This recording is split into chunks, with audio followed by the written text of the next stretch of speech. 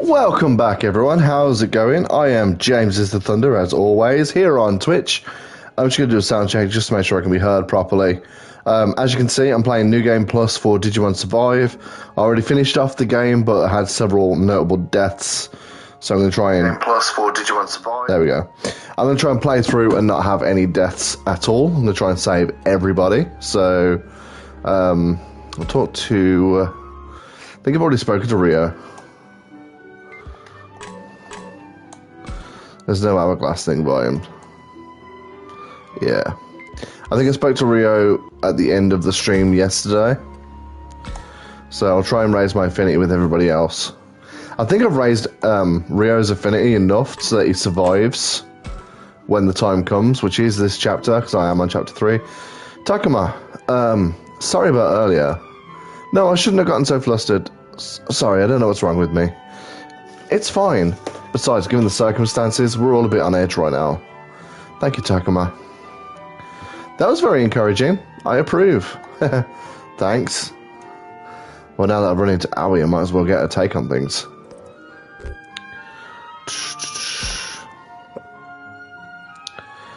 Well, I'm scared, worried, and pretty shaken up. Honestly, with the professor gone, I'm having a hard time staying calm. I know I need to relax more, but...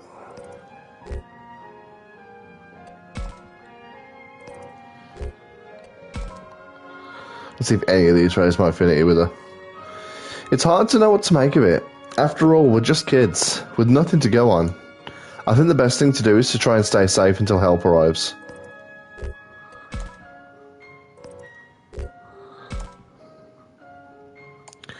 So what do you think's actually going on right now?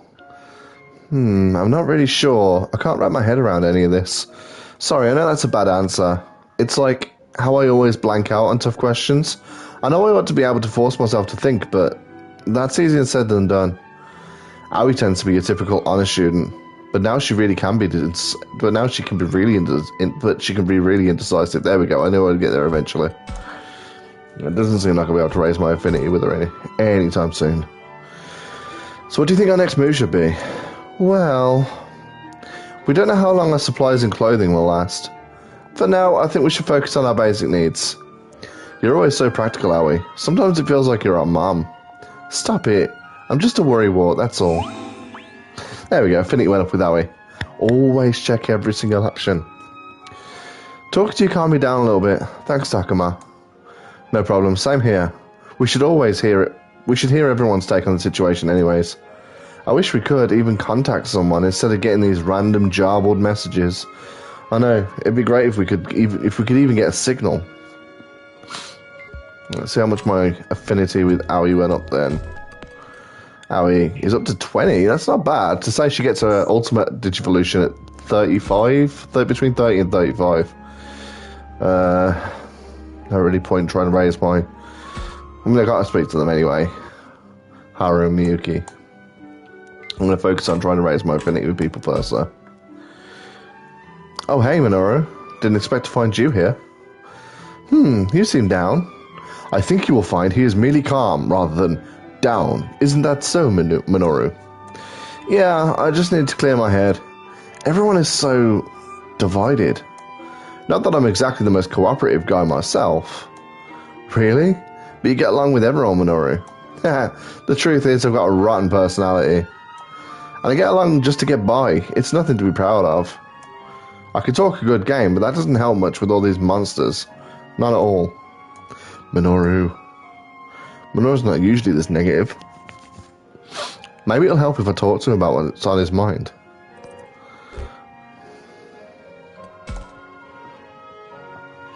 Oh, don't get the wrong idea. I'm not depressed or anything.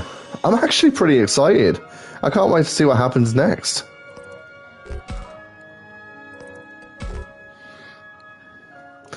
So what do you think's actually going on right now? Beats me. Kind of feels like we're in some weird kind of sci-fi story, though. Definitely the sort of thing you'd only expect to see in fiction. But there's no use crying about it, right? Might as well enjoy it. You could live your whole life and never see anything like this. And it's happening now. You sure have an interesting way of looking at things. Sci-fi? Fiction? What are those? I too am uncertain, but from how Minoru speaks of them, they must be quite enjoyable. Then I bet I'd like him too.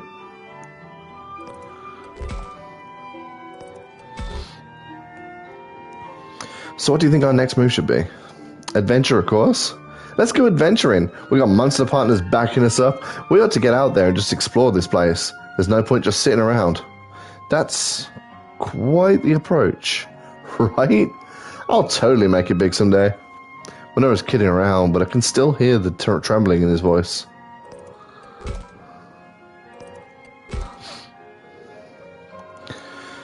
What do you make of our current situation, Minoru? This all seems like fun to you.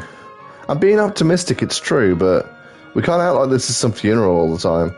That's why I want to be a little upbeat, you know?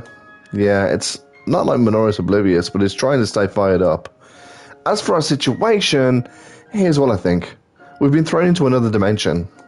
At first I thought we might be in the future, but that doesn't make any sense. And this isn't some movie set either. We talked about that. It's probably the least realistic answer, but it might just be the truth. So think about it. If we accept that is what's happened, how did we get here? And since we made it here somehow, there's going to be a way back, right? Yeah, you're right. That makes a lot of sense. Good thinking, Minoru. Very cool and level-headed of you. Amazing, Minoru. I know, right? And then there's this screwed up message. I bet it's the key to getting out of here. What? All this nonsense? I don't know. You sure about that? Hey, I'm just saying it might be a clue or something. Gotta turn over every stone. Anyway, yeah, we shouldn't give up just yet. I guess not. You are something else, Minoru. So that's what I've been thinking. Was it any help? It was a big help, thanks. Of course, we'll need to get everyone's opinion before we settle everything. Yeah, I know. Good luck thinking up something that'll get us all on the same page. Get us all on the same page, huh? Minoru can seem thoughtless, but he really does care. How many moves have I got left? 9. Jeez, okay.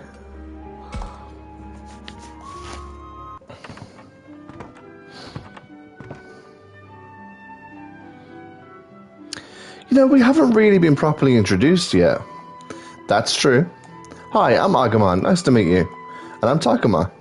I'm Floramon, Saki's partner. Nice to meet you. I'm Lopmon. I'm Shuji's partner, I guess. I take it we're all on the same side then? Of course.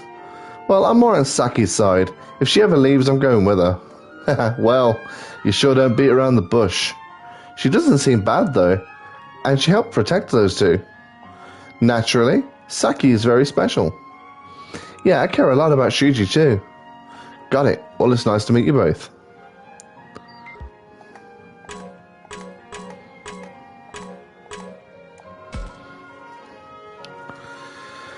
Professor, what should I do?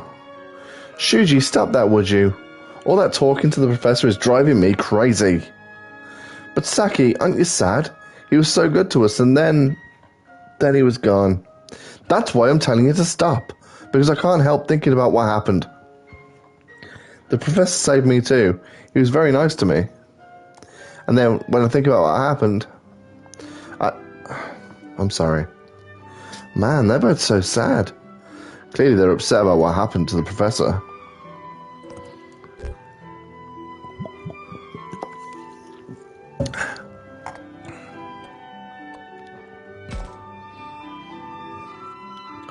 Come on, you two, don't go so down. That's not what the professor would want. You're right, it's not. And I mean, I know that, but still. Come on, how long are you two going to mope around? We're both so fired up before.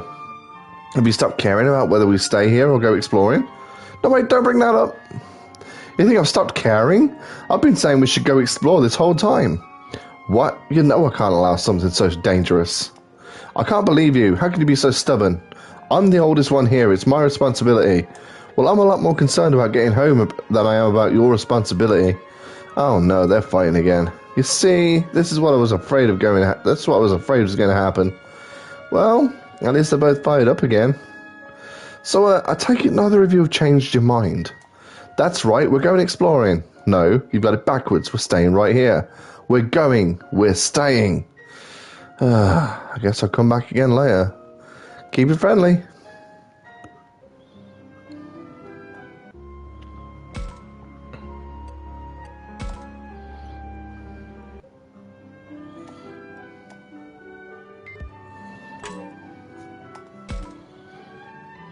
Oh, Takuma, come here, would you? I could use someone else's opinion. Hey, what about me? Oh, right, sorry. It's funny, though. Talking with you feels like I'm talking to myself, Lorimon. It's weird. Ah, what's that supposed to mean? I don't mind joining you, but are you sure you don't want someone else? I'd take anyone at this point. Maybe you can tell, but I'm pretty lonely pretty easily. I get pretty lonely pretty easily. I feel like a lot of girls are like that. I get lonely easily too. Does that mean I'm a girl? No, you don't seem that much of a girl to me, Agumon. Still, Aoi told me she likes reading by herself, so maybe she doesn't get lonely.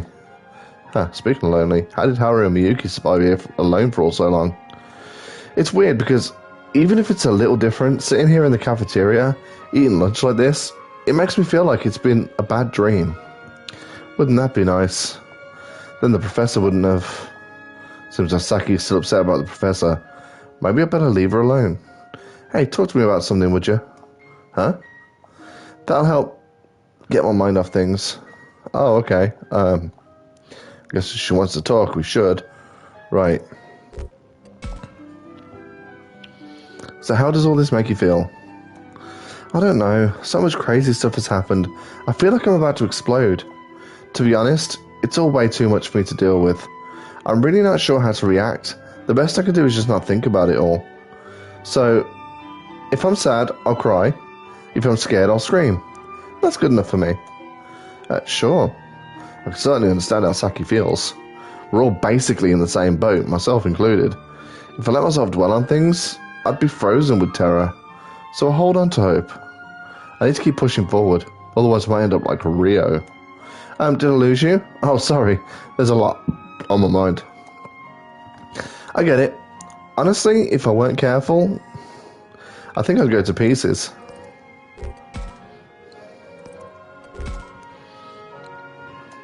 So what do you think our next move should be? I really don't know. Pass, I'll leave this thing to you and Aoi. Me? Why me? What do you mean? Don't you usually make the final call? Do I? Maybe you're right.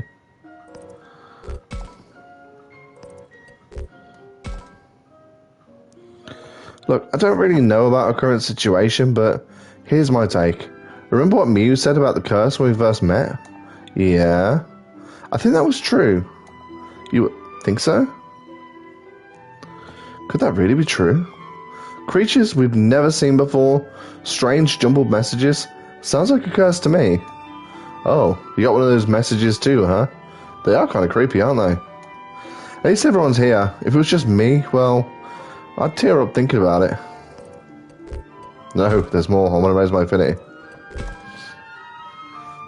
So what do you think's actually going on right now? How should I know? Yeah, I hear you on that one. Whatever happens is going to happen. What matters now is how we act on it, right? Well, thanks for sharing your thoughts. It was helpful. Good.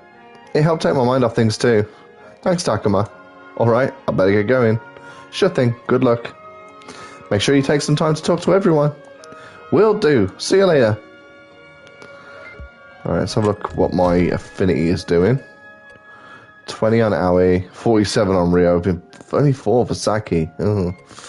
Shuji I haven't spoke to yet. Miu and Kaito are just not around yet, so...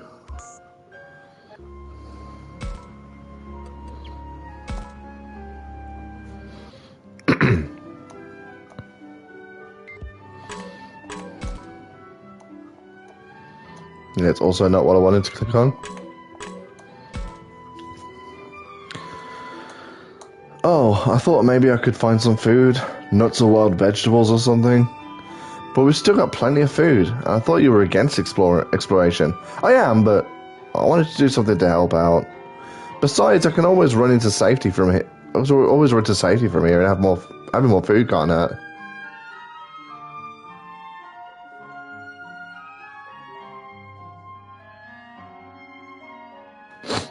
It's not like there's anything else I can do to contribute. Well, I don't think that's true. He's doing his best, I know that. And I can appreciate that he needs a strong sense of responsibility, but this seems like a waste of energy. Not that I could come right and say that.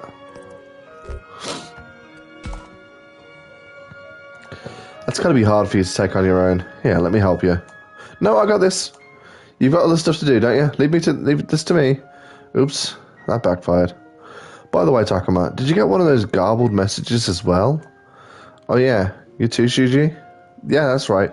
I can't call, but illegible messages like this get through just fine? So weird. How in the hell can this be happening? Shuji. Yep. Oh, Lopman, where have you been? I went to get some nuts. Wow, look at all those. Great job. I never asked you to do that. You keep away from me. I'm sorry. Poor Lopman. I realize Shuji's scared of Lopman, but that just seems cruel. Oh, no chance to raise my affinity with Shuji. Guess the other option was the right one.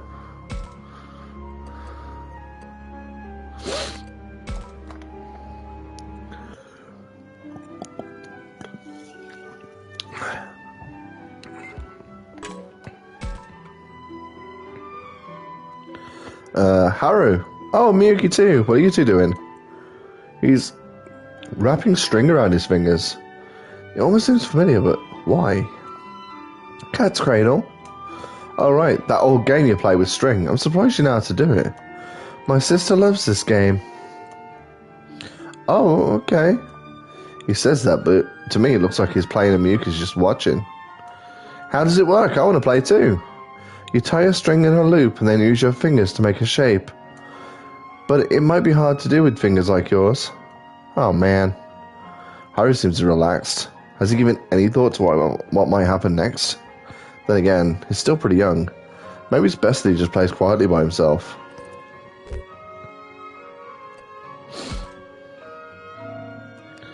So Miyuki, any thoughts?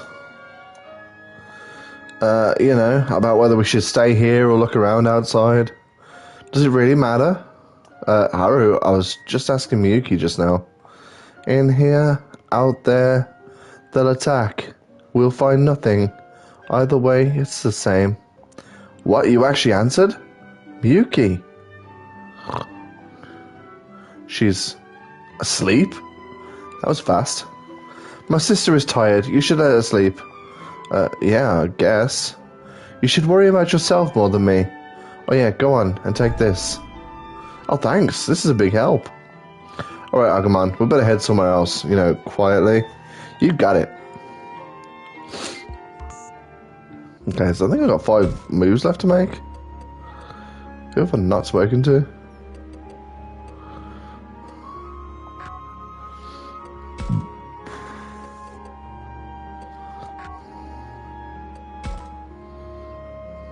Oh, hang on. There's Aoi and Minoru there, so they weren't there together before. Huh? Falcomon, where? Minoru, what's wrong?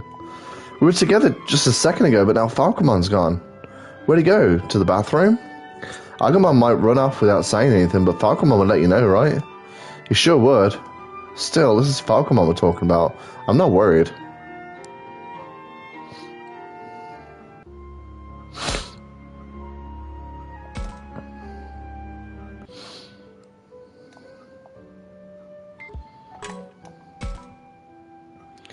Hey Takuma, have you seen Falcomon anywhere? I haven't, no. Don't tell me he's been gone this whole time. That's right. At first I figured he'd be right back, so I wasn't too worried. But now he's been gone for so long, I'm starting to think that maybe something happened. That's weird. I seem to have lost track of Agumon too. Yeah, I don't see him anywhere. And you don't know where he went? Beats me. Knowing Agumon though, I doubt he'd go too far. Right? Maybe I just need to wait for Falcomon to come back. He says that, but I can tell he's still worried about Falcomon. At least he's not crazy enough to go looking on his own without Falcomon. Minoru would definitely get lost out there. Still, I wish I could reassure him.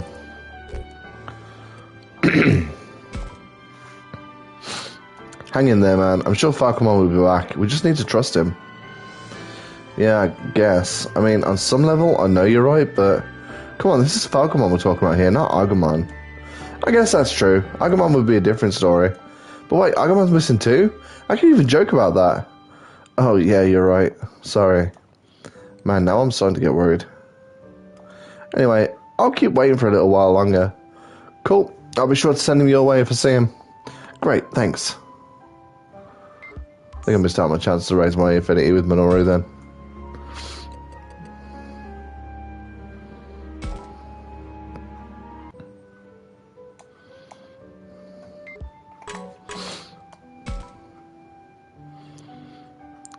What are you doing by yourself? Where's Rio? QQ. Oh, sorry. I still can't tell what you're saying. Wait, I think I can guess though. Rio must be in pretty bad shape, huh? Is that why you decided to go out for a walk? Man, if only there was some way for us to communicate. Oh, I know. Why don't you try using gestures? QQ?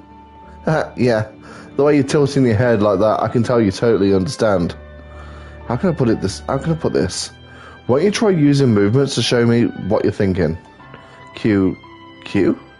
There, that's a nod. I think this just might work. Are you sure it was safe to leave Rio? I know he's in rough shape, but should he be alone?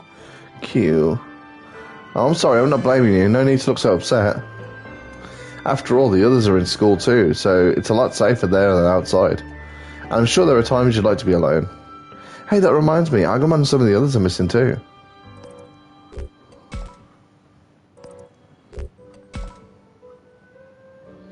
Hey, Kunamon, have you seen Agumon or any other missing person? We're looking for him. Cute. What? That doesn't go to the shrine? You mean that's where they all went? Cute. But why? What's there to do at the shrine?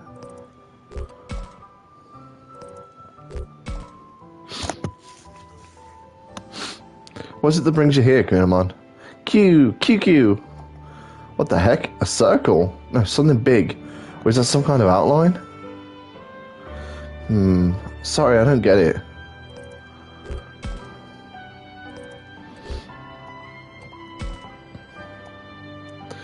Is there something else you want to do?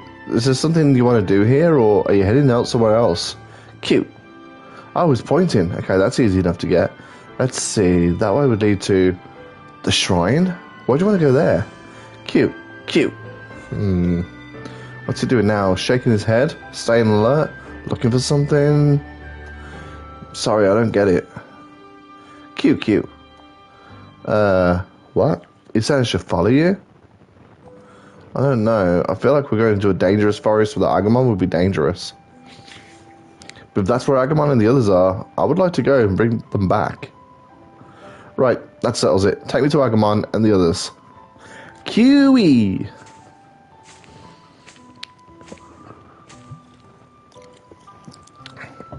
For a character that doesn't talk, I absolutely love Kunamon in this game. I can't believe this is where everybody went. Hey Agumon, where are you going? I'm not going anywhere. Look, there's something here. Hey, what are you all doing? Oh, Takuma, this way. Why are all you out here? I just got this feeling like something was hit there. Something like what?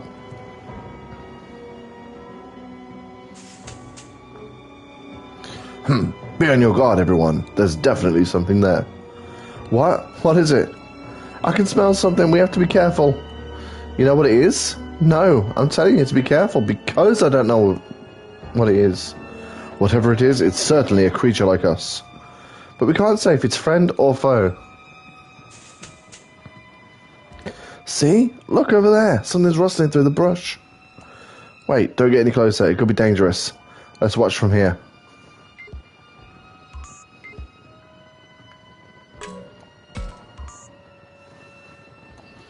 That shadow.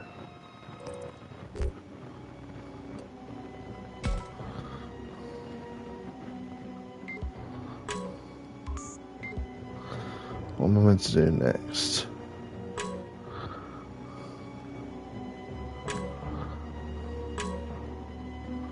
Suspicious thicket. There we go.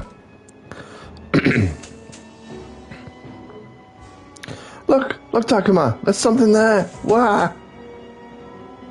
Something just jumped out.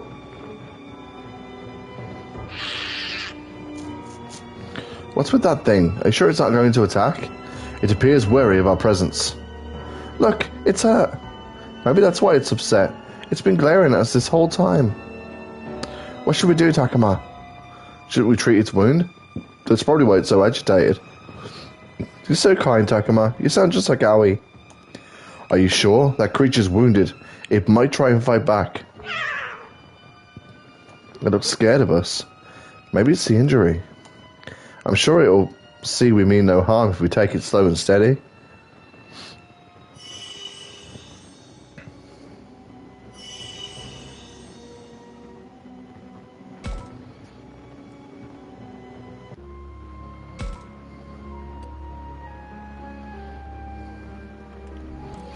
Let's see if I've got anything to Digivolve Gomamon.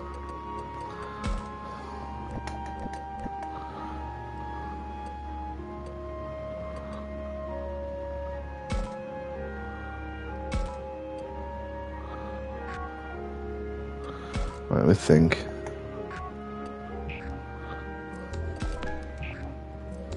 Library.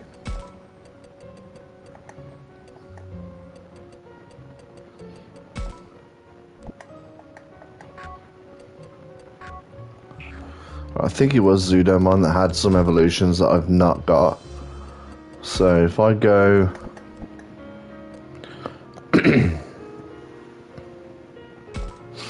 yeah, so if I go to a Kakumon.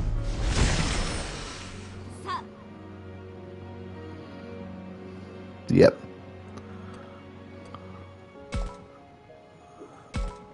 Right, so Mermamon. Yeah, if I go to Mermamon first.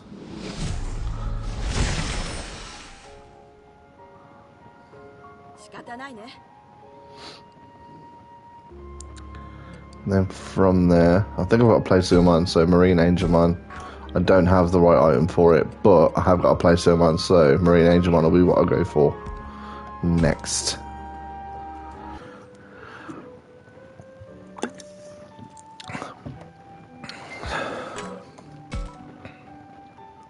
Huh? Lutmon? What are you doing here? Are you by yourself? Yeah. Where's Shuji? I tried calling for him, but he won't answer me. Oh. Sounds like you've got problems of your own.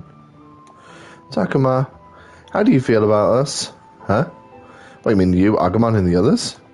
Right. You guys are trustworthy partners. That's what I think. You're always there to help us when we're having a hard time. You're like our monster saviors. It's all thanks to you that we're alive right now. Well, maybe that's true for you and Agumon. Isn't it true for you too? I don't know. Batman is concerned about his relationship with Shuji. I know that, but there's no way that I could know what to say that would help them. What can I... Lutmon doesn't seem satisfied, but what else is there to say?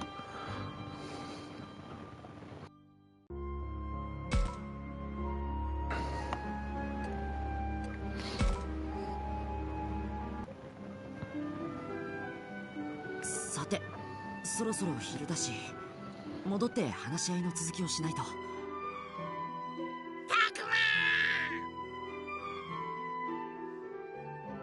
アグモ、戻ってきたか。タクマ、大変大変、すっごいの見つけた。すっごいの？なんかね、大きくてビヨーンってしてて、とにかくすっごいんだよ。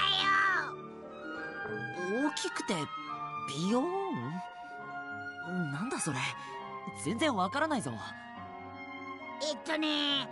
んだっけ、ファルコモンが言ってたんだけど。あ、そうだ、電波塔だ。電波塔？あ、電波塔か。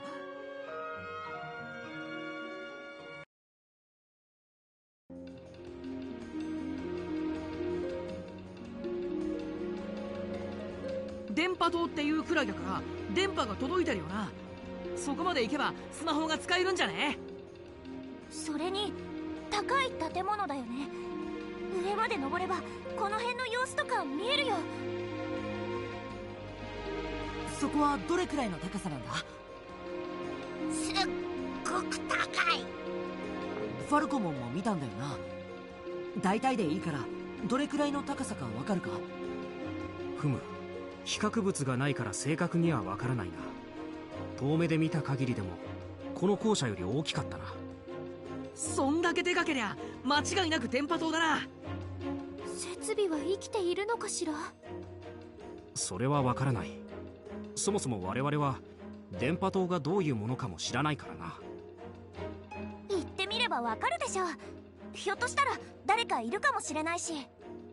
そうね、ここで話しててもしょうがないわ。それじゃあ山登りね。頑張りましょう、葵。え、山登り？そうよ。あれ、言ってなかったかしら。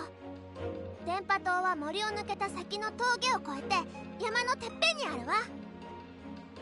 森を抜ける？冗談じゃない。探索は反対だと言っただろ。ただでさえ怪物がさまよっているのに登山だって？僕たちだけじゃ無理だ。ここに残るべきだ。修二、怒らないで。うるさい。お前は黙ってろ。無駄だ。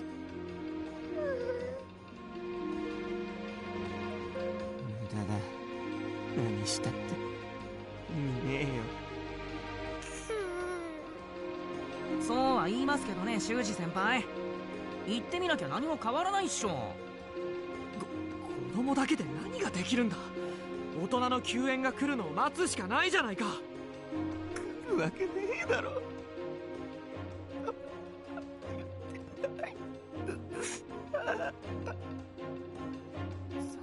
そうよ、来ないって修二さんだって言ってたじゃん。言ってない。それを口にしたら本当に来ないかもしれないじゃないか。 Even knowing there wasn't much chance of rescue, none really, Shuji still hoped. 私も一緒に行くわ。ラブラもついてきてくれる？もちろんよ、葵。おい、葵君もここに待機して様子を見るのに賛成じゃなかったのか？もし電波塔でスマホが使えるようになれば先生やみんなに連絡がつくかもしれない。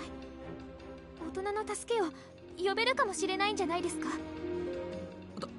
助けを呼べる？そうなればあとは救助を待つだけです。修二さん、それでもまだ探索は反対ですか？うん、やる気だね、葵ちゃん。これで行く派が過半数超えたんじゃない？僕も電波塔は気になる。もちろん行くよ。これで僕、ミノル、サキ、葵さんの4人が行く派だね。で、どうします？修二先輩。だが、しかし。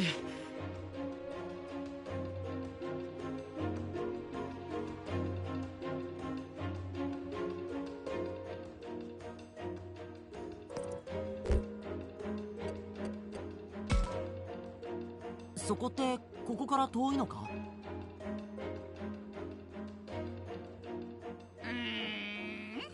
ちょっと歩く感じかな。さほど離れてはいない。向こうで探索しても日が沈む前には戻れる。だそうです。遭難する心配はないですよ。それはいいんだが。やれやれ。そこまで言われたら反対する理由もないな。じゃあ皆さん、いってらっしゃい。いってらっしゃい。何言ってんだよ、春、みゆき。二人とも一緒に行くからな。二人っきりでここにいてもまた敵が来るかもしれないだろ。第一、春にもみゆきにも相棒の怪物がついていないじゃないか。危ない目には合わせないぞ。僕も守るぞ。すぐに便乗するんだから、この子は。アグモンはいっつもこんな感じなのよ。あ、りょう先輩はお留守番頼みますね。待てよ、俺だけ置いてくなよ。行くよ、行きゃいいんだろ。なによ、りょうったら。協調性もないくせに一人は嫌なんだ。いいっていいって。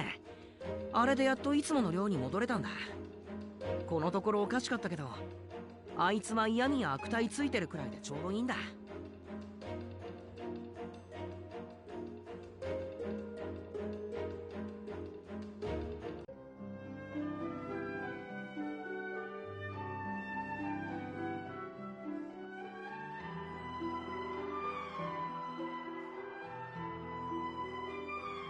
校舎から近いところにこんな場所があったなんて。神社のある森のあたりをほんの少し左に抜けただけなのに。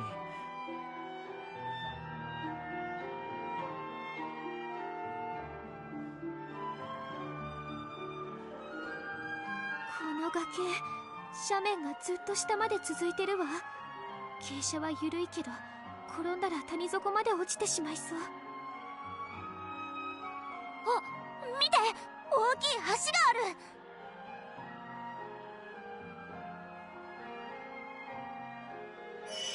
うわあ、大きい橋だな。僕こんなの初めて見たよ。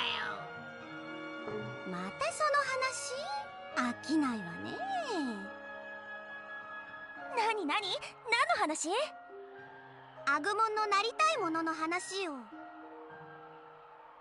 うん、僕もあんな風に大きくなりたいんだ。ですって。ほんと、あなたたちってその辺不思議よね。タクマもそう思わない？うん。アグモンたちが不思議なのはそこに限った話じゃないけどね。それもそうだわ。存在そのものが不思議だったわ。それほどでも。別に褒めてないからね。フローラモンたちと仲良くしてたからつい忘れがちだったけど、この子たちって何なんだろうな。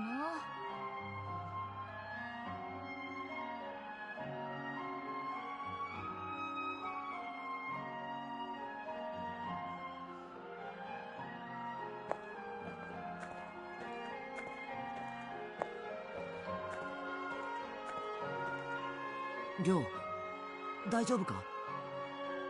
こんなとこで襲われたら今度こそ死ぬ。ここら辺に危なそうな感じはないから大丈夫だぞ。うるせえ、こっち来んな。俺なんてどうだっていいだろう。くっそ、ほっといて先に行けよ。そうはいかない。僕たちは誰一人欠けるわけにはいかないんだ。教授のためにも僕はうん、僕だって同じ気持ちなんだよ。放っておけるわけないって。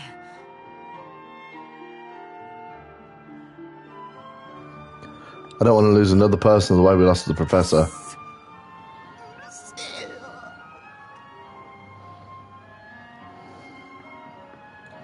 Rio becomes less of a moany little bitch after chapter 3. The story apparently changes quite a bit after chapter 3. And now he's back to mumbling under his breath again. At least he's keeping pace. Hope that's a good sign.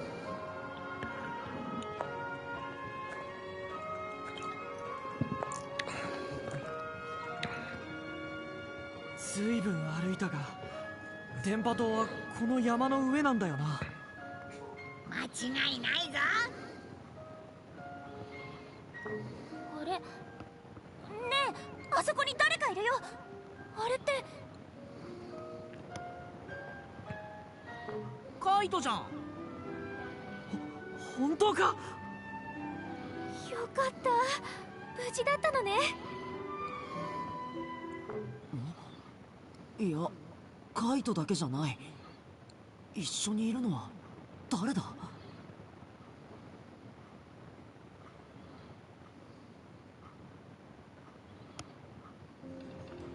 おい、てめえミュウをどこにやった？正直に答えねえとどうなるかわかんねえぞ。はあ、だから何度も言ってるけど答える義理なんてないって言ってるでしょ。上等だこら。カイトー！あ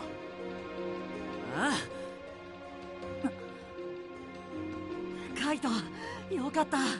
無事だったんだな。お前ら手伝え。こいつは助けてください。え？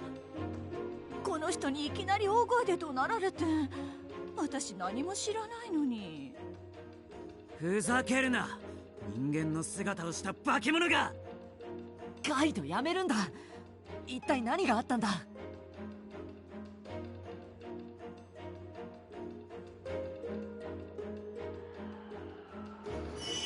？I do like the throwback in this, so that like Arukenimon actually turns out to be a woman in disguise.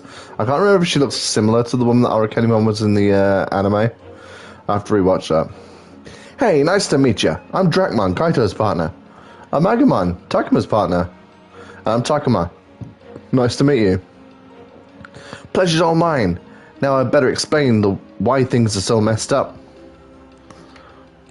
Kaito and Miyu were going through the forest together, then Kaito went to scout ahead. Oh, beg your pardon. He came back and Miyu was gone, so we started looking for her, and this is where I come in. Dragmon offered to help right away, so I knew he must be alright. Wow, that was kind of a snap judgment, although I guess it worked out this time. Anyway, I started helping Kaito look for Miyu, and then that human woman showed up. Yeah, you can't really sense her like you can the rest of us. True, but some of us can mask our presence. I'm not saying you can go by that. So what are you going by? Instinct. And I trust Kaito, which means I trust his instinct too. But is this really good enough? I mean, what if you're wrong? Then we could just apologize. Well, I guess that's one way of looking at it.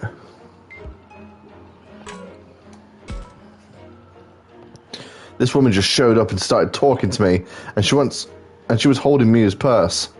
Oh yeah, what about Miyu? You're right, I don't see her anywhere. Where is she? I don't know. We stayed together for a while, then I left for 1 second, and then she was gone. That's awful. Then this woman comes out of nowhere with some of Miyu's stuff. That does seem suspicious, but why are you calling her a monster in disguise? Everything we've met so far has been a monster. What makes you think she's not? I'm not sure that's logical. You see, he's convinced and I don't know what to do. I only spoke to him because he's the only soul I saw nearby. Well, what say you? Please don't tell me you're buying that bull.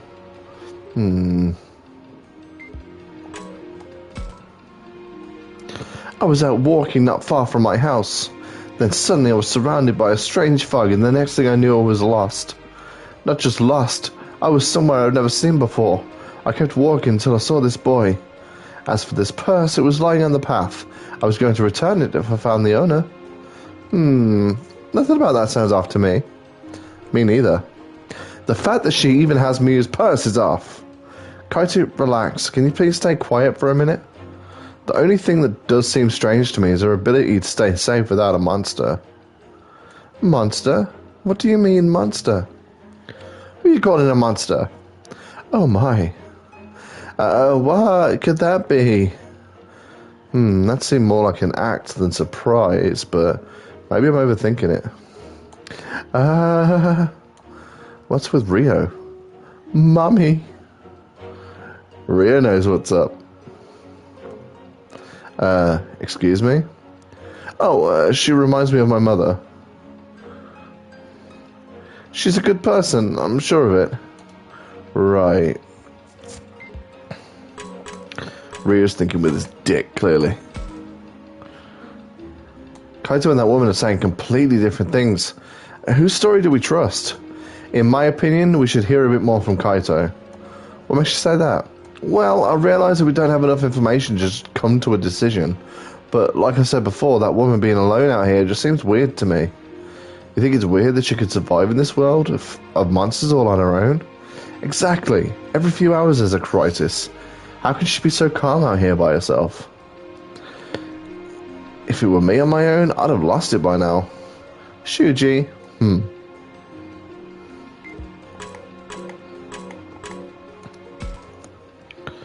Kaito and that other woman are saying completely different things. Whose story do we trust?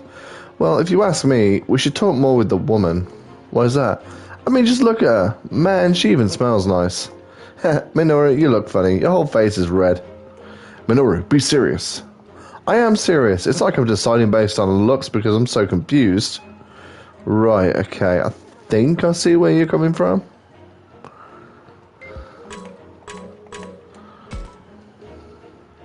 Incidentally, what are all of you doing out here? We're trying to get to the radio tower over there. Radio tower? You know how there's no signal? We're hoping to get over there so our cell phones will work. Your cell phones? Right. Then we'll be able to call for help. We could even get you home too. Oh, yes, that would be wonderful. Well, if you're heading for the radio tower, I know a way to get there. Seriously? If that's true, it would be a big help. Oh yes, just ahead there's a vehicle that goes right to the summit. What was it called again? Ah, I remember. It's a cable car. I could take you there if you'd like. Wow, who would have thought there'd be a cable car? This is great. It'll make things easy. It sure will. Thanks for telling us. Wait a minute. Something about this isn't adding up. Why come here then? What do you mean? I mean, if you knew the way to the tower, why did you come out where there's no signal? Oh yeah, that's a good question. Honestly, it seems like you didn't know what the tower was at first, or even cell phones. What? So you are a monster? Heaven forbid! I just thought someone could be nearby, so I came looking for them. I've wandered all over looking for help, using that radio tower as a landmark. I'm sorry if my manner misled you. I can be a bit clueless sometimes. Oh, okay then. Sorry for the misunderstanding. Was it a misunderstanding? Her explanation just now seems a bit fishy. You monster, what did you do with Mew? I keep trying to tell you I don't know. Cut the crap. Admit it, you kidnapped her, didn't you? Please don't hurt me. Kaito, stop. What's wrong with you? There's no need to resort to violence. Here, help me stop Kaito. Right. Let go of me. She took her. She took Mew. Or even if she didn't, she knows something. Enough. You need to calm down. Kaito, there's no need to hurt anyone. Relax. Fine. I'll stop. Let go of me. Phew. What a relief.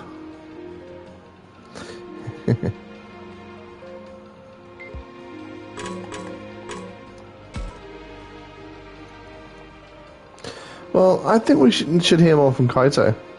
Good thinking, Aoi. That's just what we should do. Labramon, is that all you need to know? Is that all you know how to say now? So I'm actually saying that. Right now, it's just my intuition. I'm more inclined to trust Kaito since he's a friend. That and that woman's story just seems a little too convenient.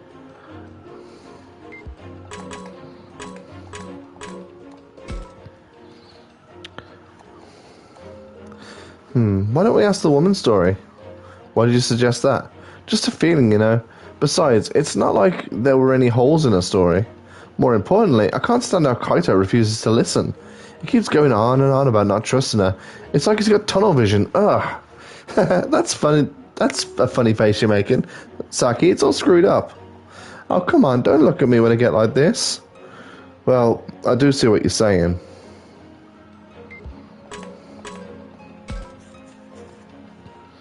This woman is totally suspicious. Don't you trust her?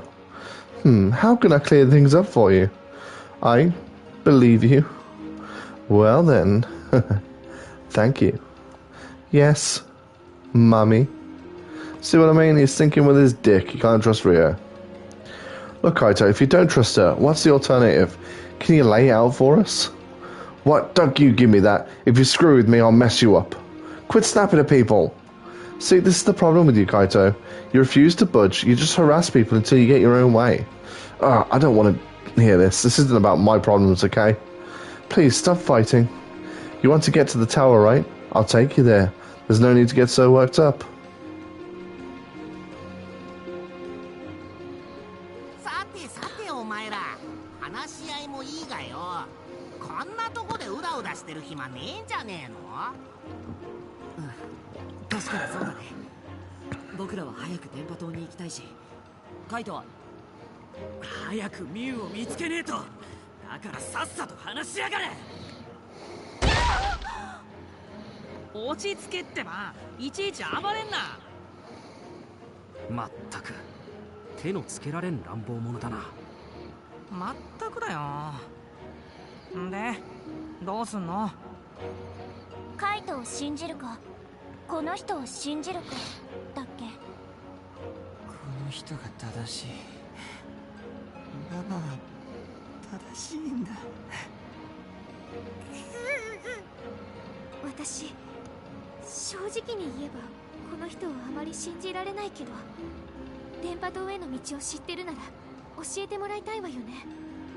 そうだね。信じる信じないは別として、僕らには今目的があるわけだし。道案内があるならいいじゃない。迷ったら大変だもの。でもアグモンたちは迷わず行けたんだよね。僕生き方は知らないよ。え、そうなのか？すまん、これも言いそびれていた。俺たちは電波塔を遠くから見つけただけなんだ。じゃあ危うく道に迷うところだったのか。だったらなおさらいいじゃん。道案内してもらおうよ。そうよね、迷いたくはないものね。ちょっと待てよ。こいつの話を信じるのか？こいつはミュウをさらった怪物だぞ。ですからそれは誤解です。ああ、また話が戻っちゃった。たくま、いい加減決めようぜ。そうだな。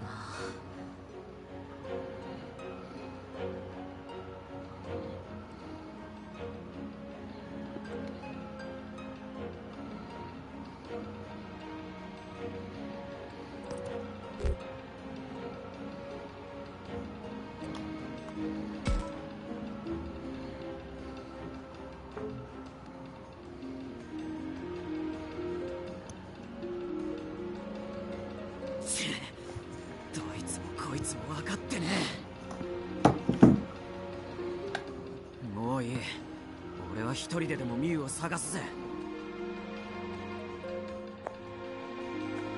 あばよお前ら。あ、こら勝手に行くな。もうしょうがないな。説得して連れ戻してくれ。みんなは先に行ってて。君までそんな勝手な。僕とアグモンがいなくても電波塔には行けるでしょ。でもカイトの説得は時間がかかるかもだから、先に調査とかしておいてくれると助かる。オッケー、任せとけたくま。僕たちも行く。春、みゆき。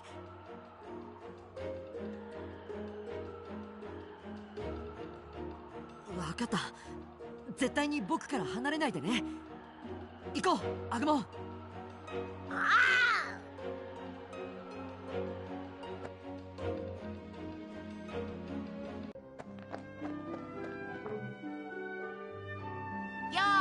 う、また会ったな。やっはあん？なんだ、お前もこっち来たのかよ、タクマ。なんだじゃないよ。まったく勝手に一人で行動して。お前だって勝手に俺についてきてんじゃねえか。いや、せっかく再会できた仲間を一人にはしたくないだろ。そうかよ。小さいおまけを連れてくるくらい心配だったか？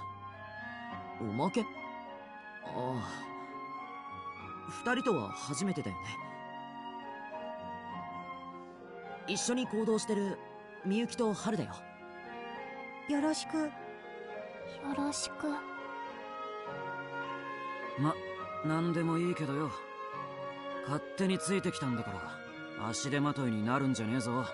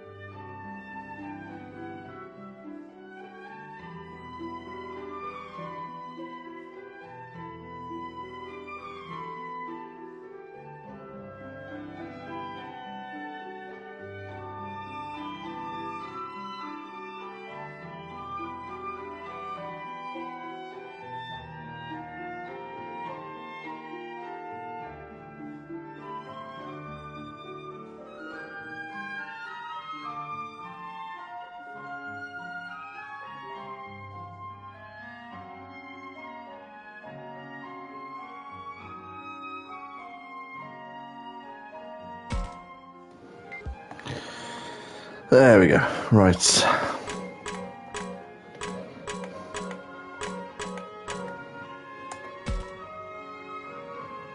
Hey, I found something. It's just something weird, is it? Like monster droppings? Gross. Gross. It's not monster droppings, come on. What is it then? I wonder if we can use this.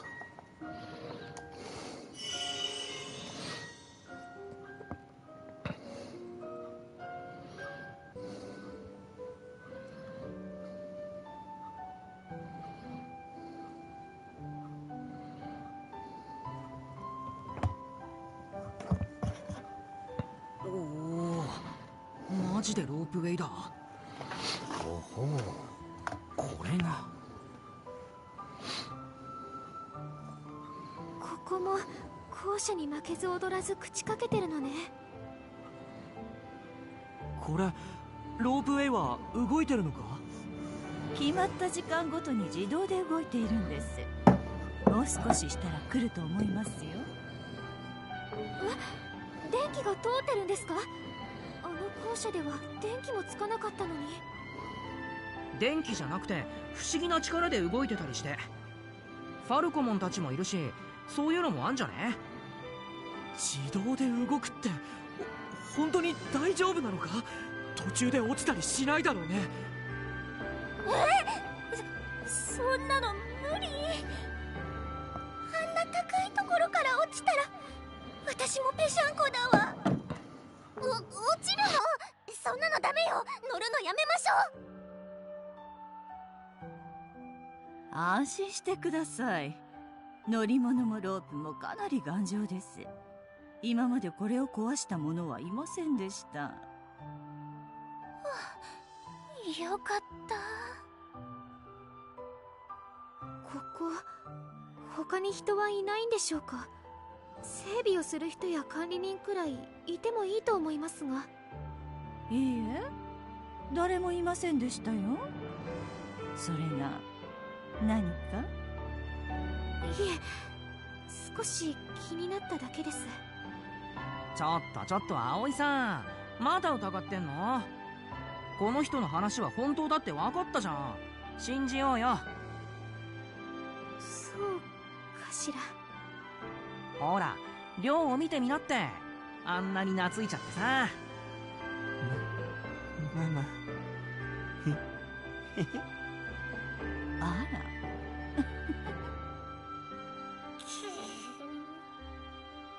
ら。なあ、信じてやろうよ。あんだけカイトに疑われても俺らに協力してくれてるんだぜ。いい人じゃん。それはまあそうね。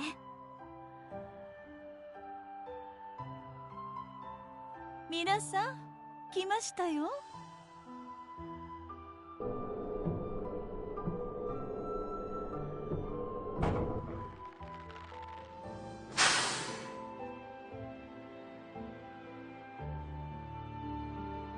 私ロープウェイ乗るの初めてだな。楽しみ。さあ乗ってください。目的地へ行きましょう。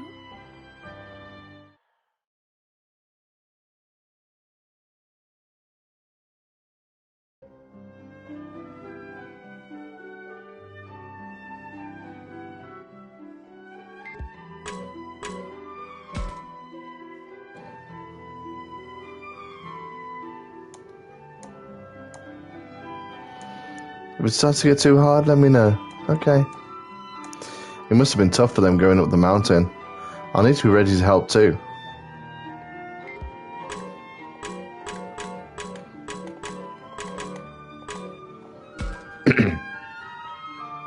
Look, isn't that... Yeah. If we keep going this way, we'll end up at that cable car platform. I can't believe this. We just went the long way. Who knew we'd end up winding up at the same spot?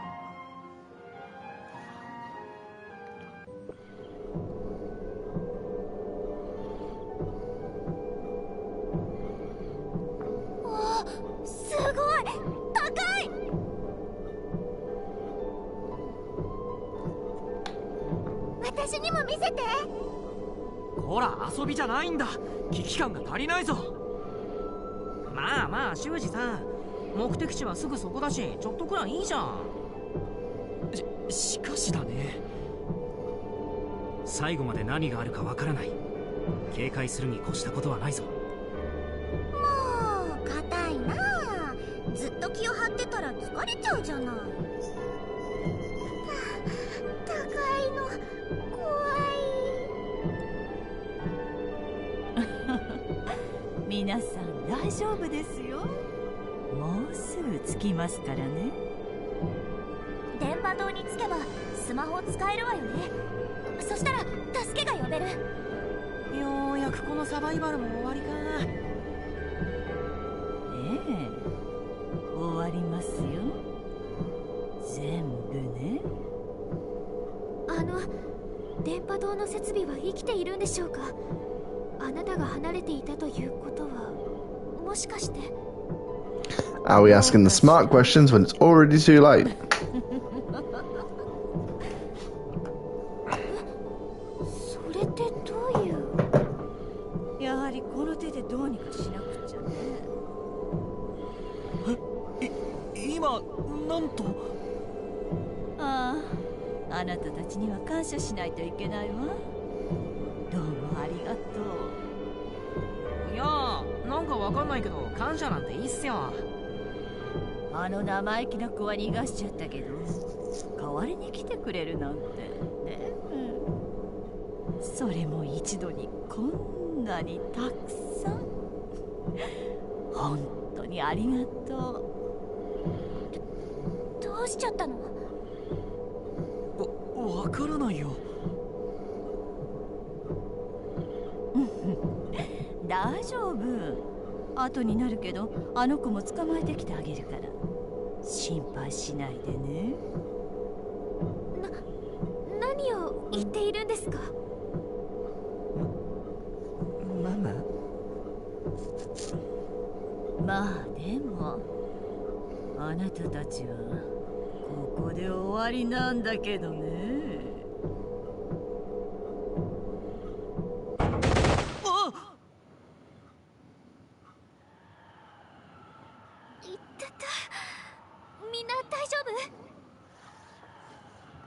何があったんだ。頭ぶつけちゃったわ。大きな怪我をしてる者はいないようだな。ねえ、何か変じゃない。ゴンドラが止まってる。あれ、ねえ、あの人がいない。マジで。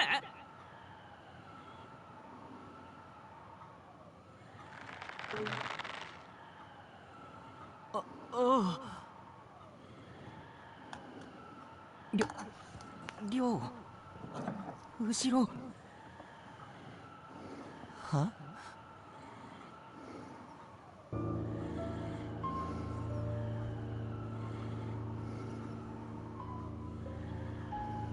雲、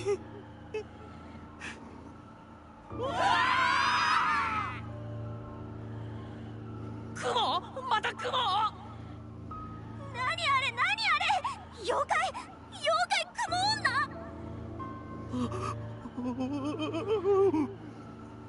なんて大きさなの。あの女の人は。鈍いね。いや、私の化粧がうまかったのかしらね。知らない人を信用しちゃいけないよ。笑ってる。怖っ。私はアルケニモン。別に覚えてくれなくてもいいわよ。だってお前たちはここで死ぬんだから。さあ、この箱ごと生贄にしてやろうかね。どうしよう。修二さんどうする。だから僕は探索なんて嫌だったんだ。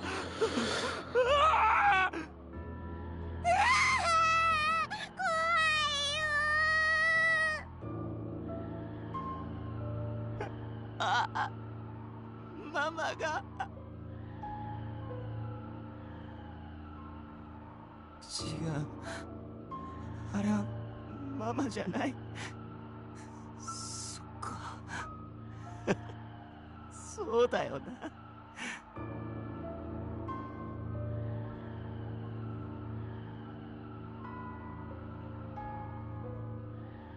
やっぱりママはいないんだ。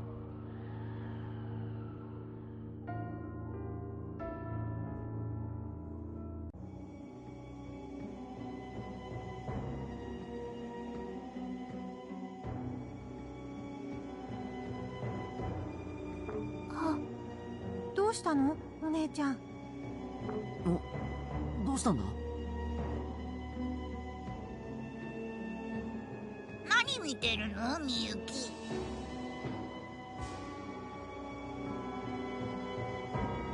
あれはゴンドラ。途中で止まってるな。みんながあそこで捕まっちゃったみたい。おいおい、それってつまりあの女の仕業か。やっぱり化け物だったか。だからあれほど言ってやったのに。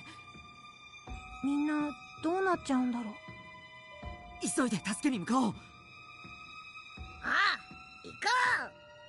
ああ、あの化け物女ぶっ潰してやる。行くぞドラクモン。はいよ。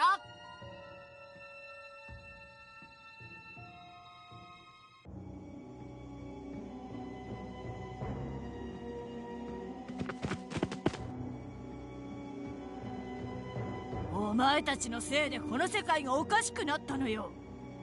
お前たち人間の子供を生贄にすれば世界の崩壊は止まる。私たちは救われる。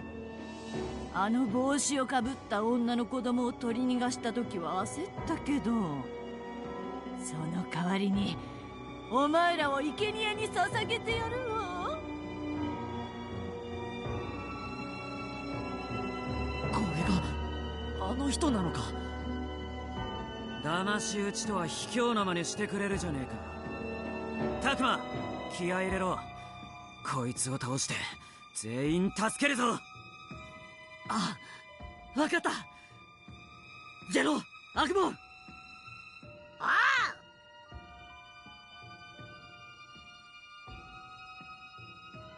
の光の時間よ。I can't remember if Arukenimon is a champion or an ultimate.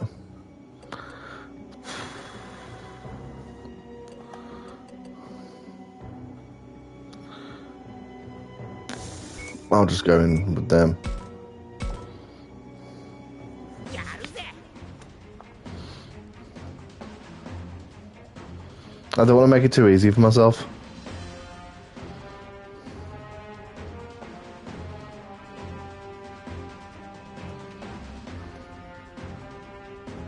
僕の番だね。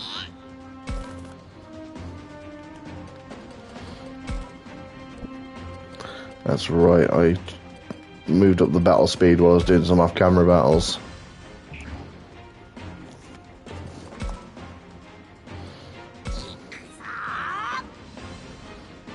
I forgot all about that.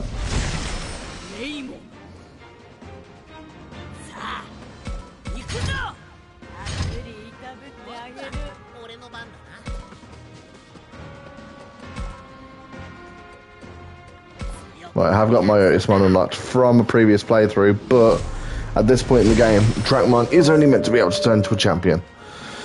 So, Sangfalutmon will do. I don't want to make it too easy for myself, just because I've got the options to be able to like make it too easy. I don't want to use them.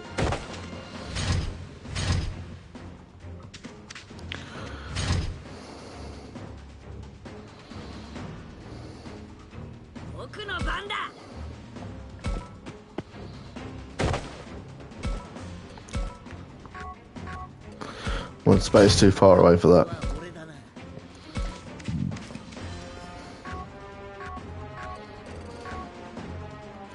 Let's check what level Harakenimon is. It's an ultimate, okay.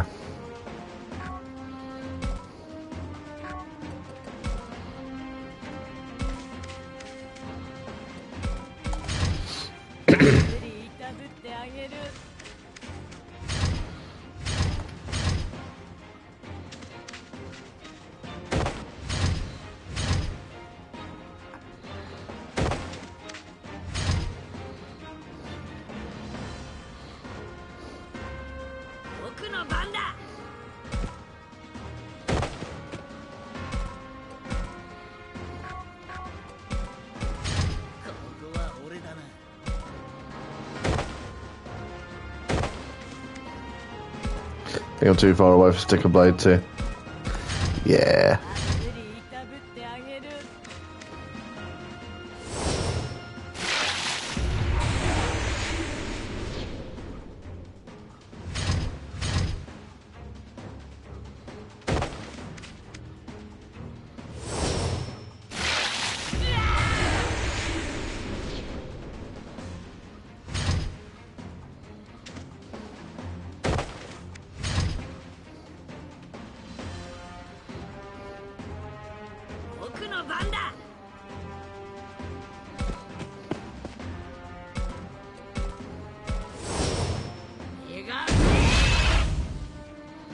I'm gonna have to check something after this battle because I don't think you can check it in mid-battle.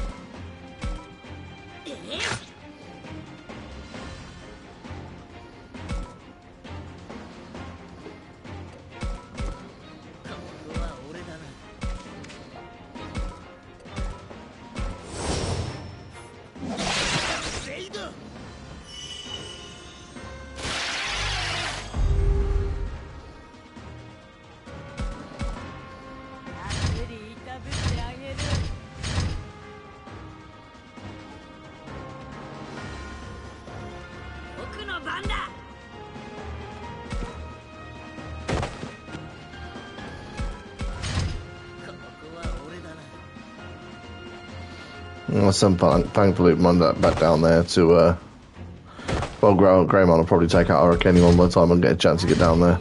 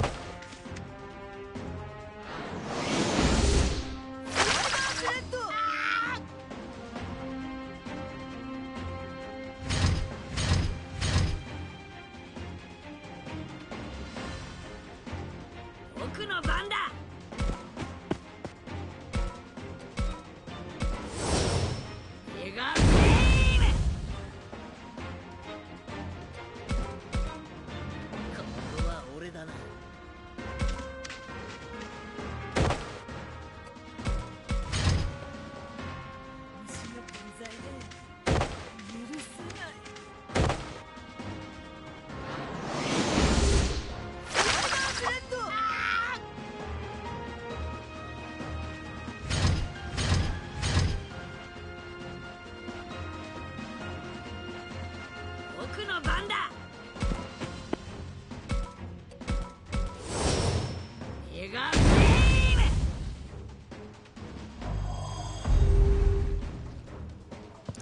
I said it before and I'll say it again. New Game Plus is so easy. Because of the fact that my Digimon keep their levels from the last playthrough and the enemies aren't scaled up. こい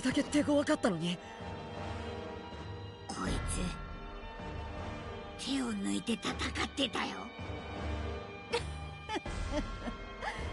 違うわよ。まともに戦う気がしなかっただけだもの。祭壇の支度も整っていたの。仕方がないわね。この場は譲るとするわ。生贄を捧げる役目は私じゃなくてもいいもの。さっきから何わけのわからないことを言ってるんだ。さあ、お前がさらった女の子の居場所を教えろ。だからどうしてそれをあなたなんかに教えなくちゃならないわけ？こいつ、この後に及んでまだそんな口を叩きやがるのか。どうやら少し痛い目を見なきゃわからないようだな。よしましょうよ、そんな乱暴なこと。教える気がないんじゃなくて知らないんじゃないかな。なんだと？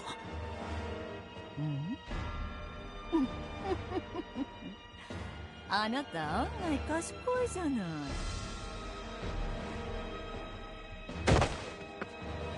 おい、気をつけろカイト。不用意にそれ以上近づくな。こいつが話を長引かせてる時は間違いなく何か小細工をしてるってことだぜ。ご名答。それじゃあ私は帰らせてもらうわ。何？くそ、また逃げられた。あの野郎。仕方ないよ。あいつが最初から余裕あったのはいつでも逃げられるって思ってたからだし。実際逃げられたもんな。だからまともに戦う気もなかったのかな。どうなんだろうな。戦うふりだけでもしなきゃいけない事情でもあったのかな。とにかくまずは当初の予定通りあの塔を登ってみよう。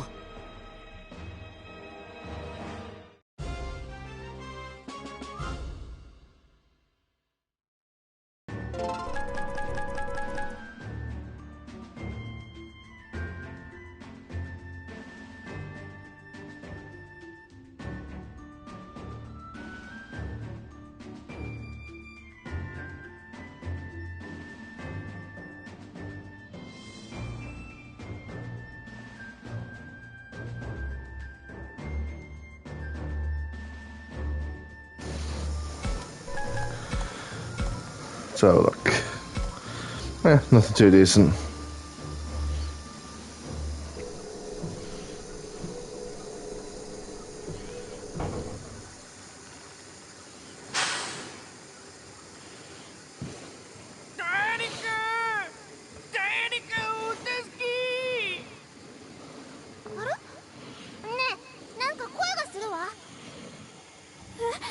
まさかまたさっきのアルケニモンが。いや、助けを求める声だった。この辺りから聞こえたか。助けを求めてんなら助けてやろうぜ。待ちたまえ。どんな相手かもわからないんだぞ。恩をあだで返されたらどうする。そんなこと言わないで助けてあげようよ。うるさい。お前が口出しするな。助かりたかった。 Even in New Game Plus, Shuji's still a prick. 条件つけてやったら。だったらもっと要求してやりましょうよ。食べ物よこせ。 I'd say Shuji's more of a prick than Rio. He's the least likable character. 見つけた。お助け。テントモンだ。悪いやつじゃないよ。クモの巣に絡め取られてるね。かわいそうに。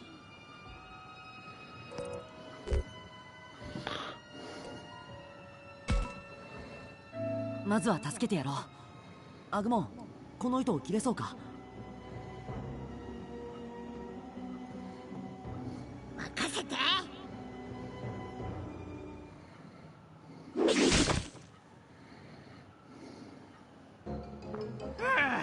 助かった。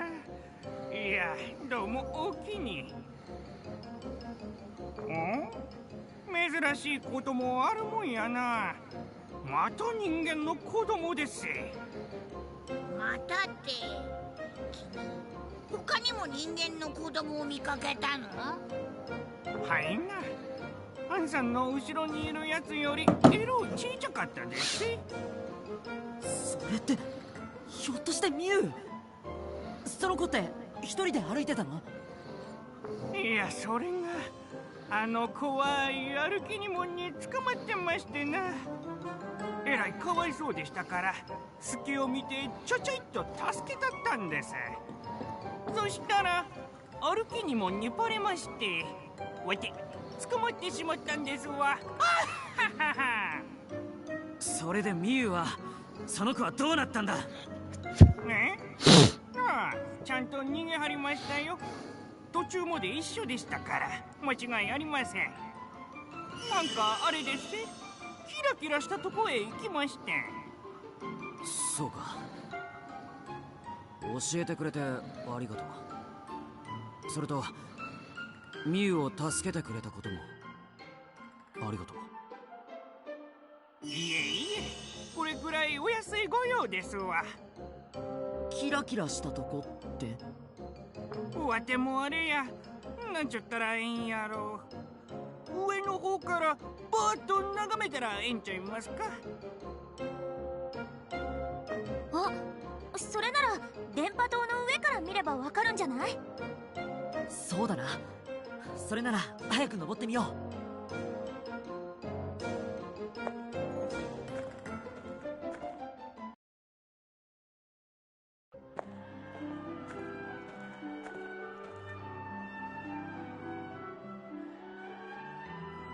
よし、やっと着いたぞ。いや、今更だけどさ、こんなボロボロのロープウェイが動くなんておかしくない？どっから電気来てんの？ Minoru also asking the important questions when it's too late. 誰がやってんだよ、おかしいだろ。校舎の水道だってそうだよね。何なんだろう本当。今はそんなことよりミユの行方だ。さっさと登ろうぜ。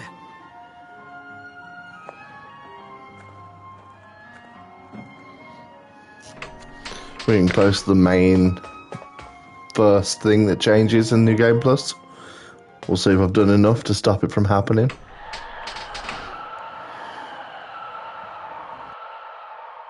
ておい、なんだこれ。どうなってやがる。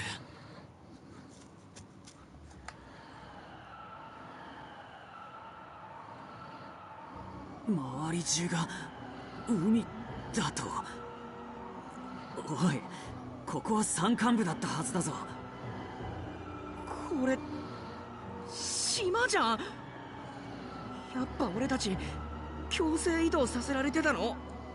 なんだかとんでもねえことになってきたぞ。I don't think they ever explained why there's an ocean at the top of a mountain range. I don't think that was ever actually explained. どうなってんだ。嘘でしょ。何がどうなってんの。みんな落ち着くんだ。As it did, and I'm just not remembering. 落ち着いてないじゃない。そんな。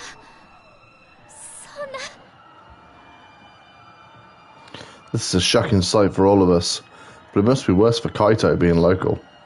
And now he is actually speechless. なんで島なんだ。見覚えのない建物すらがあるぞ。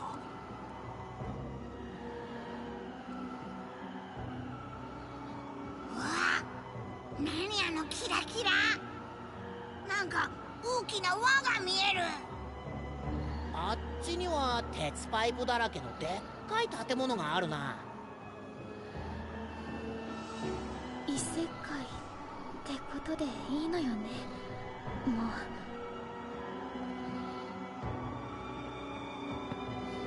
助けなんて来ない。そう考えていいのね。そんなことないって。まだ悲観するには早いよ。でも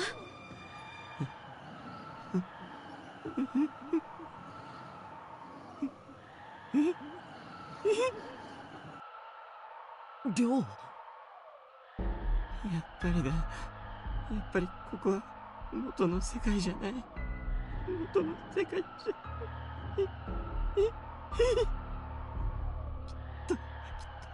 きっと死後の世界だ。そう、それで間違いない。 Not liking how crazy Rio is getting to say that this is the playthrough where I'm hoping to keep him alive, considering the fact it was his craziness that killed him last time. ママはそうだよ、そうさ。だからママはここにいるんだ。きっとあれはもう間違いない。俺を呼びに来たんだ。おい、何を言ってる。落ち着くんだ。いいか、ここでパニックになっては危険だ。こういった時こそ一人一人が自覚を持って周囲に目をやり、慎重に自らの行動を。うるせえ。言った。殴ることないじゃないか。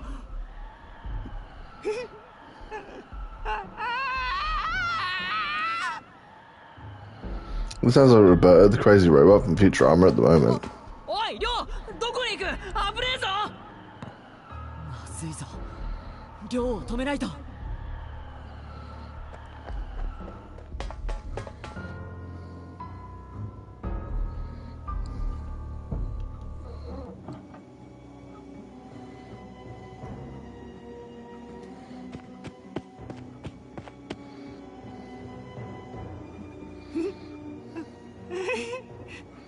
そう、もう大丈夫。分かったんだ、俺。ここにママがいる。ママに会えるんだ。ママ俺だよ。助けて。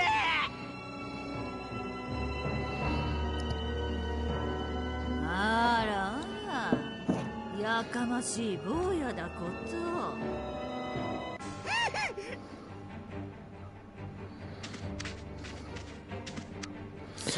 I'm gonna have to check what I was going to check before this battle. I think that's my next opportunity to check it. Basically, while I was off stream, I was doing my moral playthrough on non-New Game Plus, and that's when I changed the battle speed. I also changed it to very easy as well, so we can get through it quicker. And I'm a bit worried that it's also set to very easy on this. So I'm just going to double check before I start this battle. Just to make sure it's not. I don't want it on very easy.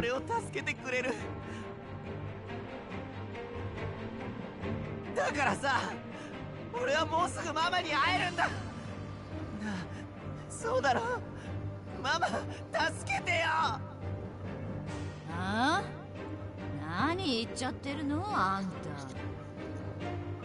うるせえ。俺は今ママと喋ってんだよ。邪魔すんだ。ママ、俺ずっと頑張ってたよ。ママに会えるの楽しみにしてたんだ。早く会え He's going just as crazy as he was when he died in that other playthrough, so I'm getting a little bit worried. Considering the fact that his craziness is what killed him. この子壊れちゃってるよ。どうしましょう。きちんとした儀式をして生贄にするのが本当はいいんだけど、この世界に取り込まれることになるし。そうね、ここで死んでもらうしかないわ。サイクロム、いらっしゃい。はい、アルケニモン様。これ殺しといて。簡単な仕事だから任せたわよ。かしこまりました。それじゃあ私は祭壇に戻るわ。よろしく。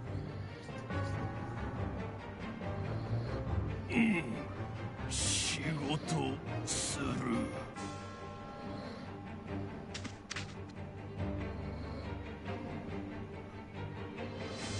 え？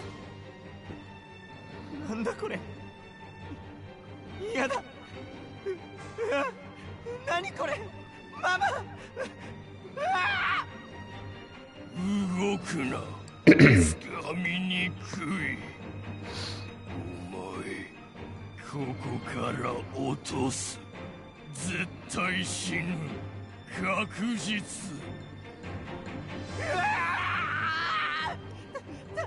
けてママ。うるさい。黙れ。これでも食らえ。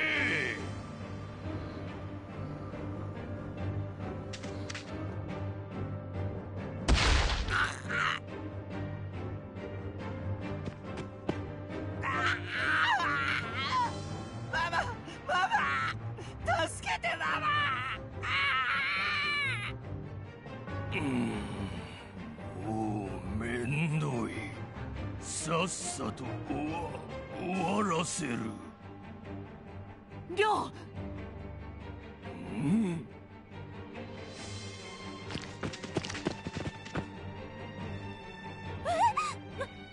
あい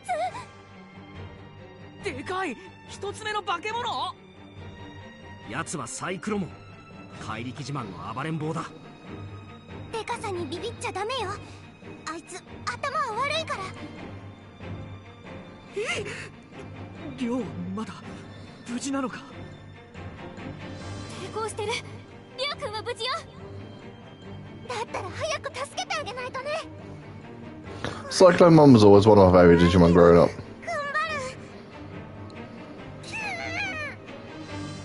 クネモンがりょうを助けてだって。分かってる。絶対助けるからな、クネモン。みゆきとハルは危ないから下がってて。Knowing now what I know about Haru, this is a dick move of Haru to run away. Would have been very helpful. Right, no, that's stats. Agumon, Falcomon, Dracomon. Start battle.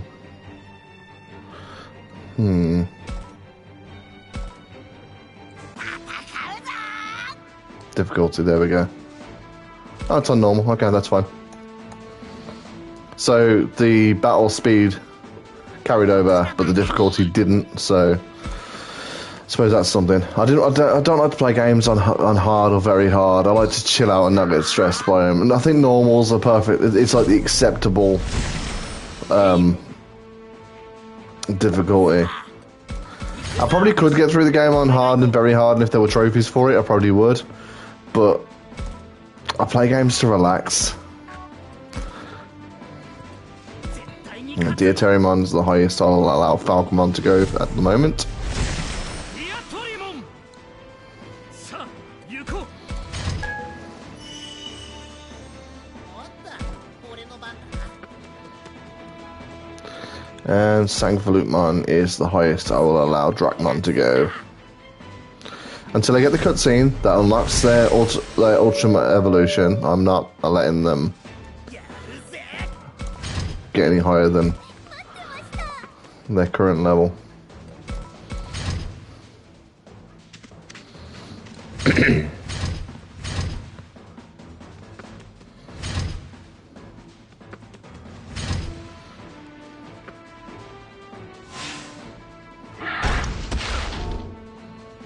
Oh, great.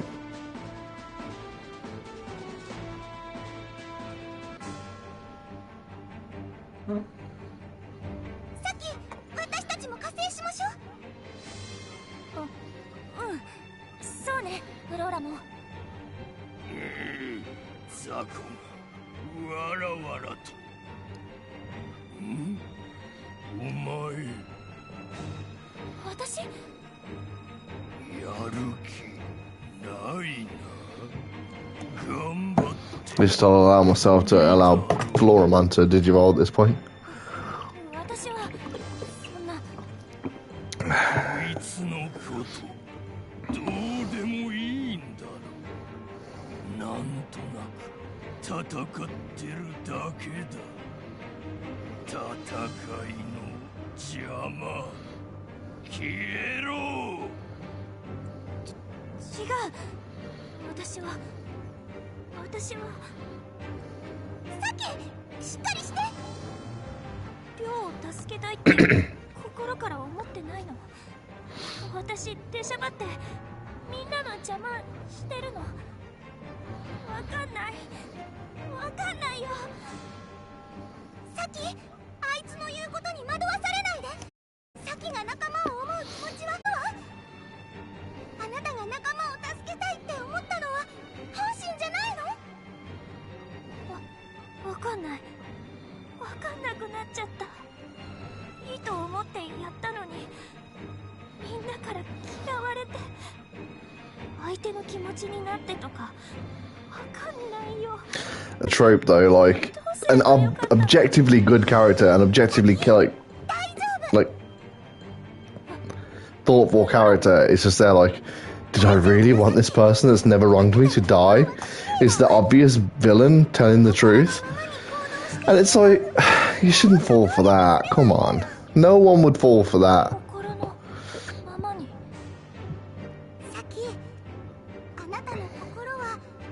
It's like, person who's never had a bad thought about anybody else in your life, you really wanted this person who's never wronged you to die. And then in anime, they always go, is that true? Is the morally evil character who always lies correct about that?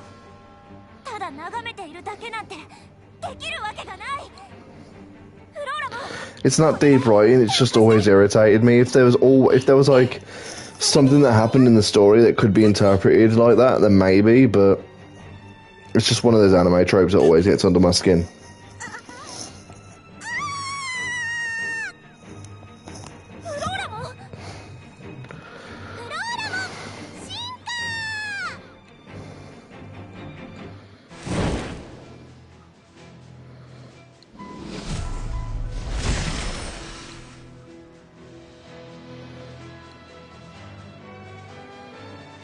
Fucking Digimon though.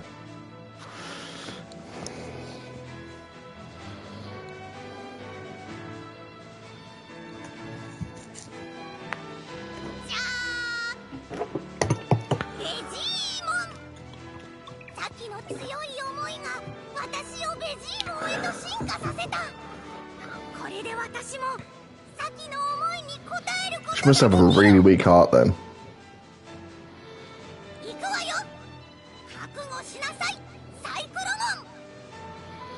Like, Vegimon's one of those champion level Digimon, which the joke is that it's about as weak as a rookie.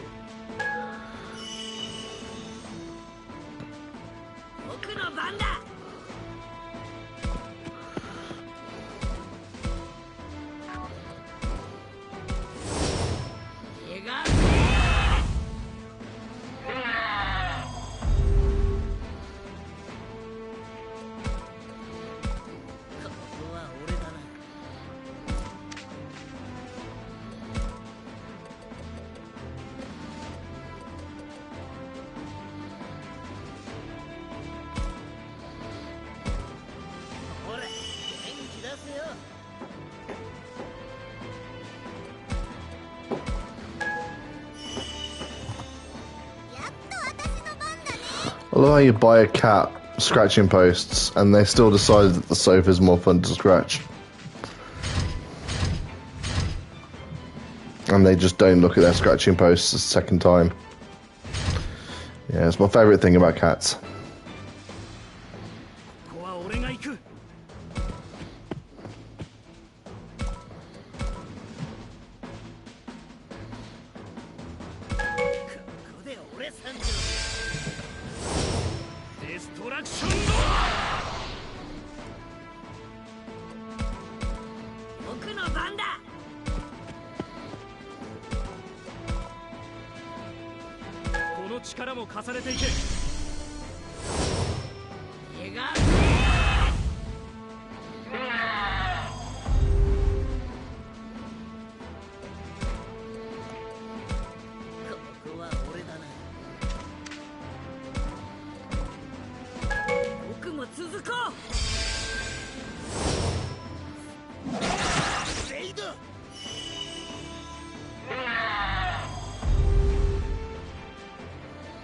Take out all of his little minions first.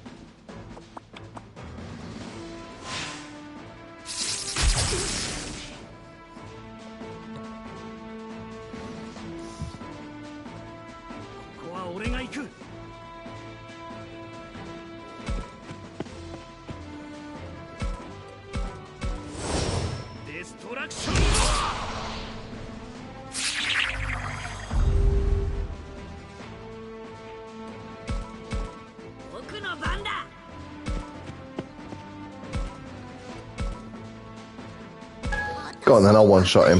I know other minions are alive, but screw it. I want to one-shot him.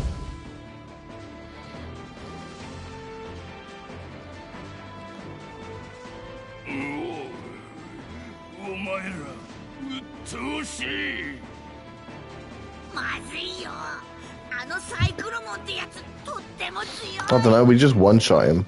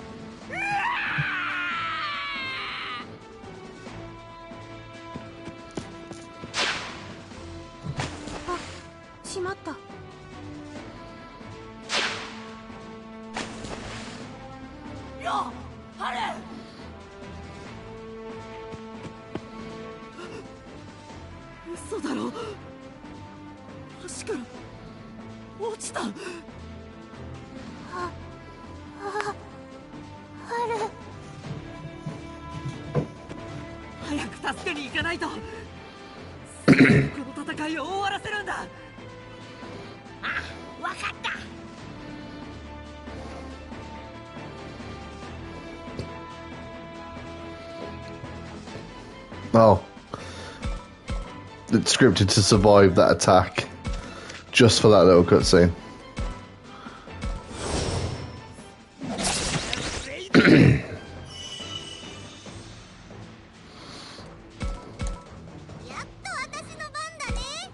I suppose I can now just finish off his minions just for my own sake.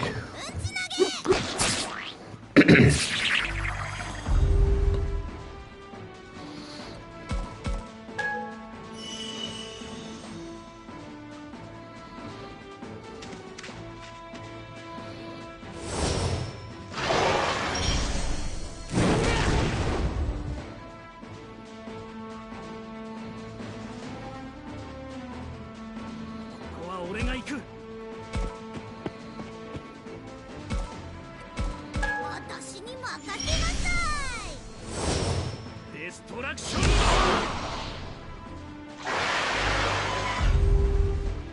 俺が負けるわけないだろう。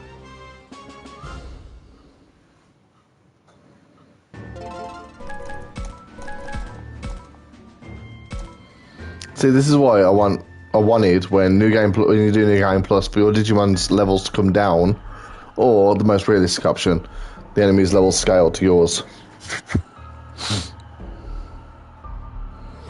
Right, this is where the story should start branching off from my original playthrough. If I do this right, I think it will.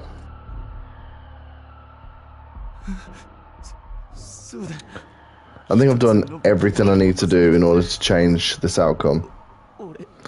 My affinity with him is like 51 or something.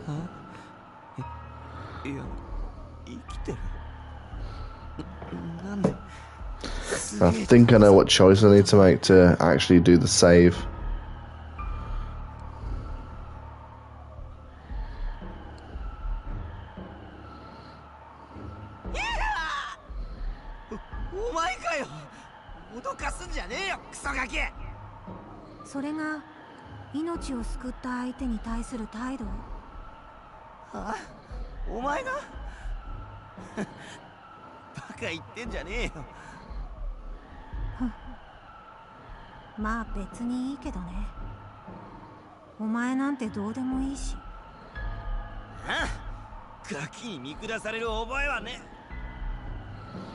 That's what I've been looking forward to and playing towards.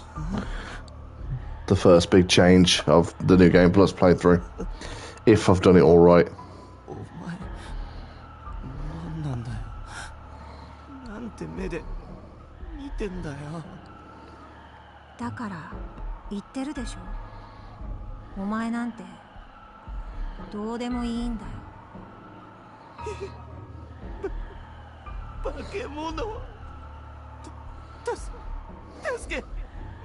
Mama!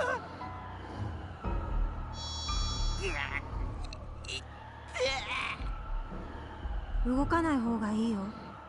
死ななかったとはいえ、あちこち怪我してるんだから。助けて、ママ。そうだ、スマホでママに電話を。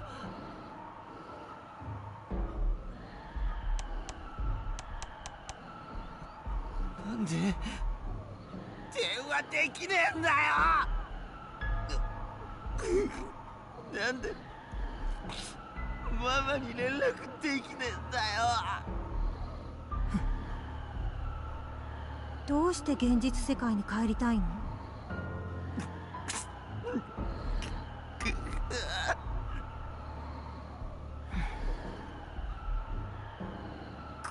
ここには俺の居場所なんてねえ。ここは俺の世界じゃねえんだ。たくまたちは俺が気に入らねえんだ。何かっていうと俺を邪魔者扱いして、あいつら化け物従えて俺を排除しようとしてんだよ。お前にはそう見えてるんだ。だから俺は帰りてえんだ。元の世界に、うちに帰りてえんだよ。大丈夫だ。今にママから連絡が来て俺を助けてくれるんだ。ねえ、いつまで妄想の中で生きるの？母親から連絡なんて来ないことは自分が一番分かっているはずだよ。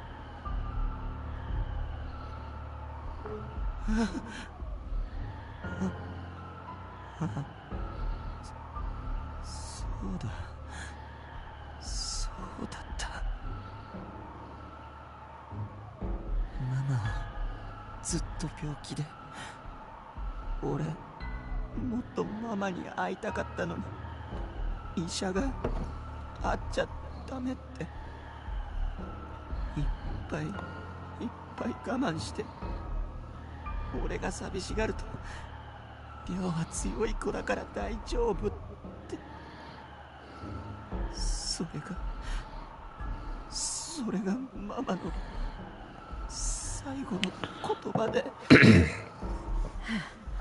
Getting close to the moment now. We'll see if I've done enough. そうか。ママは死んでたんだった。そりゃ連絡なんか来ねえよな。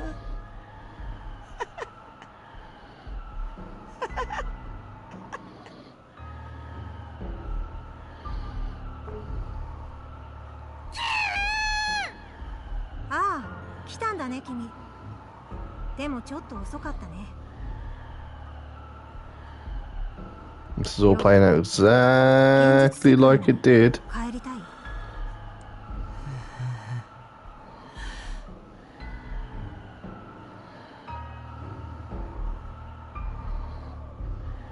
どうでもいい。もう何もかもどうでも。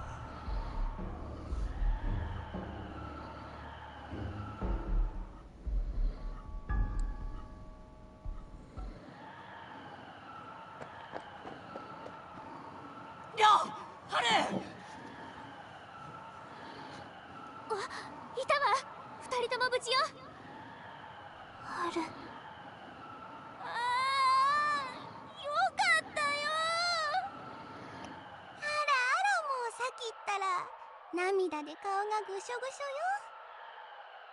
ょよ。でも見つかって本当によかったわ。ならば早くここから離れよう。霧が出始めているぞ。でもさ、なんか雰囲気変じゃね？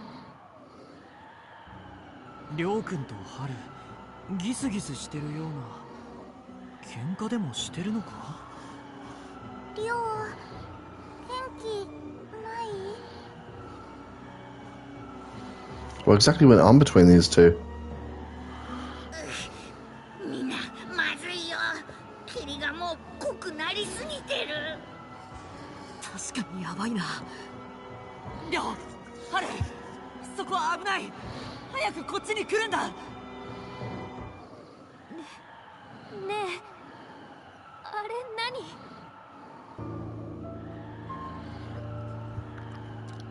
Look to where Aoi is pointing. I see a black shadow. I don't like how similar this is to my original run. I don't think I've missed anything out. 待って待って、りょうの方に行ってない？おい、やばい。これマジでやばいやつじゃねえの？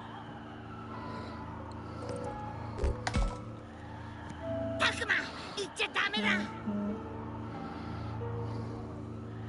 アグモン、どうにかならないのかよ。どうにもならないよ。あれはそういうものなんだ。そんな。おい、りょう、何やってんだ。早く逃げろ。りょう、逃げて。りょうくん、どうして You better bloody run. I'm on New Game Plus. I've got over 30 affinity. りょう、何か言ってる。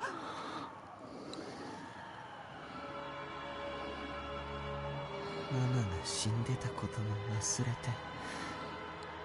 来るはずもない。 I think this is a different line of dialogue from what I got before. 俺なんかがいられる世界なんてどこにも。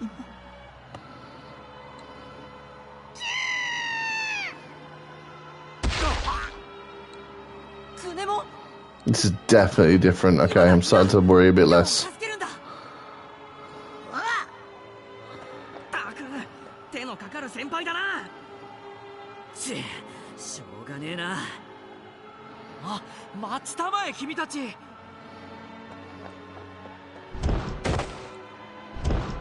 This is definitely different. There we go. I think I've actually saved him.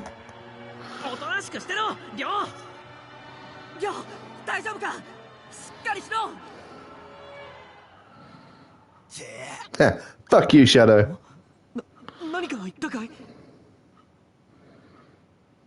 言ってんだよお前ら。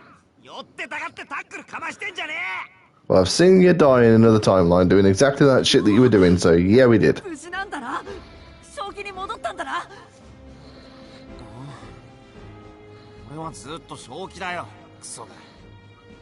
ただちょっと諦めてただけだっつうの。 There we go. Saved him. 大丈夫だよ。俺はもう大丈夫だ。おいみんな。リオ君は無事なの？よ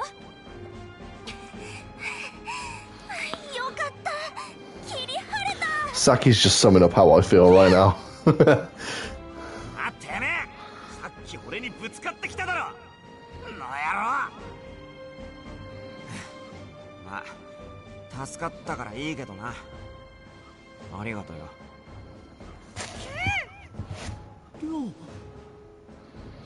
Come on, Kunemon. Digivolve now. Turn into the champion level. なんだよ。ええくらい言うよ。命を助けてもらったんだからよ。あれ、俺らにはお礼言わないんすか？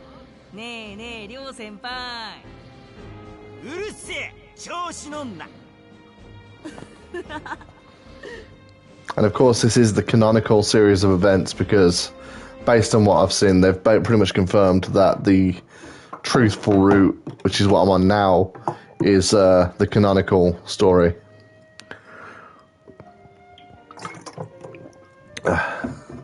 But this is going to be very different now from everything else that I've played up to this point. Everything else is kind of generally followed my main playthrough, so now we're going to start seeing some differences. We were all happy that we'd save Rio, but soon the reality of our situation sank in again.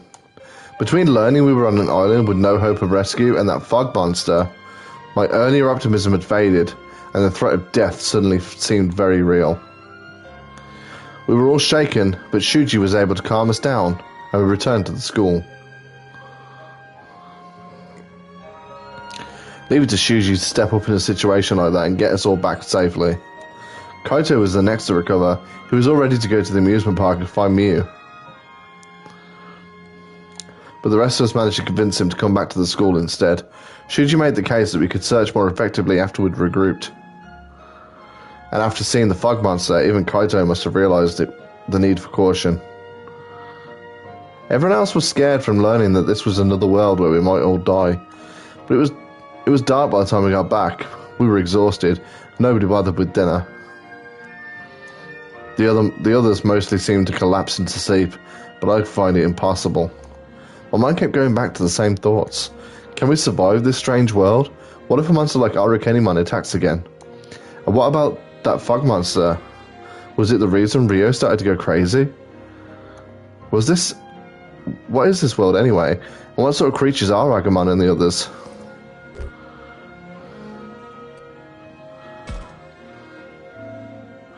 Even if we all work together and overcome the next hardship, what happens next?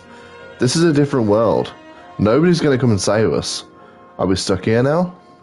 That'd be awful, living in constant fear of attack with no adults and no family.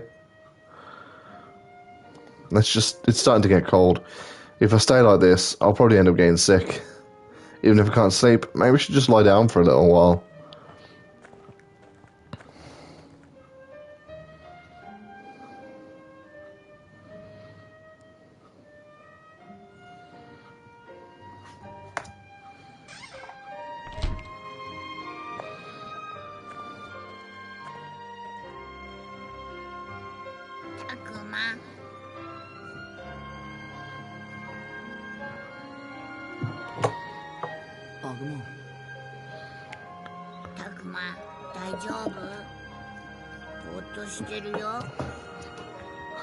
I like this dialogue, seems the same. As if Rio had died. アグモンと出会ってみんなとも協力してなんとかなると思ってた。でもここは僕たちの世界じゃなかった。待ってても助けなんて来ない異世界だったんだなあ。アグモン、僕はどうすればいいんだ。修二さんみたいに危険を避ければいいのか、亮みたいにここに引きこもってればいいのか。ジタバタして死ぬようなことになるくらいなら諦めてじっとしていればいいのかな。たくまはどうしたい？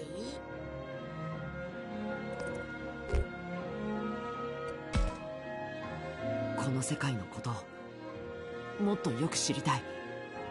ここが何なのか、アグモンたちが何なのか分かれば元の世界に帰る手がかりになるかもしれない。けどそんなのどうやって調べればいいんだ。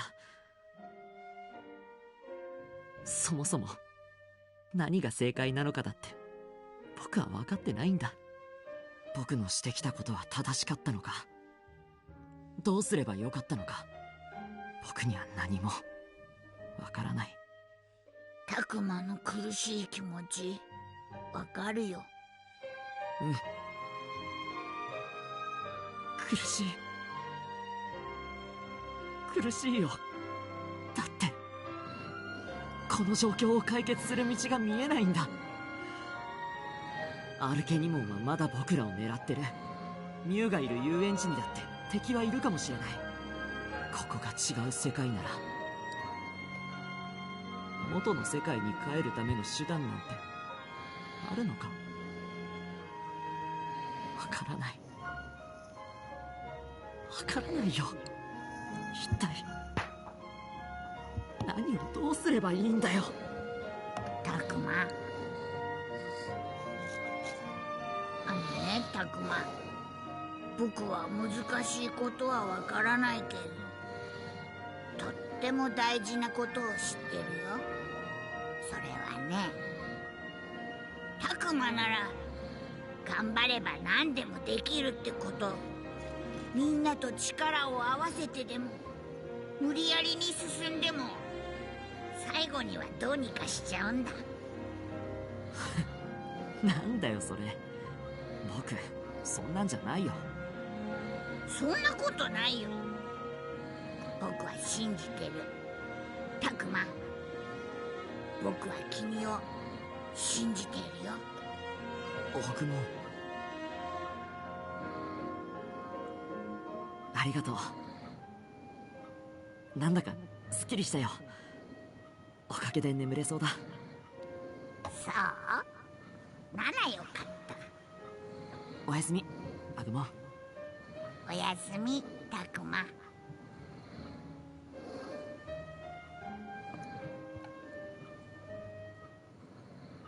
At least I'm now on the truthful route.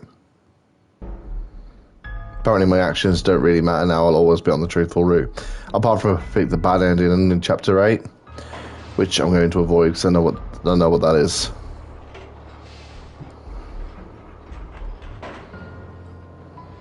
人間の子供は発見したのですが、部下どもがそのいなくて。取り逃がしてきたわけか。どうやらお前には我らが主に仕える自覚が足りないようだな。いいえ、私はそんな。そう、必ず次こそは必ず人間の子供たちを我らが主の前に生贄として捧げますわ。祭壇が開いたようだな。お前が生贄を捧げたのではなかったのか。目当ての子供を取り逃がした挙句、生贄を捧げることにも失敗していたとはな。あれは私ではなく何者かに先を越されたのよね。その何者かの手によって捧げられたかどうか確認も取れていないのだな。でも子供はまだ何人もいるわ。だから次こそはねえ。お前一人で手に負えないというならメガシードラモンをつけてやってもいいんだぞ。主への忠誠を示す機会とあらば、あいつもさぞ張り切って成果を上げるだろうからな。その前に俺が出る。必要ないわよ。門左衛門の手もメガシードラゴンの手もいらないわ。今度こそ私が子供たちを捕まえてみせるもの。どけどけどけ。あら、ガサツなやつが来たわ。よそ者のガルルモンがここに何の用なのかしら。聞いたぞ。人間の子供から力を得た連中が敵として立ちふさがってるそうだだったら何だっていうの。ははは、この機会を待っていた。そんな連中俺の力でねじ伏せてやるぜ。力だけでどうにかなるとは思わないことね、おバカさん。お前また卑怯な手を使ってるのかな。自分の力で戦おうともしないのかな。また単細胞なことね。それが愚かだというのよ。どいつもこいつも胸くそ悪い連中だぜ。やめぬかお前たち。喧嘩売ってきたのはこいつだぜ。まあいい。お前らが強調する必要はない。好きに動けばよい。言われなくても好きにさせてもらう。じゃあな。ああ、言うだけ言って言っちゃった。いいのかしら。あいつ信用できるの？腕だけは確かだ。それに人間の子供に恨みを抱いているのは間違いないからな。それよりいいか、アルケニモン。これ以上の失敗を主様が許すと思うなよ。分かってるわよ。私を誰だと思ってるの？ならよいがな。次はないぞ。ここにいるモンザエモンやメガシードラモンだけではない。お前の代わりはいくらでもいること忘れるな。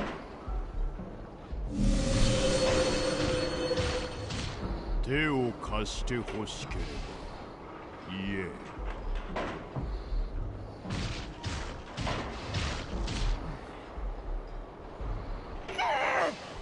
いまいましい。この私があんなガキどものせいで。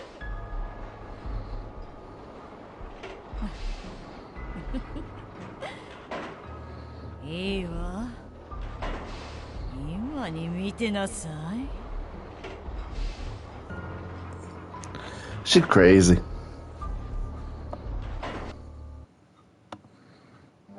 ダメだ、そっちへ行くな。戻れ、リョウ。リョウ、リョウ。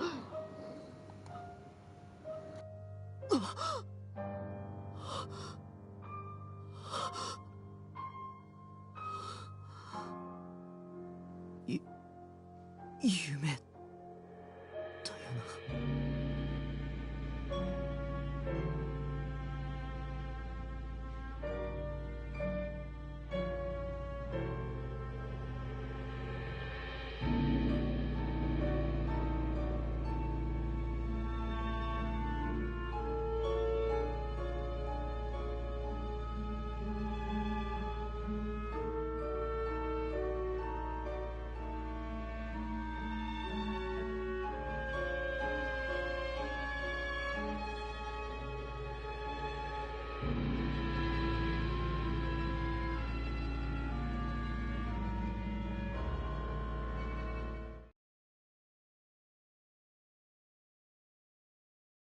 で、そういえばアグモン、それにみんなは。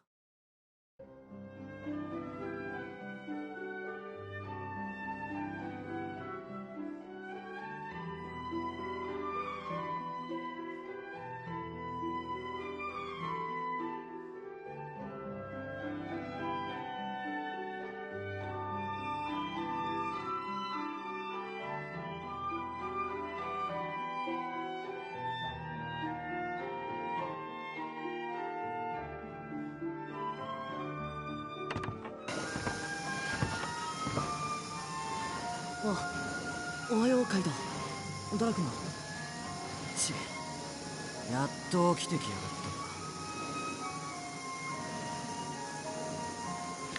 た。 Wow, he seems pretty mad. Has he been waiting for me to wake up this whole time? だってごめん。昨日はなかなか寝つけなくて。相当疲れてたんだろ。仕方ねえよ。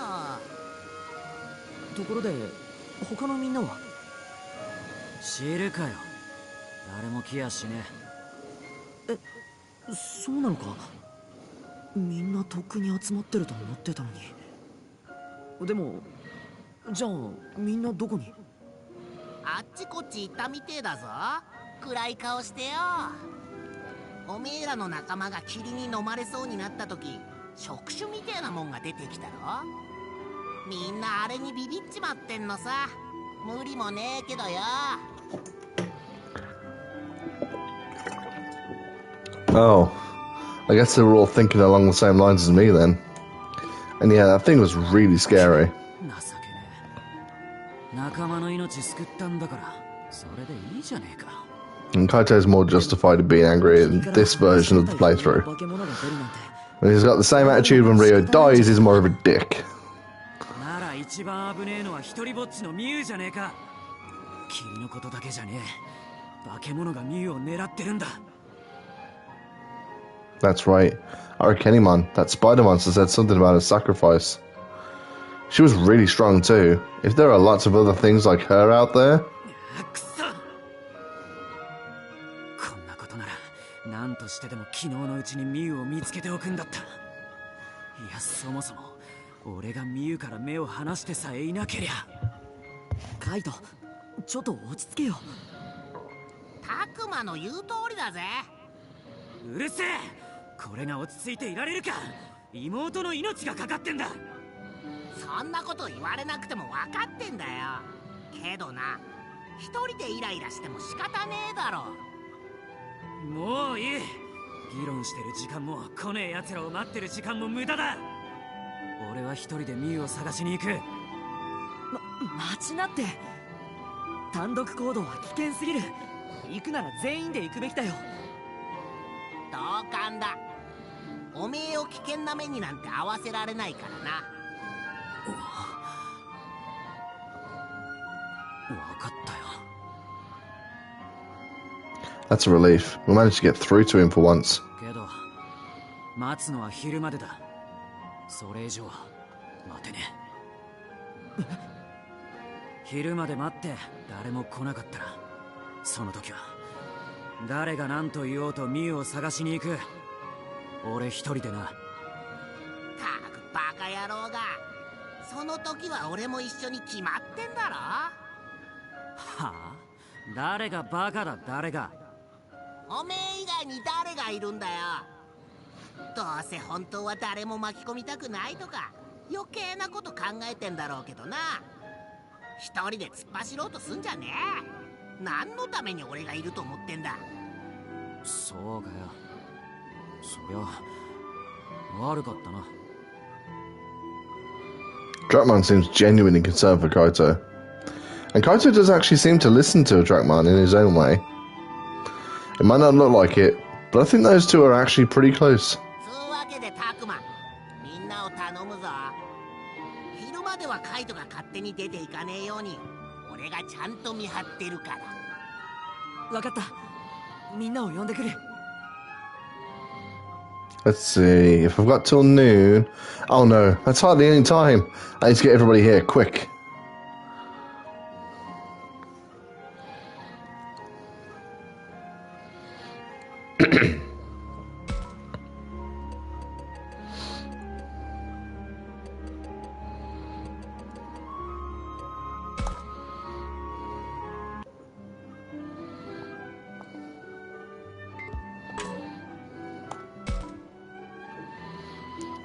What did you make of those ghostly hands yesterday, Takuma? They were horrifying. My legs were shaking so bad I couldn't even move. Oh, so they scared you too? But you know what? I think it was kind of cool how you went to save Ryo like that. Well, I never could have done it if it weren't for Kunemon. And anyway, I was pretty desperate to save Ryo. So you don't actually hate the guy, despite his bad attitude? It's not really about whether I hate him or not. Besides, even Rio has his good points. I'm joking. Rio's one of us after all. You sure are nice though. Even Rio has his good points, huh? I don't feel like I was being especially nice. Especially, besides, Rio does have his good points. You're right. I think so too. He was always so lonely. That's why he acted the way he did. That's right. People can be like that, can't they? You could see it too, Floramon. Nope, not at all. What? But I know that you're already nice, Saki. I know that better than anyone.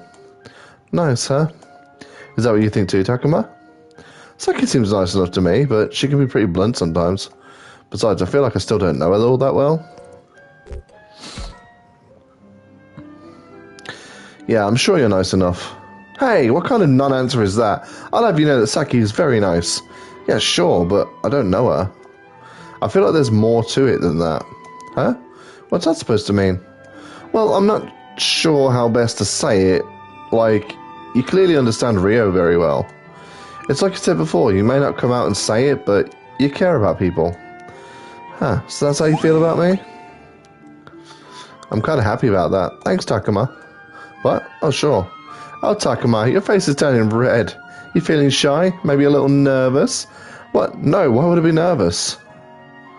You know, I think talking with you really made me feel better. Thanks, Takuma.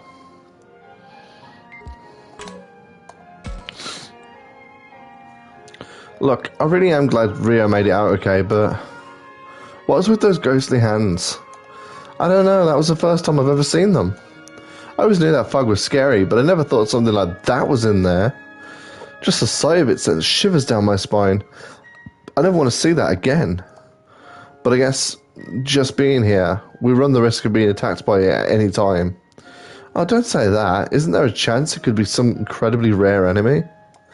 It's possible, but we can't know that for sure. We should be prepared for the worst. Just the thought of running into that creepy thing again makes me sick. Yeah, it's a really scary thought. Still, I don't think we can let that fear get the better of us. We still need to find our way back to our world, not to mention rescue Mew. We should at least come up with some plan, or we could get swallowed up just like that thing. Yeah, you're right, but I don't know. What can we even do? The radio tower was our only hope, but it isn't even functional. Even so, those weird messages keep coming one after another. Without calling the professor or having any adults around, there's not really much we can do. It doesn't have to be much, as long as it's something.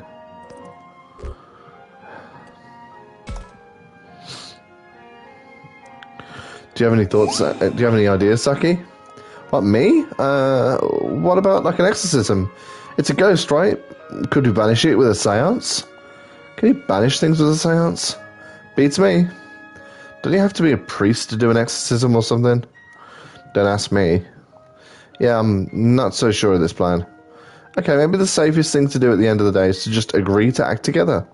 Oh, I like that. And after all, it was when Rio and Haru got cut off from us that they were in danger. But it was really Kunemon who saved Rio last night. Yeah, all I could do was watch. I'm not sure it'd be any different next time. I think it took a lot of courage to do what Kunemon did. Yeah, I'm sure you're right. I can't say that for sure I'd have been able to do the same. We really did show up, like, in the worst possible place, didn't we? Looks like they were starting to feel down again. I thought talking helped a bit. But now I don't even know what to say. I think I'll just give them some time. Alright, let's have a look what my affinity is doing.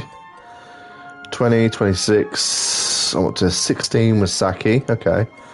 So, Minoru, I could probably get some with... I need to start raising Kaitos, but this is the first chance I've got, to be fair, so I'm probably going to have plenty of opportunities.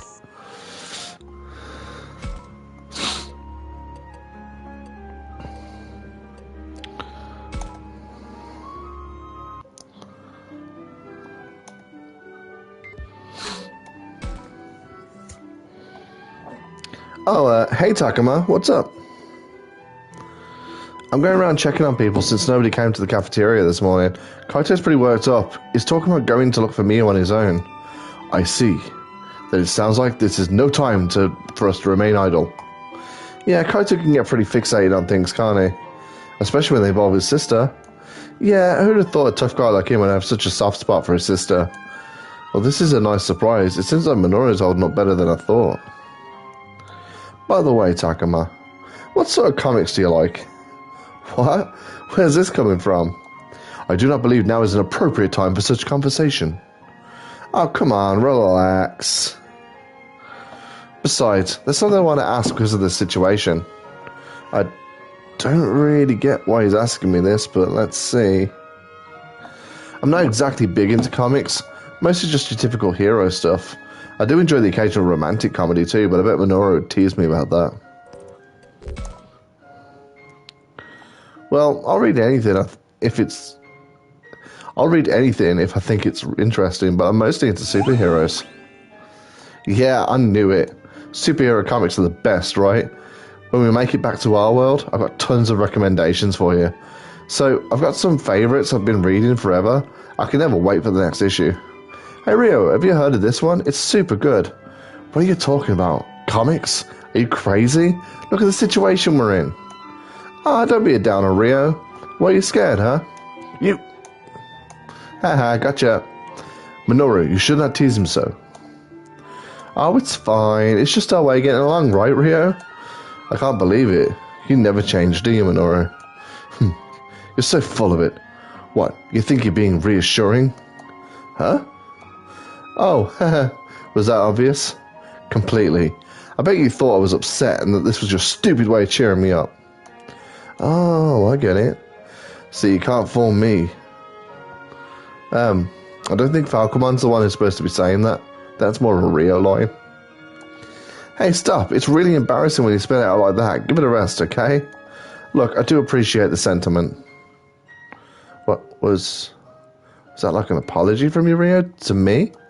Hey, I never said I was sorry, okay? Minoru may have been especially smooth just now, but then again, neither was Rio.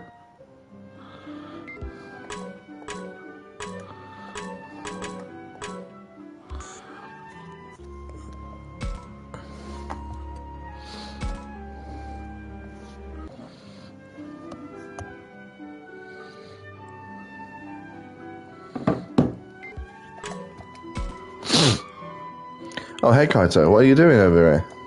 Oh, I don't know. I didn't want to intrude on you guys or anything. Hey, come on, you're one of us now. No need to hang back. Nah, if only I caught onto that woman sooner, things wouldn't have got so bad. Hey, you shouldn't let that bother you. Besides, everything turned out fine. That's right, Kaito, it all worked out. But if anything had gone wrong, Rio could have wound up dead. I really do feel bad about how it all went down like that. I've always considered Kaito brash and thoughtless, but he really is a good guy. With a strong sense of what's right, surprising honesty, and even common sense. You know, you actually do have some common sense, Kaito. Huh? What's this all of a sudden? You can be reckless and short-tempered, and you don't really have a way with words. But you're always thinking about what you can do for Miu, and that's great. What? Oh, that's not... I'm not... No. Kaito, what's wrong? Forget it, it's nothing. But, thanks, Takuma. Anyway, enough about me. You sure the others are going to show up? Because I'm not waiting past noon. Okay, I got it already.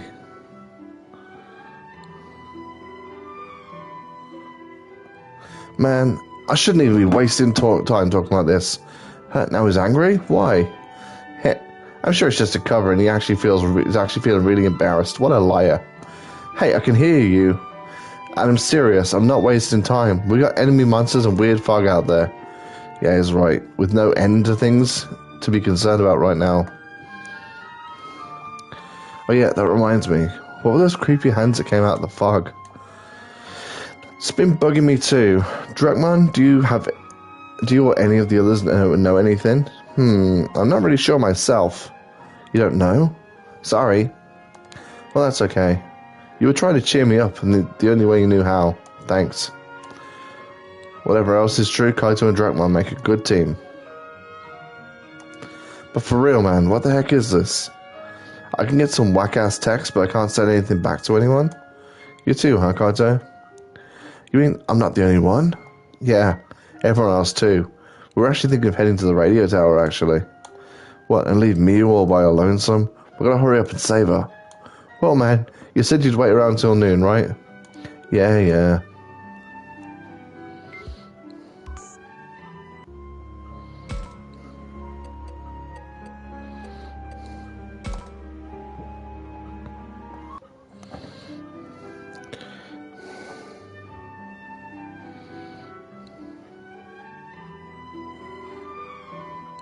Takuma, last night was awful, wasn't it?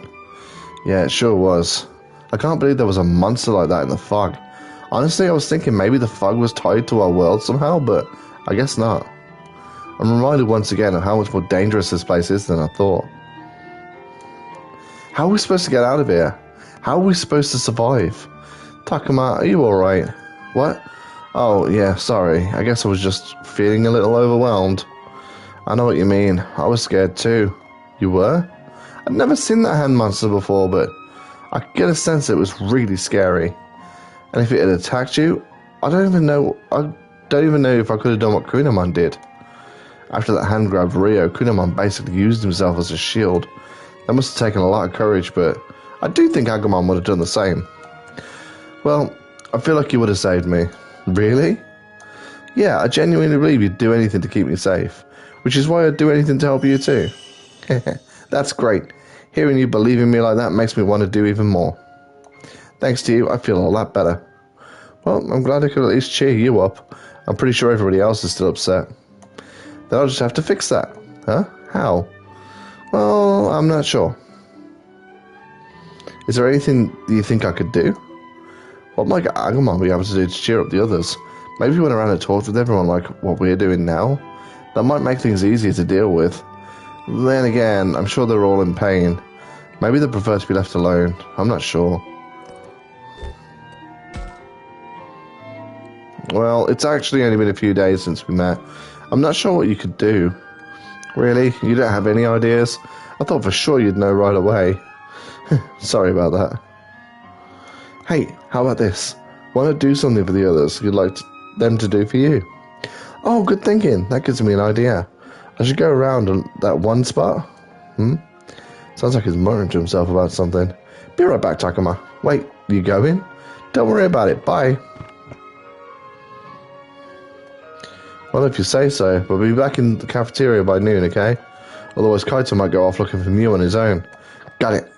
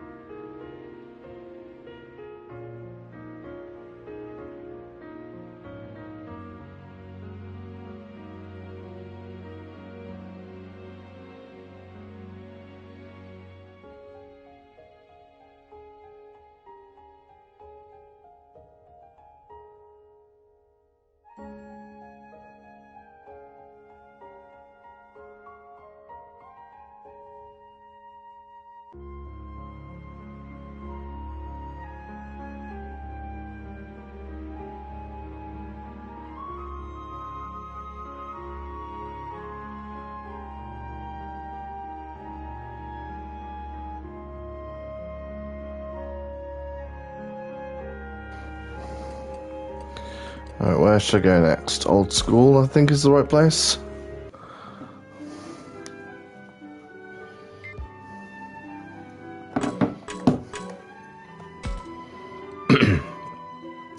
Are you still not ready to go? What's taking so long? I'm working on letting everyone know. Besides, you said you'd wait till noon. I'd rather not be waiting at all. And we all know that, but don't try and rush people too much. You saw that thing last night too, didn't you? That creepy monster with the weird hands. After seeing that thing, it's no wonder the others are scared. It sure freaked me out. If the fog comes back, it might attack again.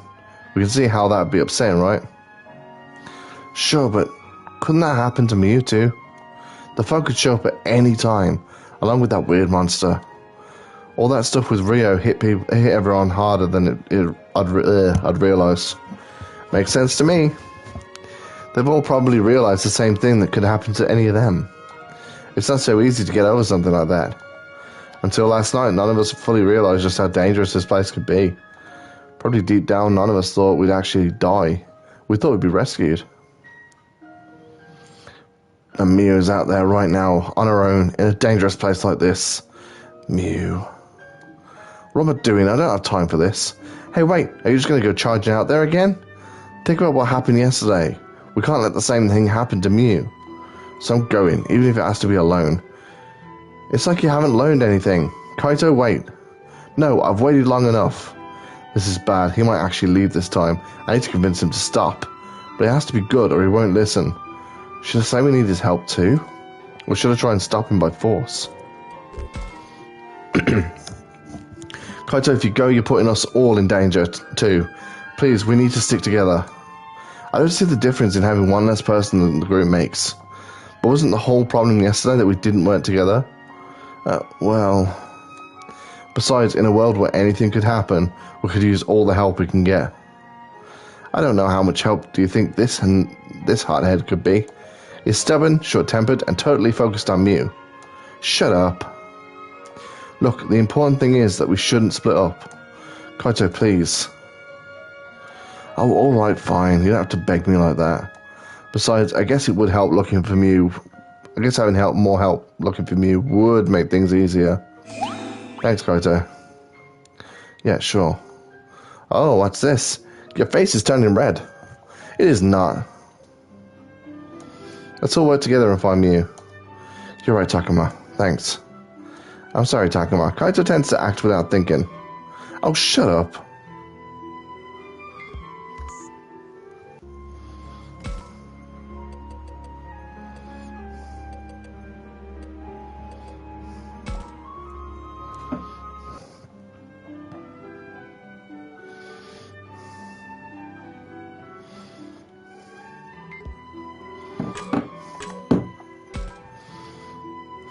What was that crazy monster that showed up inside the fog?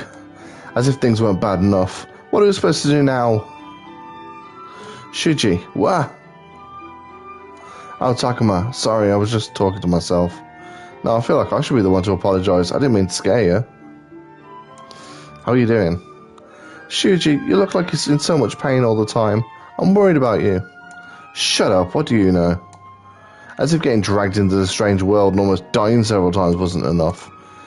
Is this what we get for carrying on despite everything? Having to deal with that thing? Shuji. Sounds like Shuji's scared of that monster too. Not that I blame him. But as the oldest one here, I feel like he should at least act like he's okay. He should be relying on Lotmon, but apparently they're still in bad terms.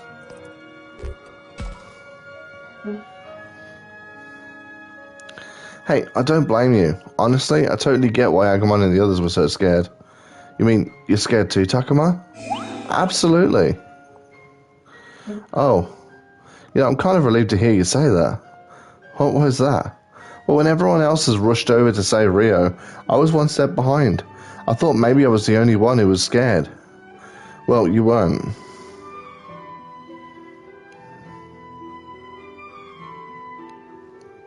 But I shouldn't be feeling relieved in the first place. I need to keep it together. I'm not sure what there is I can do, but I'll try and think more about our next move. He does seem like he's feeling better. I haven't seen him like this for a while. This garbled message must have been sent before we came here. After all, this is another world, right? Shuji. Anyway, sorry, but would you mind giving me a little more time on my own? Are you sure? Yeah, I could use some time to think. Alright. Shuji. Alright, now I think I'd better trust Shuji. What's my affinity doing? 14 for Kaito. 30 for Minoru. We're at... What are we at? 4 for Shuji. Ugh. That's going to take a while.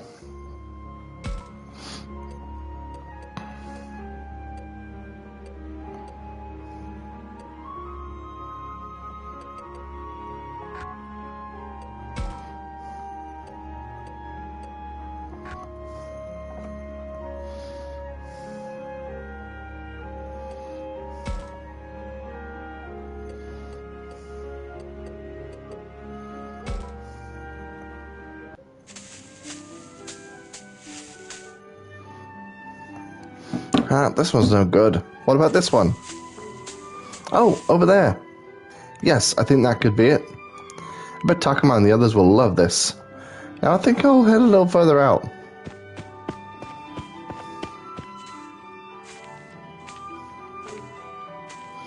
No sign of Agumon here. Where could he have wandered off to?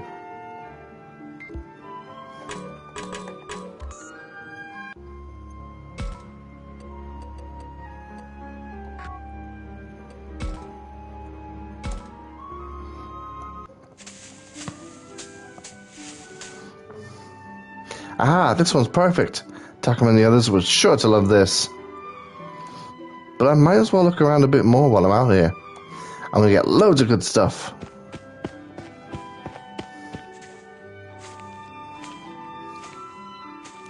Ah, that's weird. I thought I heard Agumon. Maybe I just imagined it. Where could that little guy have gone?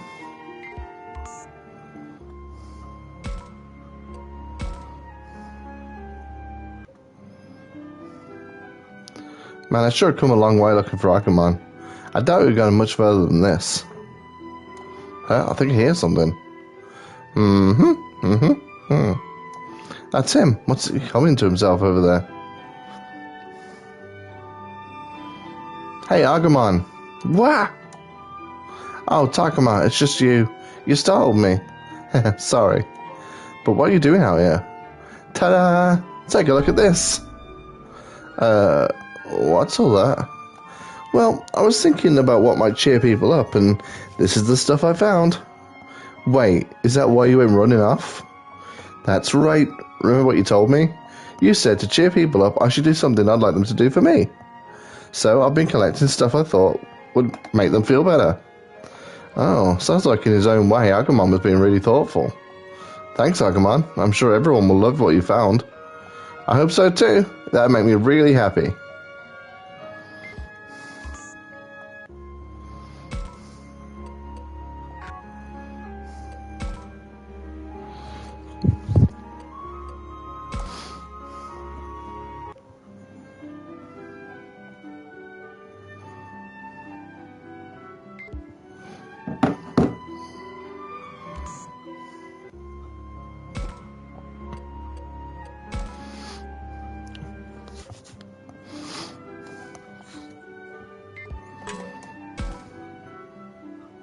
Hey Lebramon, what are you doing all by yourself? Yeah, I'm surprised Aoi isn't here with you. Sometimes we like to do our own things too. Yeah, I hear what you're saying, but I prefer to stay with Takuma. You're off on your own sometimes too, Agumon. Yep, well, it's complicated. Actually, not really. Anyway, were you looking for Aoi, or did you want to talk with me? Actually, I'm trying to get everyone together. Kaito is upset that no one's shown up in the cafeteria. He says if people aren't there by noon, he'll look for me on his own, and he seems pretty anxious about it. Oh, okay, got it. I'll be sure to be in the cafeteria by noon. See you then.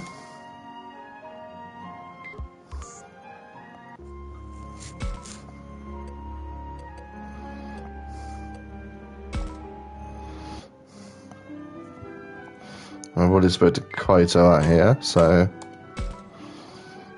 Hey, Floramon, what are you doing here? Oh, hey, Takuma, can you feel that? Feel what? Over there. Isn't that where the shrine is? Yeah, I think so. I'm not really sure, but I think there's something there over there. I can feel it. Some sort of strange power. I wonder what it could be. I wouldn't know. Well, it's really bothering me. I'll throw him on in the other sense and something us humans can't. Anyway, what brings you here, Takuma? Well, Kaito asked me to get everyone together. He says if we're all not in the cafeteria by noon, he'll go look for Mew himself. So I'm sure everyone's still shaking after seeing that monster that attacked Rio, but yeah, I see what you're saying. We should start looking for Mew. After all, I can understand how Kaito must feel. We can't just sit here and stew. I need to pull myself up together too. Really? You seem like you're in pretty good shape to me. But I could be doing better. I need to be doing better, or I'm worried I won't be able to protect Saki. Saki's like that. She may seem well put together, but sometimes I get very worried. You pay close attention, with you looking out for her, I'm sure she'll be fine. Really? Well, if that's what you think, Takuma, maybe things will be alright. Thanks for listening to me, Takuma. Don't mention it. I'm glad I could help out. Alright, see you later then.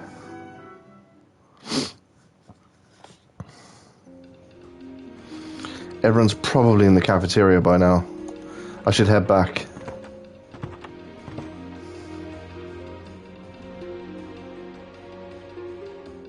Yoかった。全員集まってくれてたんだな。そりゃあタクマが必死で頼みに来るからさ、無視するわけにもいかないじゃん。さっきまであれこれと悩んでいたくせにか。ああ、それは言わない約束だろ。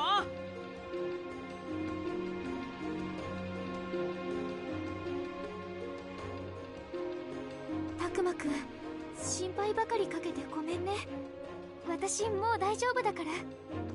バッチリ復活したんだよね。そっか、よかった。たくまのおかげだな。春とみゆきもちゃんと来てくれてありがとな。それで本題のみゆちゃんの救出の件だが、それについてはまず俺から一つ言わせてくれ。本当は妹のためにみんなを巻き込みたくはなかったんだ。なのにすまねうわー、マジかよ。あのカイトがすまねえだって。ミノル、茶化すな。そうだよ。カイトの真剣な気持ちに水を差したらダメでしょ。ミノルって本当調子者なのね。わかんないかな。俺はね、わざと空気を明るくしようとしてるの。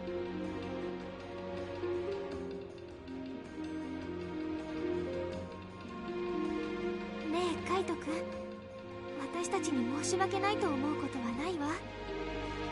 そうよ、私たちみんなミオを助けに行くつもりだったもの。むしろ謝るのは私たちの方かも。一刻も早く助けに行きたかったはずなのに、集まるのが遅くなってごめんなさい。いや、昨日のこともあったからな。仕方ねえって分かってるから。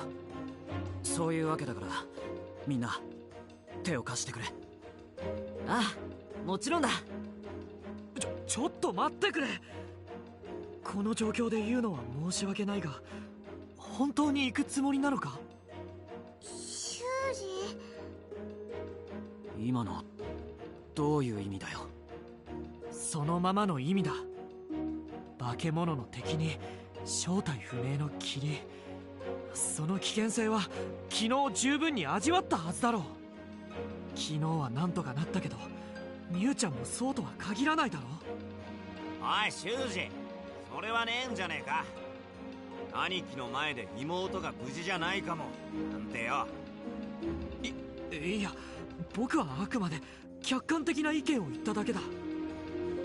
ミユは助からねえってのが客観的な意見だっていうのかよ、てめえ。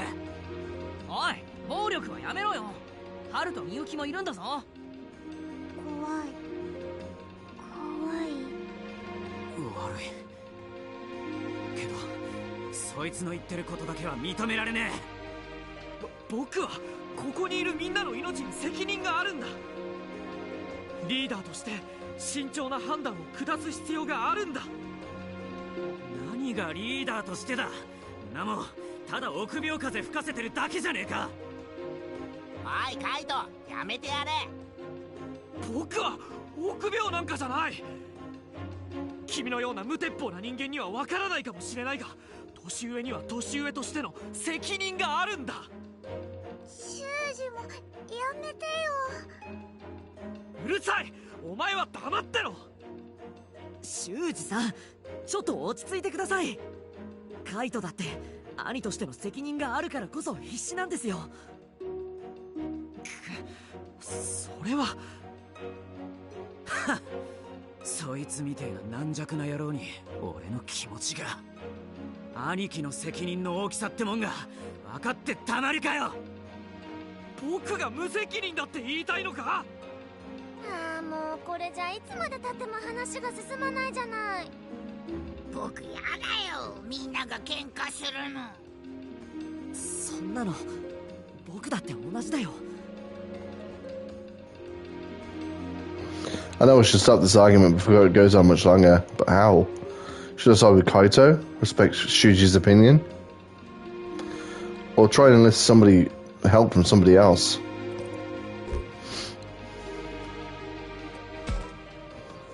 Shujiさん、ここはやっぱりカイトに手を貸すべきじゃないですか。君はここにいる全員が再び危険な目に遭ってもいいというのか。そうじゃないですけど、このまま放っておくわけには。それにもし僕たちが行かない選択をしてもカイトは一人で行っちゃいますよ。そもそも俺一人で行くつもりだったからな。別に今からだって一人で行ったっていいんだ。俺は一人ではなしだぜ。何度も言うが、その時は俺も一緒だからな。修二さん、カイトとドラクモンだけ行かせるんですか。そんなのダメだよ。修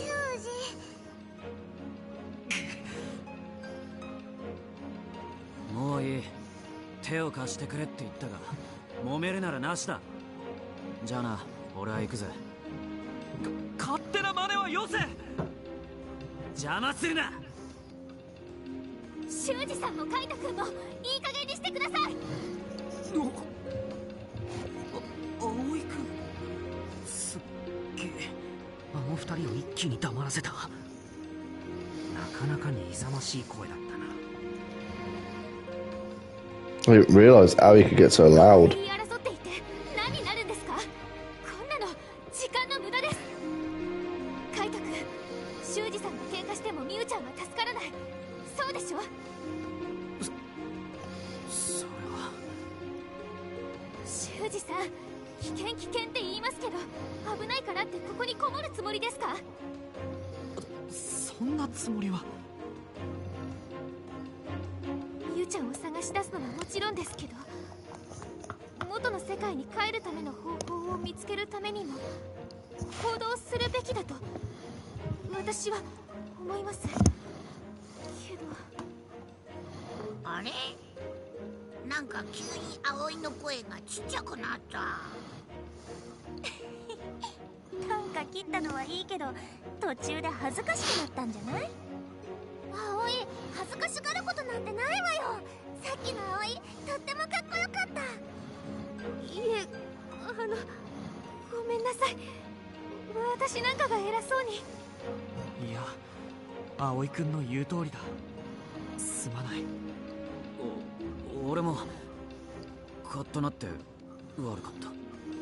よーし、それじゃあミーを助けに行くっつうのにまとまったってことで。いや、なんでミノルが仕切り出すのよ。なんかそういうノリが必要かなって思ってさ。 You got a point. どこに向かえばいいんだ。確か昨日遊園地に探しに行くって言ってたよな。ああ、昨日あったテントモンってやつの話によれば、ミュウはアルケニモンから逃げた後、遊園地の方へ行ったみてえだ。テントモンがキラキラしたとこって言ってたやつだよな。キラキラし向かったのは本当に遊園地で間違いないのか？ほぼ間違いねえよ。あいつは昔から遊園地が好きだったからな。それが突然見下ろしたところにできてるなら行かないわけがないってことか。キラキラの大きな輪があってすごかったもんな。子供ってのはみんな漏れなく遊園地が好きって相場が決まってるしな。みゆきと春だって好きだろ遊園地。僕わかんない。わかんない。嘘だろ？ They don't know? Does that mean they've never been to an amusement park? 遊園地にいる可能性が高いことは分かった。ならすぐにでも出発しよう。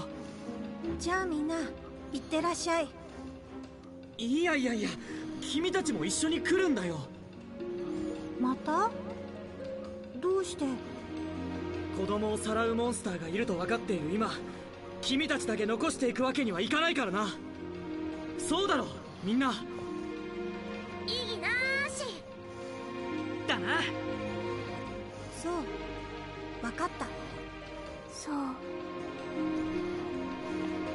ところで遊園地への行き方ってわかるかしら？昨日電波塔の上から確認したから問題ね。方角的にはいつもの森から遊園地に向かう道がどっかにあるはずだと思うぜ。よし、森の中を通ればいいんだな。僕が先頭を歩くからみんなしっかりついてきてくれ。What's he sighing about? Actually, that reminds me, he was acting kind of weird yesterday. なあ、ハル。何？昨日のは一体何だったの？ Miyuki's always been kind of strange, but sometimes it seems Haru's just off. Like he'll suddenly say something mature or act like he's been through things. ごめんなさい。僕にもよくわかんない。そうか。ごめんな。Is he not aware of it himself?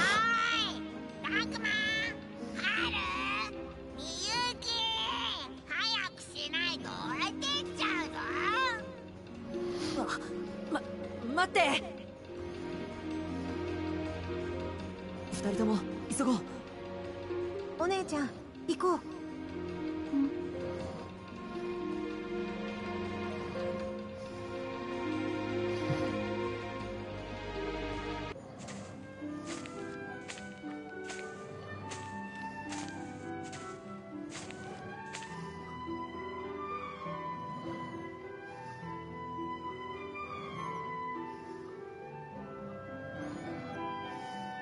ずいぶん歩いてきたけど全然遊園地には着かないな。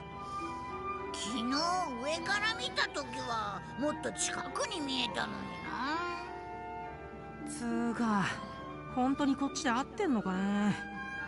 僕が間違ってると言いたいのか？そんな風には言ってないですよ。でも万が一ってこともありますし、森の中は方角がつかみづらいのも事実だしな。僕他に道がないか見てこようか。そんなことをしてはぐれたりしたら二度手間になるじゃないか。そうだよね。ダメ。私ちょっと疲れてきた。さきさん大丈夫？ちょっと休憩する？んな時間はねえ。とっとと先に進まねえと。このペースだとあっという間に暗くなっちまうかもしれないしな。ごめんなさい。僕とお姉ちゃんが歩くのが遅いから。ごめんなさい。二人のせいじゃないよ。みんなも少し疲れてきてると思うし。そうよ。カイトもドラクモももう少し考えてよ。すまん。んなこと言ったってよ。ねえタクマ、本当にこのまま歩いてっていいのかな？そう言われると僕もちょっと不安になってきたかも。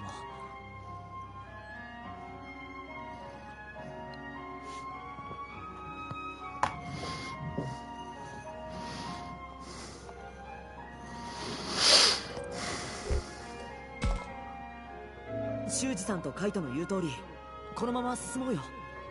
今から引き返すのも大変だし、休憩するにしてもここじゃ落ち着かないし。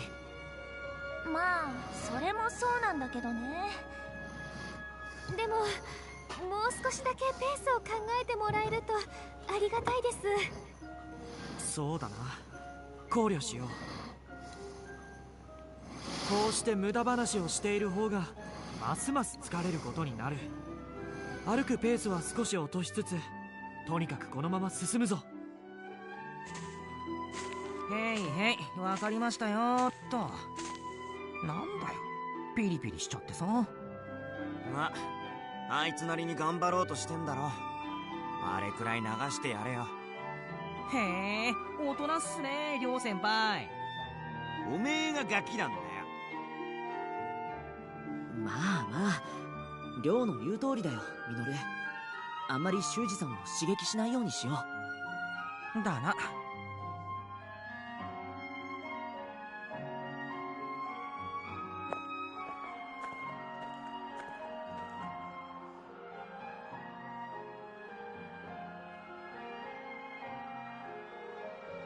まだ遊園地なんて全然見えてこねえじゃんかよ。面白いものとかないかな。ねえ、ちょっとさすがにそろそろ限界来てるかも。さきさん、顔色が悪い。さき、私に捕まって。さすがに休憩した方がいいんじゃないかしら。この先もまだ長いかもしれないことを思うと、適度な休息は必要不可欠かもしれん。つっても先頭を切ってるあの二人がな。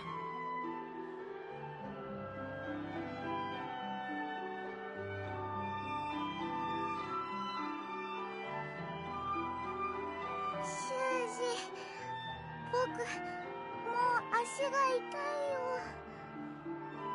痛いよ。いいから黙って歩け。Shuji's a prick. Shuji's a prick. Shuji is a prick. さすがに俺らだって疲れてきたしよ。休むのは遊園地に着いてからと思っていたが。Sounds like even Shuji's starting to waver. Should we stop for a break or press on? I'd kind of like to look around here.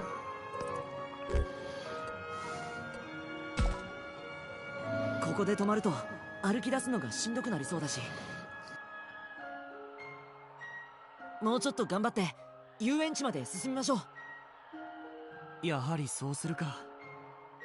ちょっと待って、たくまくん、修二さん。ロップモンもサキさんも本当に辛そうなのだから。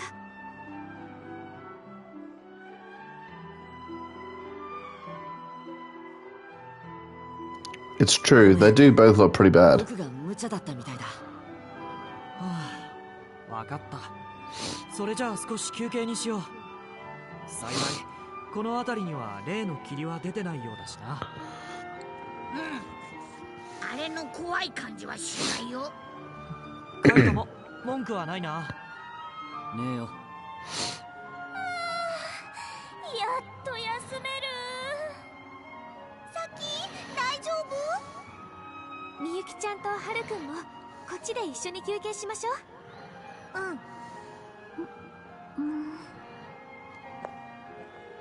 起こしちゃったかしら。いや、目を閉じたまま歩いてるな。よっぽど疲れさせちまったみてえだな。幼い二人にはさすがに過酷すぎる道のりだっただろうか。かもな。でも置いてくわけにはいかなかったし。過酷といえばあっちもみたいだけど。ロップモンのこと？修二、ごめんね。僕また足を引っ張っ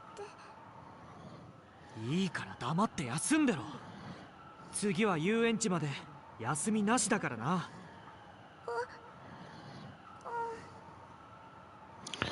Yeah, Shuji's a prick. Man, sounds like he's still going to have it rough between here and the amusement park. But anyway, I'd better get some rest.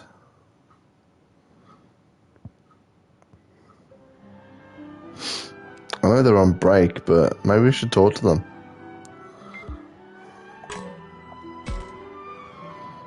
Oh, hey Takuma, something bothering you? I was just thinking maybe you should be spending time with Lotmon right now. That's not necessary.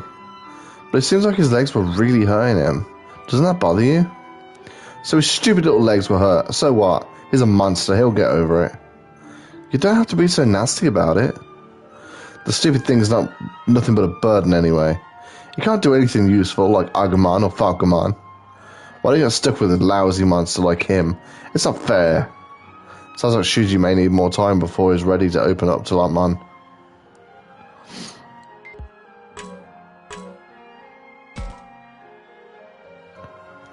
Hey, what do you think was going on with that Arakenimon yesterday? Well, she did call us sacrifices, so clearly she's an enemy.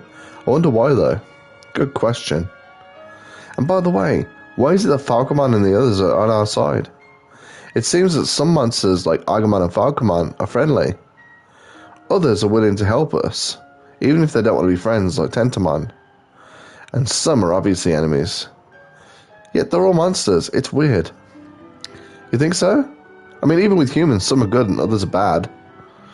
I bet it's the same thing with monsters. In other words, some monsters like us, others don't, and some just want to help us. When you put it like that, I guess it makes sense.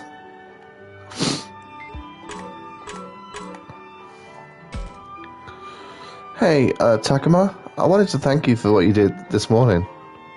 Huh? I don't remember doing anything special. Sure you did.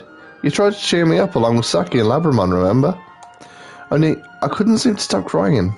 It was kind of embarrassing, kind of embarrassing, honestly. No, it's fine. I mean, I was feeling pretty bad this morning too. I think I've been trying to focus on what needs to get done. I can see that. And right now our top priority is to find Mew. Yeah. But I've been wondering though, yesterday Tentomon said Mew ran to the shiny place, but are we sure that really is the amusement park? Huh? Why not? Well, sometimes Labramon and the others use unique language, which has me worried. That's true. Sometimes Agumon says stuff I don't understand at all. I don't think this is like that though. I mean, we saw that Ferris wheel for ourselves. Yeah, we did. You're right. I've probably been overthinking things. おい、そろそろ行くぞ。え、もう？ついさっきここに着いたばっかりじゃない？もう十分休憩したろ。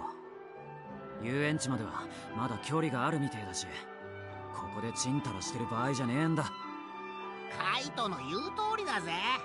こんなペースじゃあっという間に夜になっちまう。それによ、あの霧だっていつ出てくるかわかんねえぞ。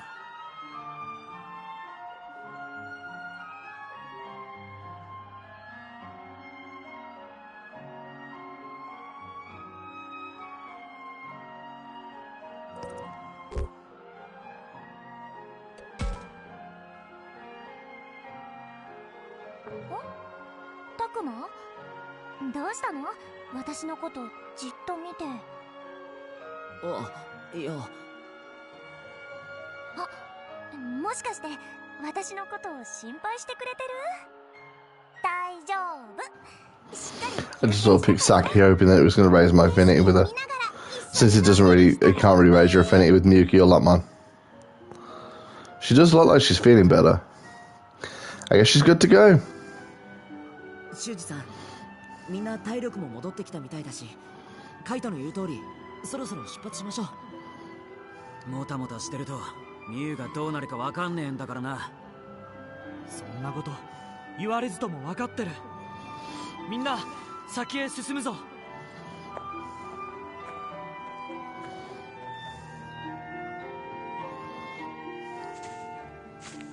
I thought for sure we were in for more forest after we got over this pass, but...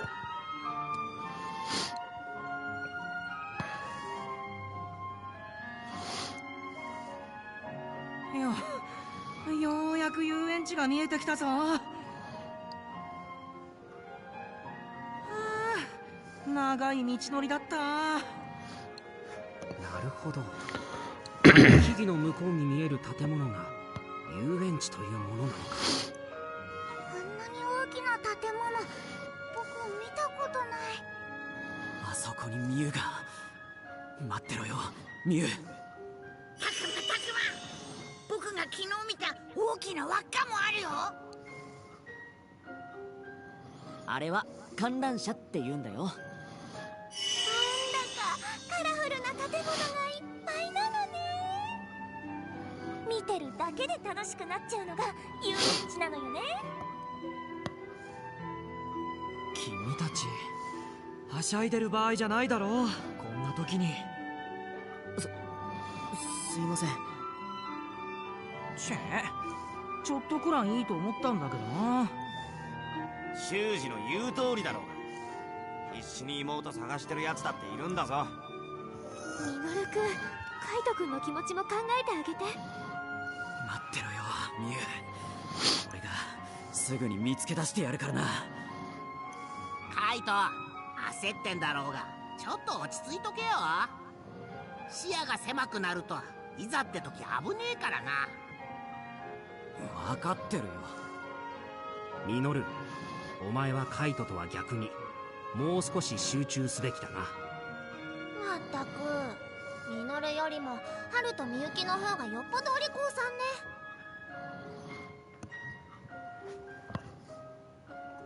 お姉ちゃん、もうすぐ遊園地だよ。もうすぐ。面目ない。とにかくあともう少しで到着だな。中にどんな奴がいるかわからないし、慎重に行こう。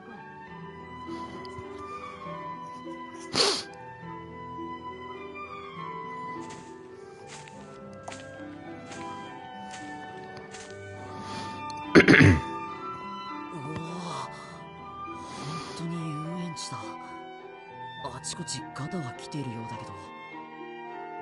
ボロボロの校舎と比べたら全然綺麗なものよね。ロープウェイを見た時も驚いたけれど、なんだか不思議な感じがするわね。なんだろう、ちょっと怖いわよね。え？どうしてどうして？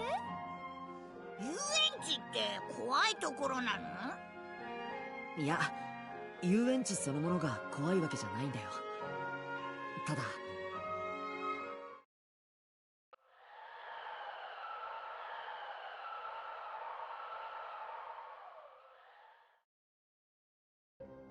こうやって見るとちょっと不気味っていうかな。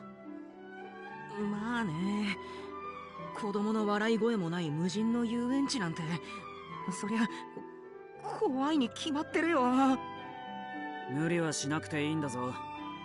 ここは俺が様子を。いや、俺が一番に入るね。それ。おいミノル。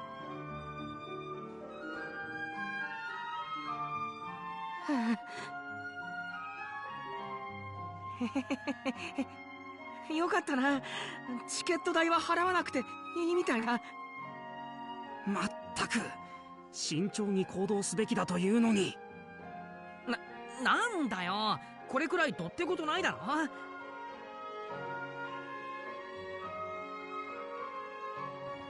Minoru's trying to play it cool, but I can see the way his legs are shaking. I'll just pretend I didn't notice. それでこれからどうしたらいいかしら。あら、葵、目的はミユを探すことでしょ？ええ、それはもちろんそうだけど、この中のどこにいるかも見当がつかないから。んなもん片っ端から探すしかねえだろ。違いねえけど、ちと効率が悪くねえか？とにかく中は広そうだし、手分けして探そうか。賛成！僕はタクマと一緒に探すぞ。じゃあ僕も修二と。いや、ばらけてはまた何があるかわからない。戦いになった時も戦力は分散させない方がいい。そうか、そうだね。とにかく全員一丸となって動こう。僕は誰が欠けても嫌だ。With Shuji as upset as he was this morning, I wasn't sure what to expect. But he seemed a lot more confident since we got here. It really is reassuring when Shuji is able to keep it together. 必ず僕たちみんなで一緒に元の世界に帰るんだ。いいね。はーい、わかりました。で、いいんでしょ？ち、まどろっこしいけど、全員で固まっとかねえと危ないしな。修二さん、すっかり引率の先生みたいね。やれやれ、余計な真似しなきゃいいけどね。よし、それじゃあ中に。Are those footsteps? こら、お前たち！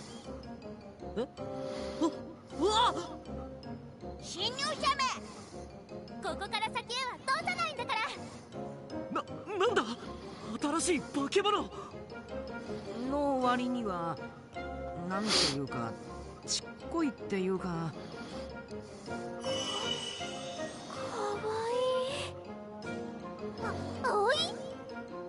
あ、違うのよ、違うの。今のはちょっとうっかり言っちゃっただけで。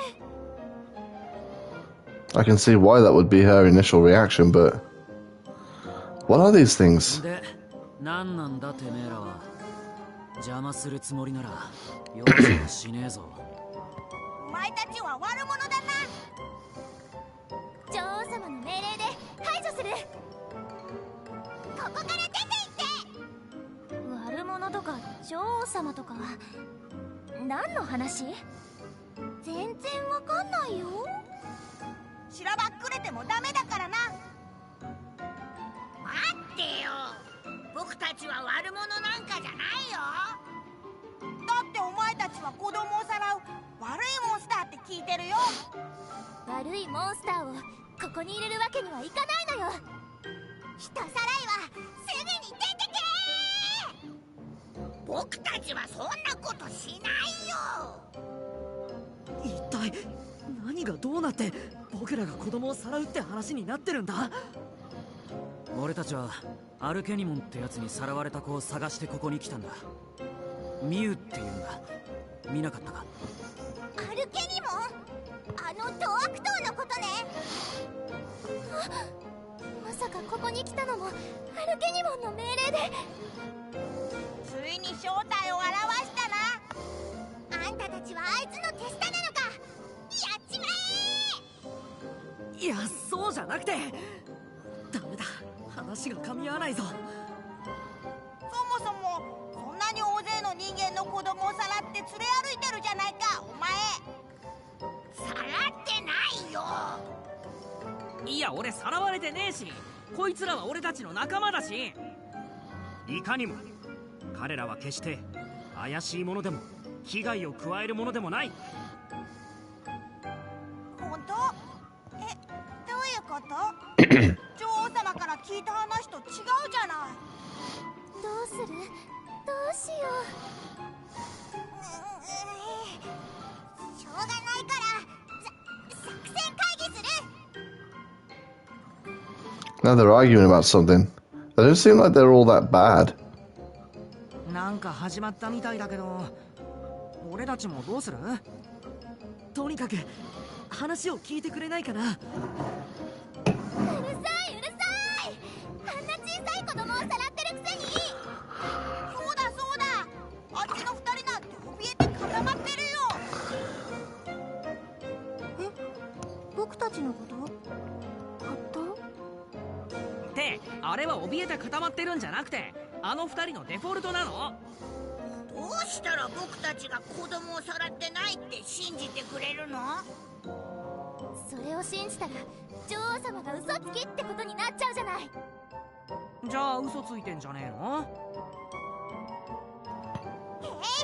聡明で無敵の魔法使いの女王様が嘘なんておっしゃるものか。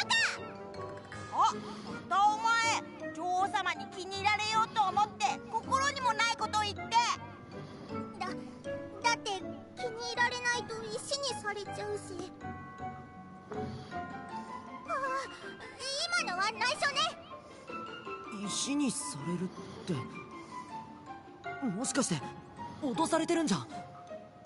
何それ。だとしたら女王様の方が悪者じゃん。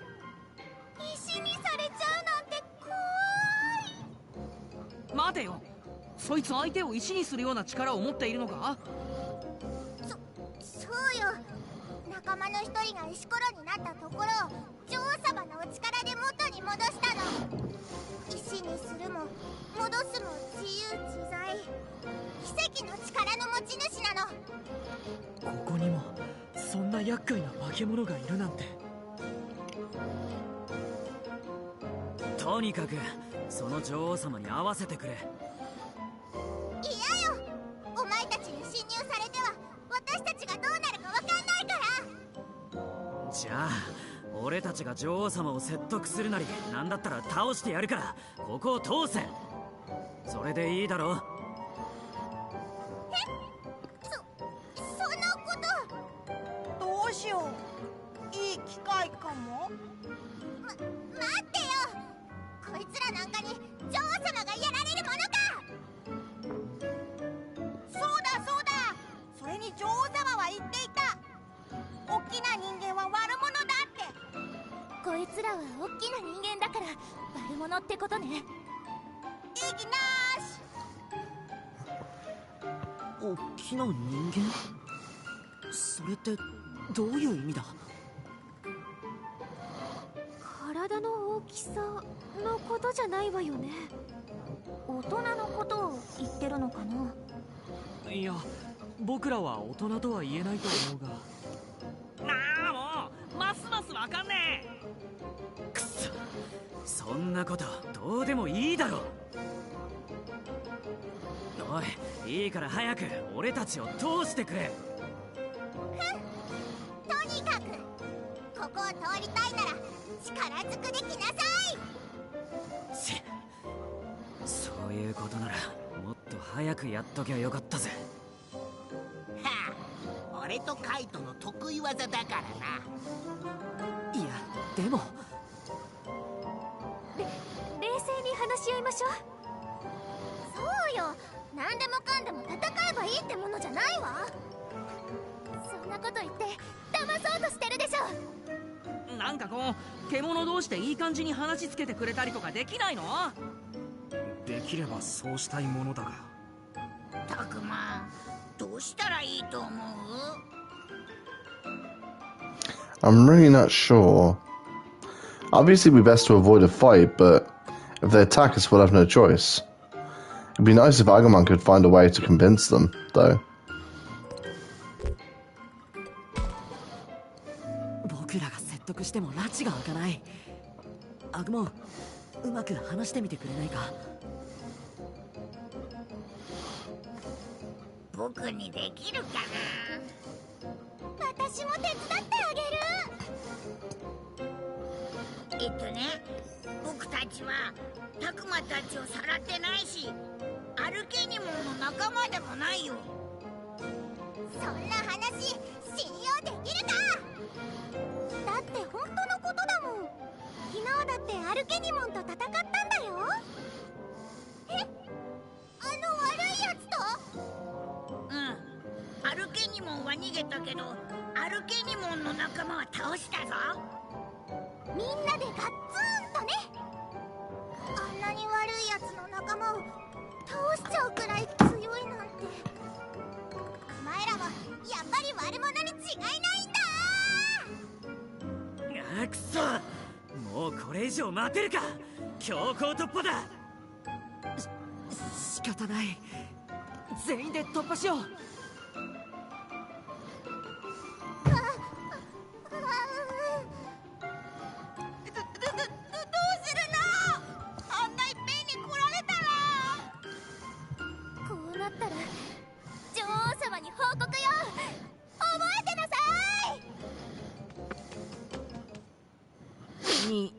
逃げてった何だったんだ？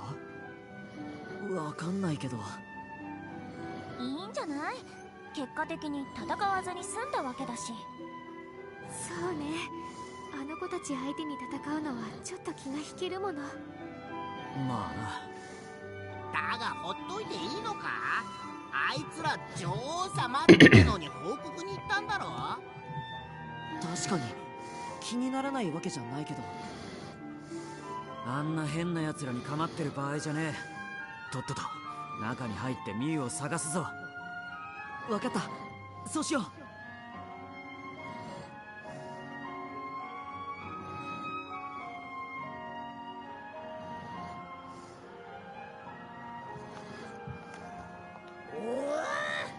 なんか広いとこに出たぞ。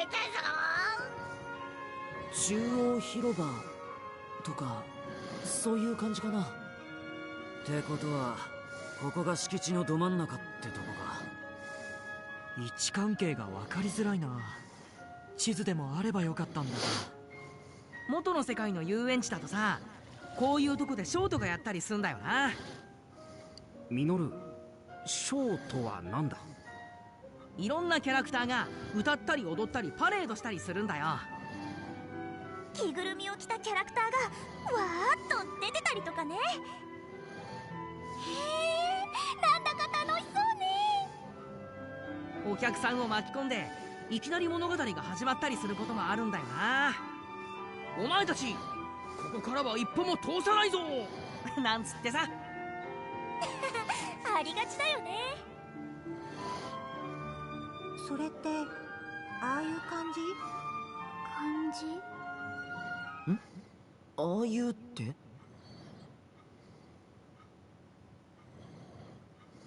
お前たち、今度こそここから先へは通せないぞ。覚悟しなさい。ち、また出やがったか。さっきは慌てて逃げてったくせにな。あれは逃げたのではない。戦略的な戦略だったのだ。である。戦略的な戦略？その言い方はおかしくはないか？表現が重複しているじゃないか。修二さん、そんな真面目に。こら、動くな。 I've noticed how ever since saving Rio, he's kind of there in the background, but he doesn't really have a lot to say or do. I suppose that kind of saves them development time of having to implement him into scenes he's not originally in the base game. あのね、私たちはあなたたちに危害を加えるつもりはないの。そうよ、さっき遊園地の入り口でも言ったでしょ。でもここまで追いかけてきたじゃない。悪者だからしつこく来たに違いないもん。違うって。僕たちはただ人を探しに。もう我慢ならねえ。おいカイト、これ以上話しても時間の無駄だ。邪魔しようってんなら力ずくで蹴散らしてやる。怖くなんてないからな。いや結構怯えてるじゃん。ちょっとかわいそうだよ。カイト、ここは落ち着いて。うるせえ、タクマを邪魔すんな。こうなりゃ仕方ねえが、ちっと痛い目見せてやるっきゃねえな。あんなちっちゃい子たち相手に戦う気？気分よくはねえけどよ、カイトを怒らせたあいつらにも責任はあんだろ。こっちに来るな。負けるつもりはないけど。散々人をおちょくりやがって覚悟はできてんだろうな。Kaito was dead serious. Is there any way I can keep this from getting out of hand?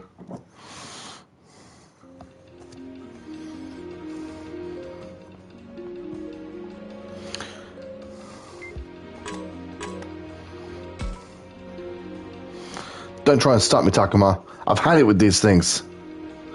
But they might have been all tricked by this queen. Doesn't matter. If they're going to keep me from finding Mew, then they're going to get smashed.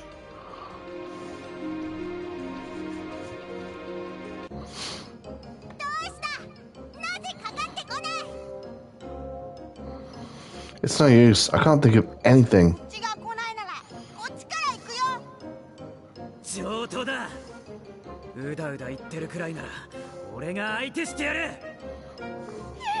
本当にやるの？いや、あんだけ煽っといてビビんのかよ。別にビビってなんかないやい。本当にやっちゃうわよ。よし、そういうことなら俺も参戦するぜ、カイト。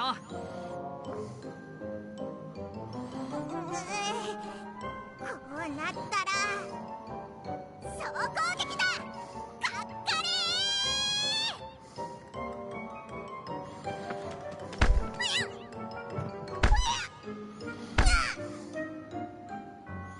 ー Man, this is hard to watch. どうだ、参ったか。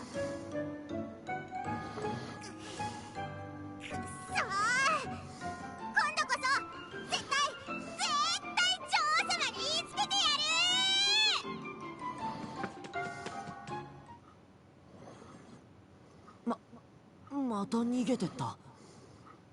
しかもご丁寧に捨て台詞まで吐いてな。口ほどにもね。ミノルくん、カイトくん、なんてことするの？で、俺たち怒られてる？はあ？なんで俺らが？当たり前じゃない。あんな小さい子たちを叩いたりして。あんなのかわいそうよ。葵の言う通りだわ。いや、でも向こうからうわーって襲いかかってきたわけだしなあ、タクマ。え、僕に振るの？というか、襲いかかってきたのも本心とは言えないかもよ。そうよね。だってきっと怖い女王様のせいだもの。なのにあんな風に。いや、それはあっちがあまりにもしつこく絡んでくるから。大丈夫だったかな。ちょっと泣きそうな顔してたよね。いくらなんでもあんなに弱っちい奴らだとは思わなかったんだよ。俺やファルコモンじゃなくてカイトが相手してやっただけマシじゃねえか。あいつらの自業自得だろ。弱っちいくせにキャンキャン吠えて突っかかってくんのが悪いんだよ。そうだそうだ。そういう問題じゃないわ。あんなの小さい子をいじめてるのと変わらないじゃない。悪かったって。とにかく今後はあの子たちに邪魔されても叩いたりしちゃダメよ。分かったよ。右に同じな、タクマ。だからなんで僕に振るんだよ。よし、そんじゃあこの件はもういいな。そろそろミュウを探しに動きて。あ、そうよね。だけどどうやって探す？広い園内のどこにいるかもわからないのに。手分けして片っ端から当たるしかねえだろ。それはダメだ。バラバラになるのも危険すぎる。じゃあどうやって探すってんだよ。だからそれは全員で怪しい箇所に。いやいや、修二さん、それさすがに効率悪すぎですよ。そうだよね。ただでさえ園内は広いし、建物の中も探すとなるとね。修二さん、ここはやっぱり手分けして探すことにしませんか？しかしここには正体不明の女王というやつがいるんだぞ。それはもちろん気をつけないといけないですけど、でも僕らにもアグモンたちがついてるじゃないですか。もしもの時はアグモンたちと協力して切り抜けられるって僕は信じてます。僕タクマを守るよ。私だって葵を守るわ。私もよ。サキを危ない目になんて合わせないわ。俺たちは全員が同じ覚悟だ。当然だな。僕だって修二を守るよ。お前なんかに守れるわけが。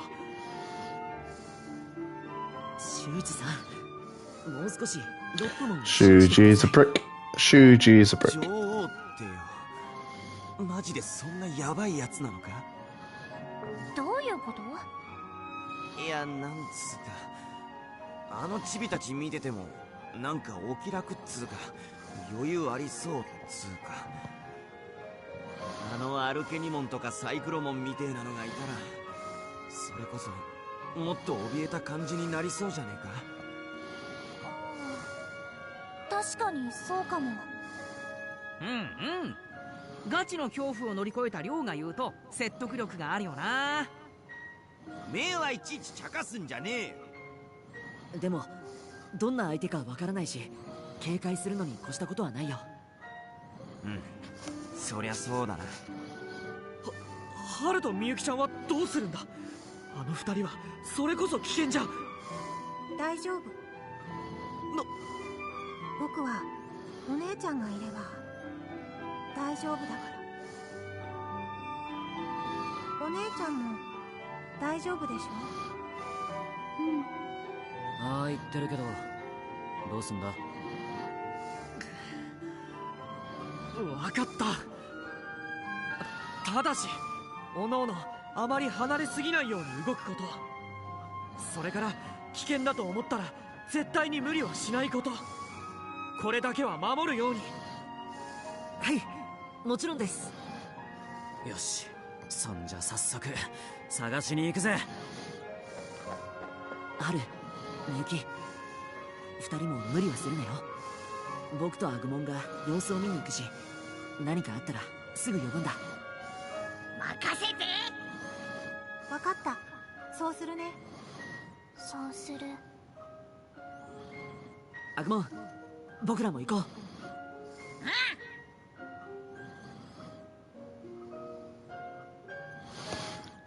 It's been a while since I've had some free movement on this game.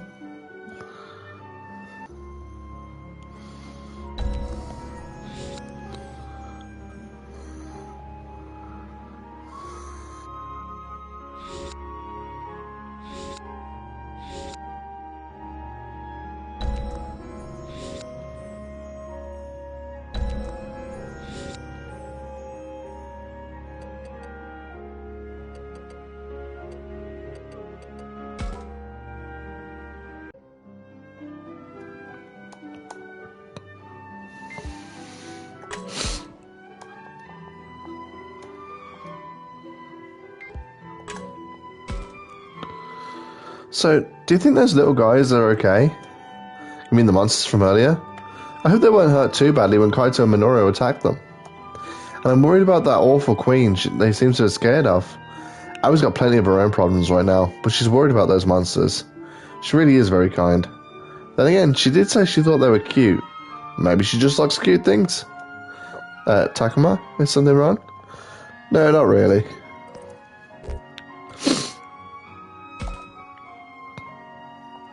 I was just thinking that you sure must love cute stuff. What makes you say that? The whole face is turning bright red. Well, you said yourself you thought those guys were cute before. Then you got so anxious about them, I figured it was because you like cute things. Oh, I'm sorry, I shouldn't have let that slip. Hey, you don't have to apologise. Besides, those things really were cute. And I don't see what you'd have to hide. What's wrong with liking cute things? You don't think it makes me seem frivolous? Not at all. Really? That's great, Takuma. Thanks. But this is no time for us to be chatting, is it? We need to track down some clues that will help us find Miu fast. Alright, that's taken my affinity with Aoi to 23. Still a bit lower than I'd like it to be.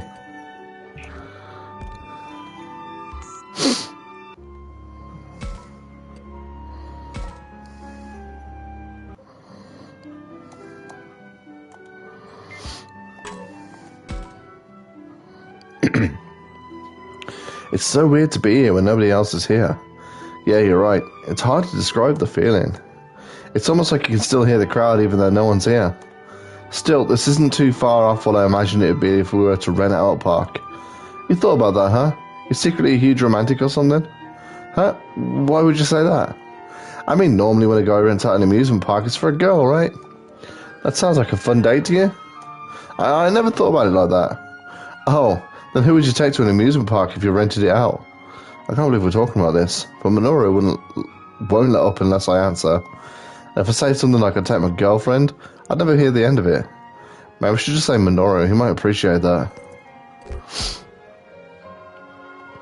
I'd like to take you, Minoru. What? Me? Why? Well, if it's just me and you, we'd be free to relax and have a good time. Oh yeah, I hadn't thought about it like that before. We could do like a 100 coaster ride challenge. That sounds awesome. You really know how to have fun, Takuma? I don't know if I'd be up for a 100 coaster ride challenge. Don't worry, I was only kidding about that. But we should totally rent out an amusement park when we get back. You said it. Now, I think it's time that we get back to searching for clues to find Mew. We better hurry too, since you wasted so much of our time talking. Oh, so you're saying that's my fault? Gotta find those clues, gotta find them all.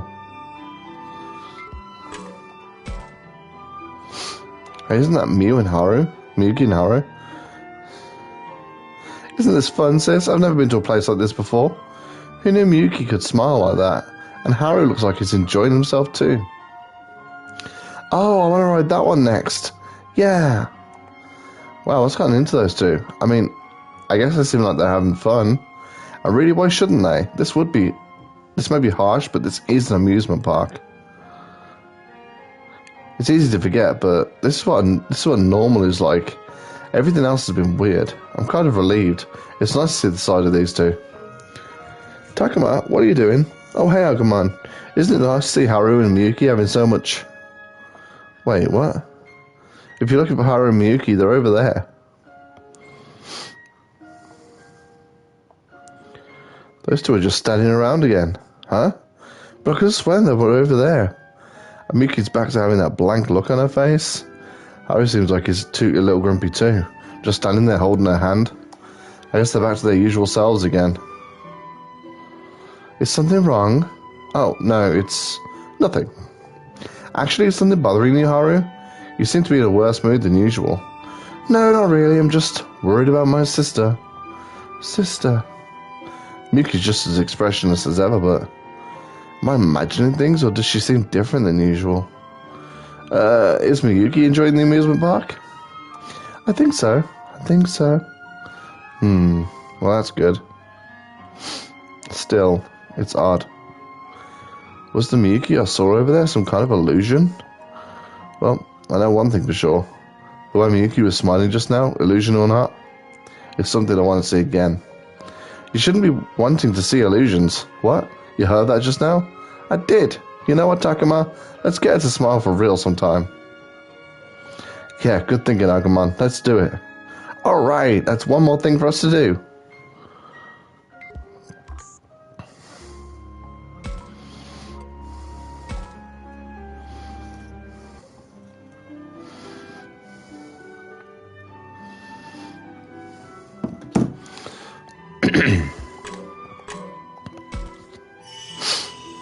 What is this place? I've never seen anything like it before. It's wonderful. You think so? It gives me the creeps, to be honest. Nobody's here. There's no sound from the crowd. Still, it's kind of exciting to be in an amusement park. You like amusement parks too, Saki? More like I've always liked the idea of them. What's that supposed to mean? Oh, never mind. Forget I said that. Isn't this weird, though? It feels like we have the whole place to ourselves. I could almost imagine it as a special event, like a magical night of mystery or something. This is a pretty rare experience, and the rundown parts only add to the charm. Yeah, I could see that, but I'm a little worried about you, Saki. Are you sure you're not overdoing it? Well, why would you think that? I mean, I think that would be obvious after how exhausted she was earlier. But I wonder if she'd get mad at me if I said her enthusiasm was a little too much. She also seems kind of wistful, though. Maybe I shouldn't even mention that either. Does that mean that the smart thing to do is just say I sort of got that impression? Oh, no reason. I just kind of get that impression. You did, huh? Oh boy, somehow I get the feeling I shouldn't push this any further. You know what? Forget it. I'm sure I just got the wrong idea. Never mind. Huh? I mean, after everything that we've been through since we came to this world, why wouldn't you get excited about being in an amusement park? Takuma, you know, despite the situation we're in, I'm kind of happy to be here too.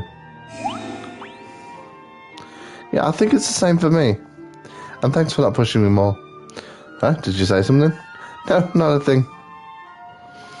But what are we doing? We should be looking for clues to find Mew. Otherwise Kaito will definitely fly off the handle again.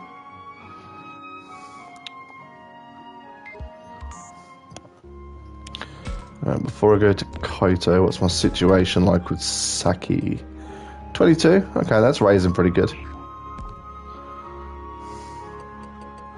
Let me check something. Nothing, okay.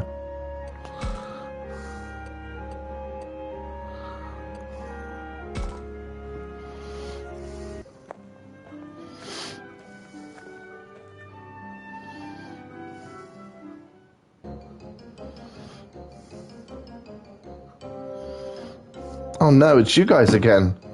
Took the words right out of my mouth. Why do I have to run into you three here? Shut up, you're the ones who've been following us. No, we really haven't been. Well, it ends now. We won't allow you to go any further. So what are you going to do? This time, we're really going to eliminate you for like Her Majesty ordered. Not this routine again. So what's our move? Okay, guys, I say we risk trying to scare them with a feint. Yeah, I like the sound of that. I'm actually pretty good at that sort of thing. So long as it's only a feint, I will assist too. Great. So first, we'll do something to distract them. Then, hey, what are you playing? Oh man, check this out. Dude, that's unreal. Is that what I think it is? What's this now? Did they find some sort of treasure? Treasure? What kind of treasure? I want to see. Well, you come here and have a look then. Seriously, you won't believe it. Is it really amazing? I guess it wouldn't hurt to look.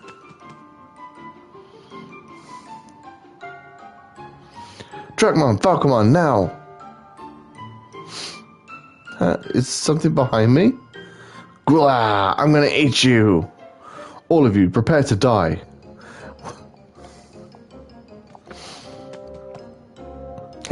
That'll teach you. Now flee, run as fast as you can.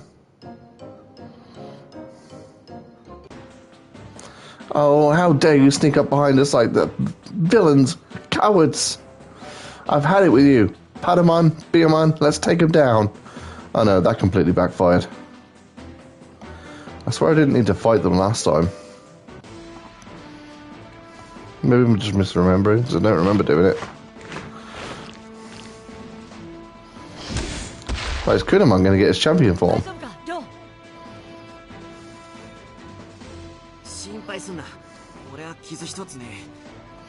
I looked down and thought Palmon was just fucking hench then. I feel like Kunamon's going to get his champion form. I'm going to make a guess. Quagamon. Quagamon makes sense. I think they've got a similar eye pattern.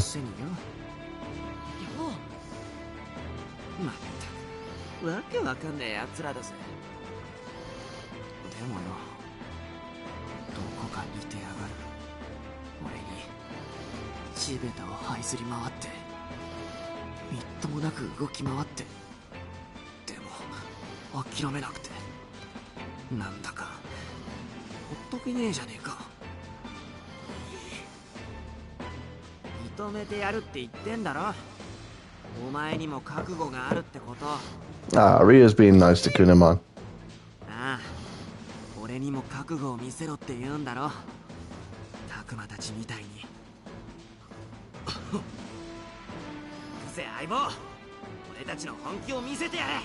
After how much of a prick he was to Kunamon at the start of the story, this is nice to see.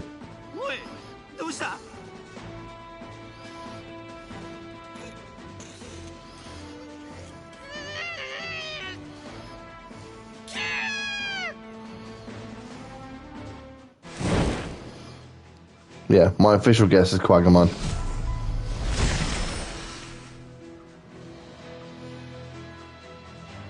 I'm wrong. Oh, is it Wasmon?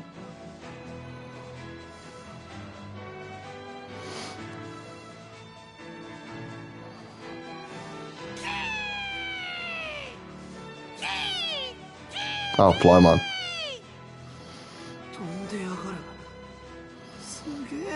That's a lot more interesting than Quagamon would have been.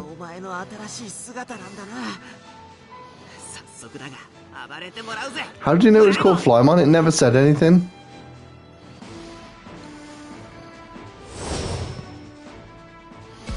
Oh, we'll slap in Agumon, Falcomon, and Dracmon.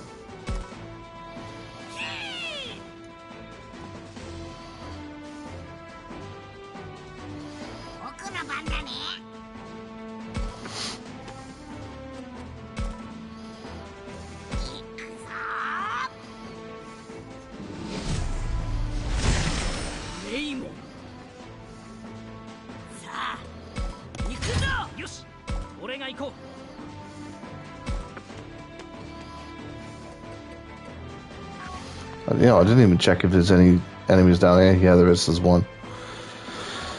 I'll just send Falcomon on his own down there, then Dracmon could back up Flymon and Greymon. Like I said, limiting myself to just Deuterimon at the moment, because officially in this run through I've not got Falcomon's ultimate.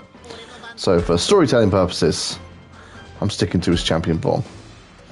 Same with Sangfalumon for Dracmon. Once I officially, in this run through, get their ultimates, that's when I'll start using their ultimates.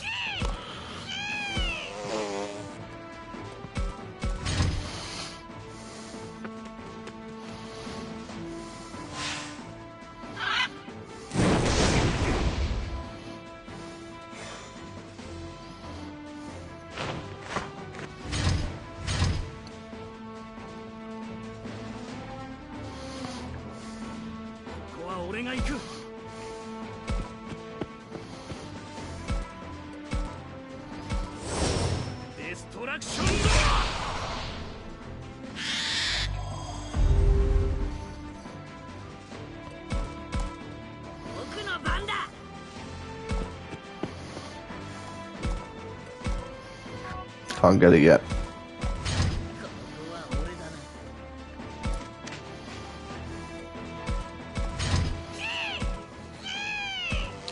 I'll leave Palmon to Greymon. Sangfalumon and Flymon can go after Patamon. Oh, don't start running away. I hate when they do that.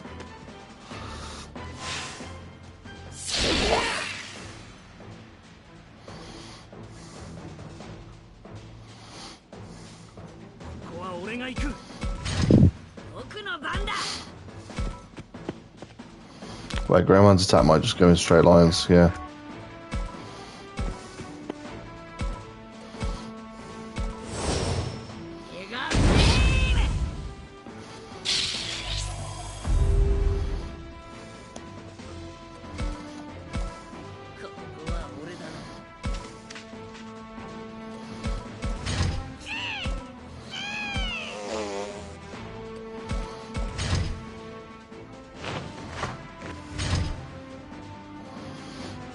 I hate when enemies just start running away in this game.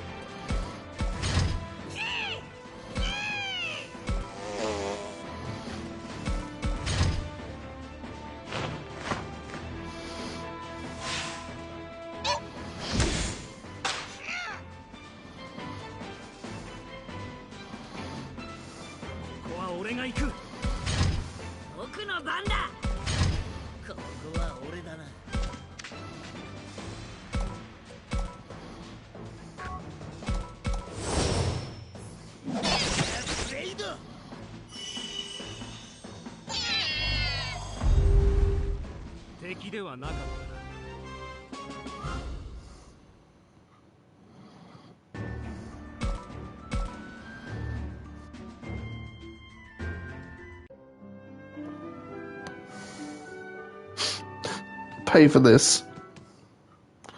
There they go again. Man, what's their problem? I almost feel bad for him, you know? Man, taking on those chumps is a waste of our time. Q! You said it. We'll wear ourselves out trying to keep up with their nonsense. Well, now that they're gone, should we get back to looking for Mew? Haru and Miyuki, are you both feeling okay? Not too tired? We're fine. Fine. Alright, let's get back to it then.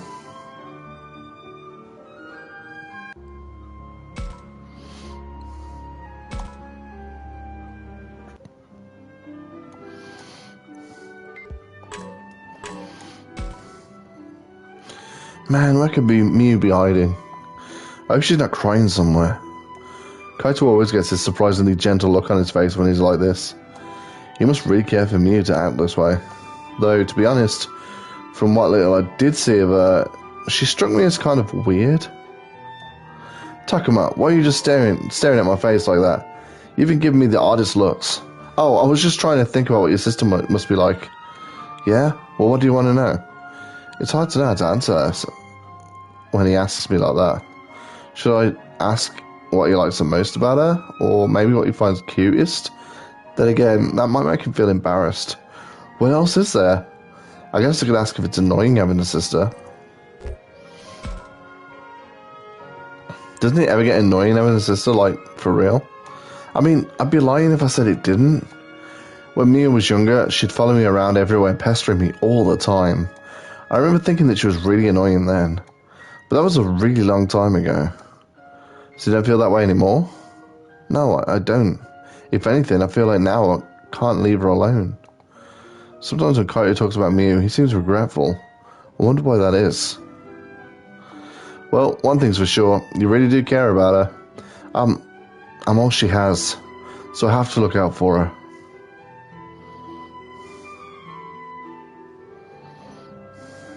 Damn it. We've been through the whole park and not a single clue. Where the hell could Mew have gone? Is there anywhere we haven't checked? I'm pretty sure we looked everywhere. Don't forget how crazy this place can be. We might have missed a secret room. Maybe, but without any clues, we may never find it. Man, what do we do now? Does anybody else hear footsteps? Not me. Are you sure you're not hearing things? I hear them too. Sounds like they're heading this way. Don't tell me it's that thing from yesterday. Oh no, not again. Abby, it's okay. You don't have to worry. These footprints sound more like intruders. There you are. Oh, these things again. Again. How many times is this now? Seriously, don't they ever learn? Thought you'd get away with what you did to us before, huh? Well, now we're here for some payback. Look, could you please just leave us alone? Don't think you can escape. This time of all times, we're going to eliminate you like Her Majesty ordered. So much for trying to reason with them. They won't listen to anything I say. Then I guess we'll just have to try. After all, I'd hate for us to have to waste any more of our time here. What if we don't make any eye contact or engage with them at all? I feel like that's the best way to deal with them. We could ignore them, but I think I have a better idea. What's that? We lie and tell them we're fellow servants of the Queen. They seem like they'd be dumb enough to buy it. Hey, what are you whispering about over there? Just going over our strategy? Well, enough of that. Let's see what you've got. Takuma, we need to decide on something fast. We could have Shuji try to reason with them, or ignore them like Saki suggested. Or we could risk pretending to be servants of the Queen.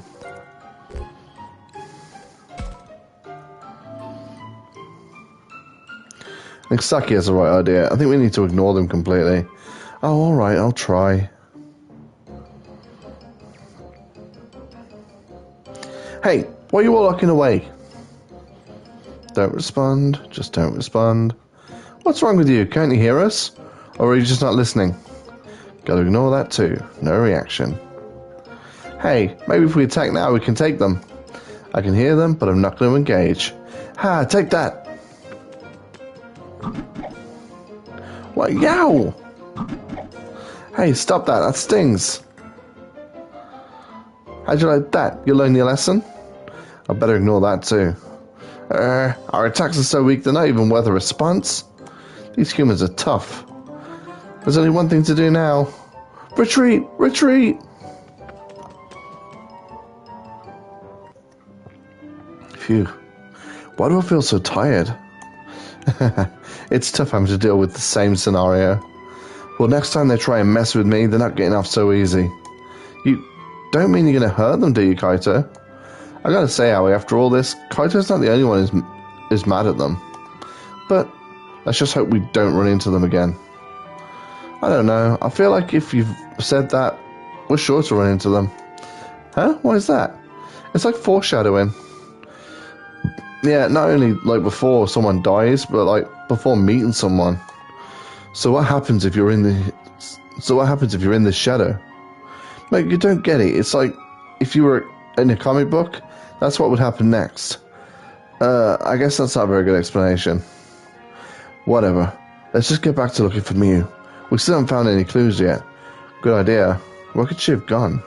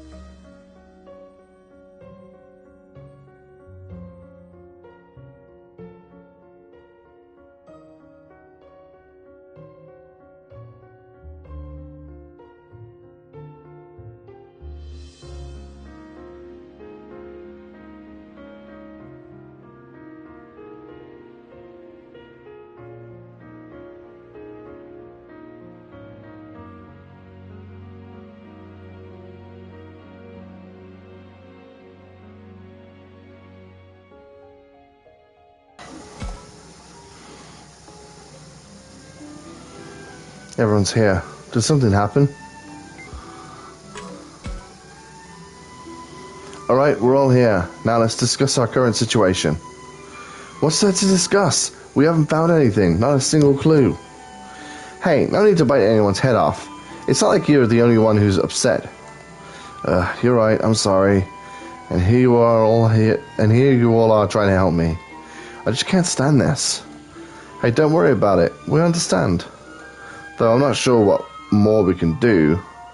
Where else are we supposed to look? Beats me. Then again, I get the feeling we shouldn't stand around here for too long either. Why not? Well, it's just a hunch, but whenever we get together like this, we also get company. Yeah, I see what you mean. Right, how could we forget? Wait, I don't get it. I'm saying if we stand around talking for too long, those pesky little things will... Looking for us? No way, they actually showed up? Seriously? That's like instant foreshadowing. Hey, don't act like I'm surprised. You're the one who called us out here. We didn't call for anyone. You most certainly did, to settle things once and for all. That's right, it's time...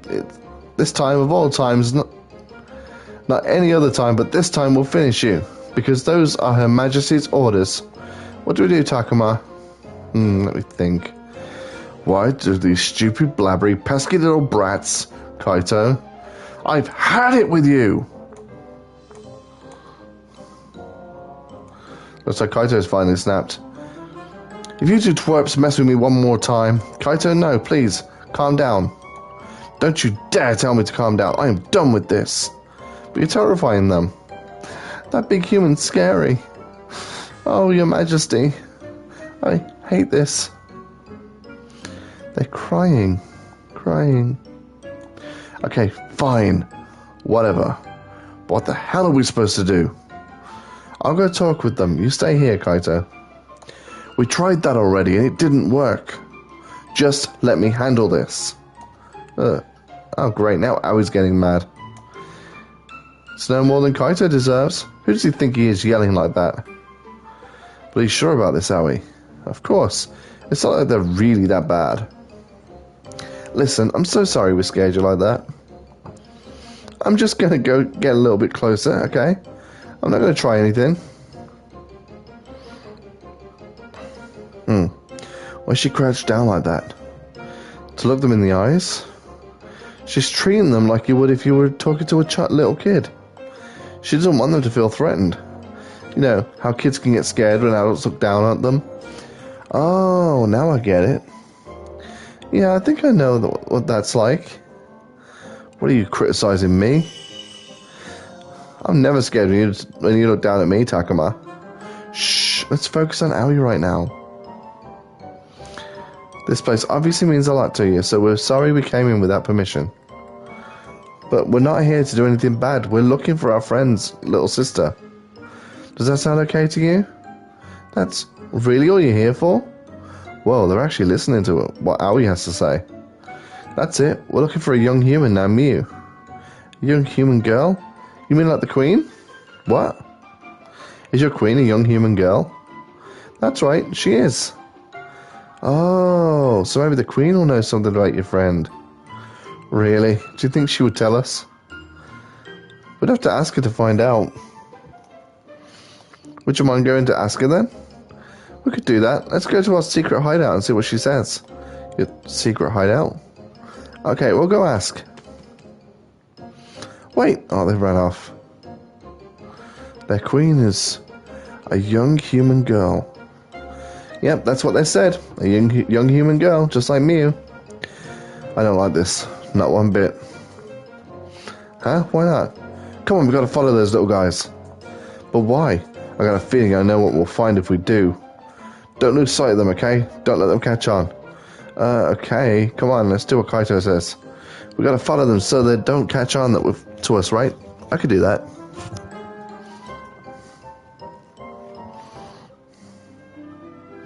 Let's go, we gotta hurry.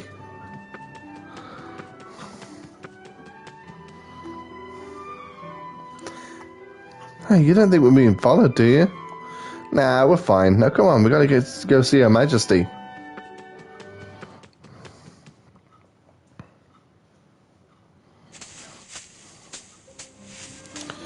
That was a close one. Sure was, but it sounds like they didn't spy us. I have to wonder though. Why do they keep walking around the castle? Whoa, Takuma, look at that. They're going inside.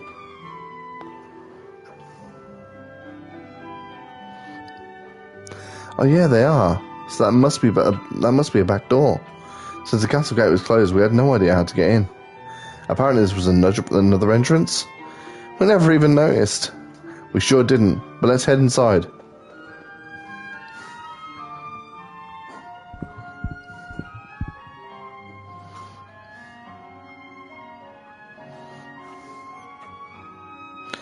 Wow, this hall is really impressive. It's like we're in a real castle. Which way do you think those little guys went?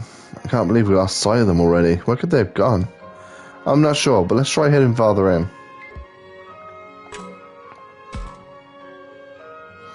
Look, Agumon, just around that corner to the right. There's a lot of tiny footprints. They must belong to those three. Let's go and follow them.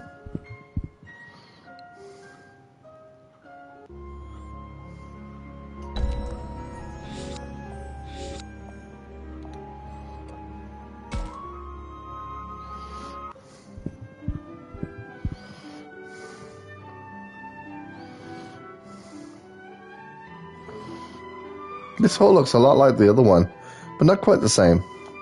Seems that way. Man, just how far into this castle are those kids gonna go?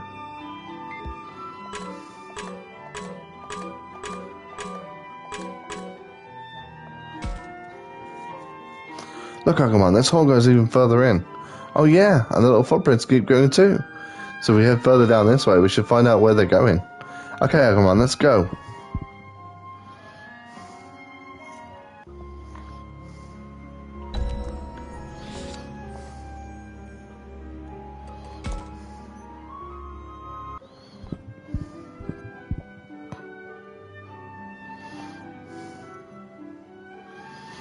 Looks like we found another hallway, and still no sign of those guys. I think they went this way. Let's check it out. Yeah, I guess. Look, the footprints go to the left. They must have gone around this corner. So there's another hall down here? Let's go, Takuma.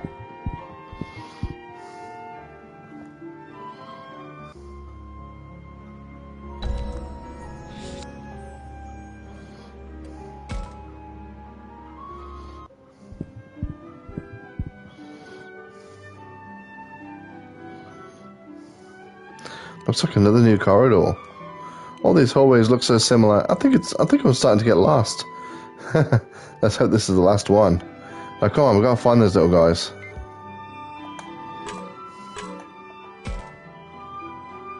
I think I can see a handle here. Oh yeah.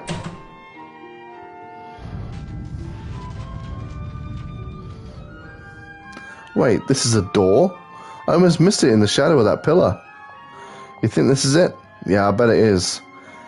Let's go inside.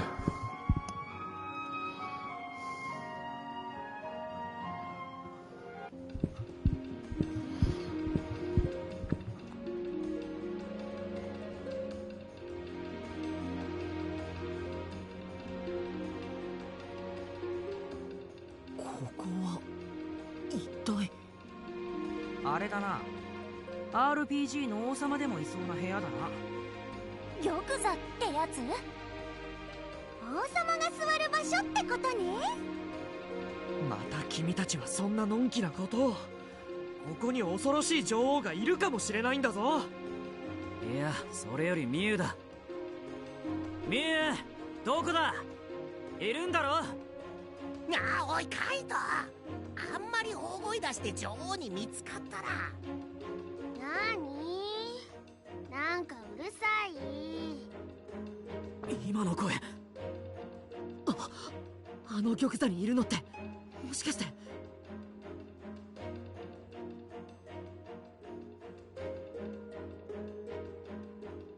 やっぱりか。もしかして女王様ってミュウちゃんだったの？そうだったの？僕全然気づかなかった。そこは他にいないでしょ。私もちょっとおかしいなとは思ってたかも。ええ、私もよ。女王様が女の子だって聞いた時から。この目で見るまで信じがたかったな。みんな気づいてたのか。当然俺も最初から分かってたぜ。いや、ドラクモンは絶対気づいてなかっただろ。女王というやつがとんでもない化け物じゃなかったならそれでいい。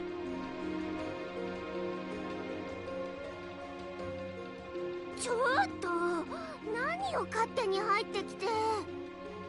ミュウ、よかった、無事だったんだな。よかった、本当によかった。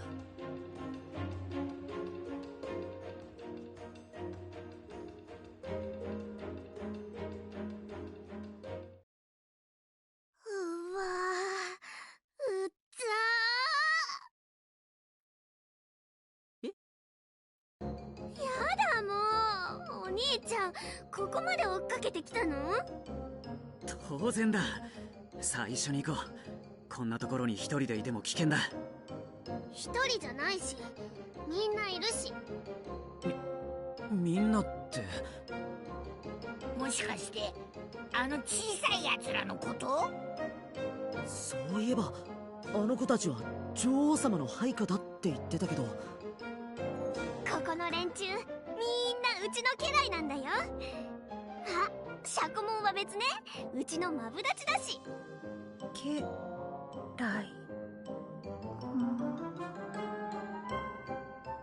だからシャコモンは別だってば。ねえシャコモン。お兄さん、はじめまして。また新しい化け物。化け物なんてひどい。シャコモンはうちの一番の理解者なんだよ。そうだよね。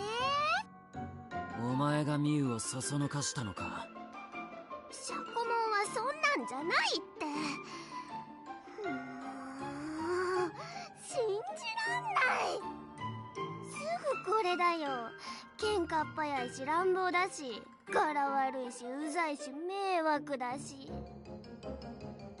いや、俺はその。第一さ、そんな知らない学校のよその連中と一緒になんていたくない。僕らのこと？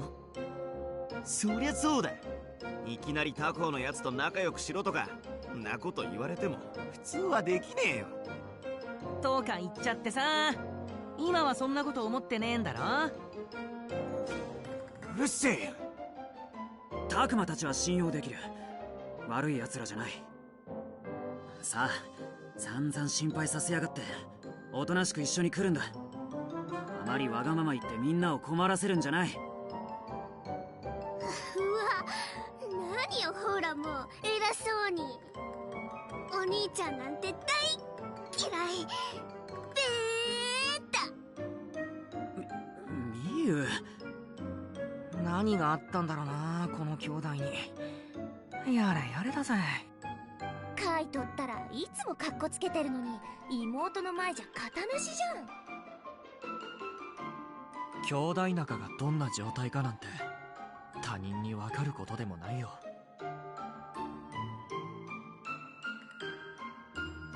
ねえ、どうするの？みゆちゃん素直についてきてくれなさそうだけど。僕もそれを考えてた。肝心のカイトはあんなだし。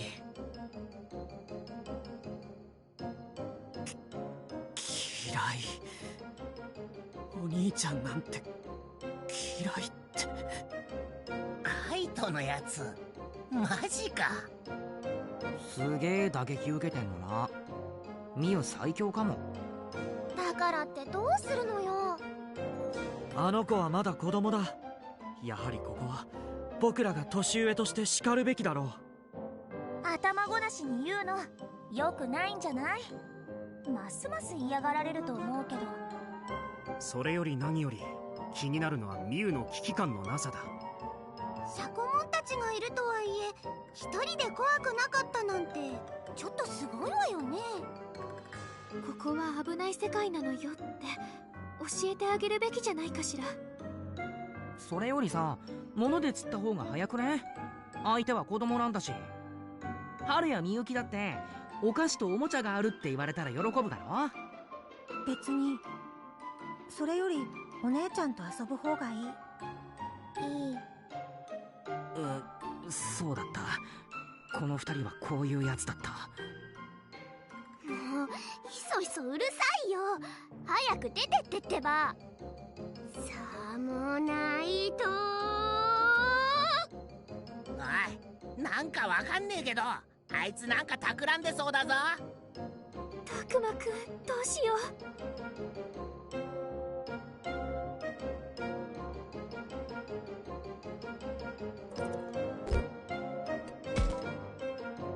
ミユは分かってないみたいだけど、この世界は本当に危険なんだよ。だから一人でいないで僕たちと一緒に行こう。うちにはシャコモンがいるから平気って言ってるのに、どうしてうちの意見を無視するの？シャコモンをバカにするの？バカになんてしてないわ。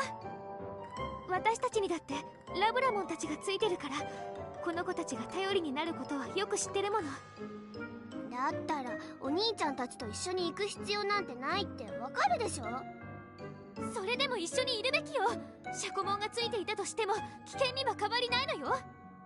ミユのことは私が守るから危険なんかじゃないよ。ダメだな。危険性を全く認識していないらしい。もう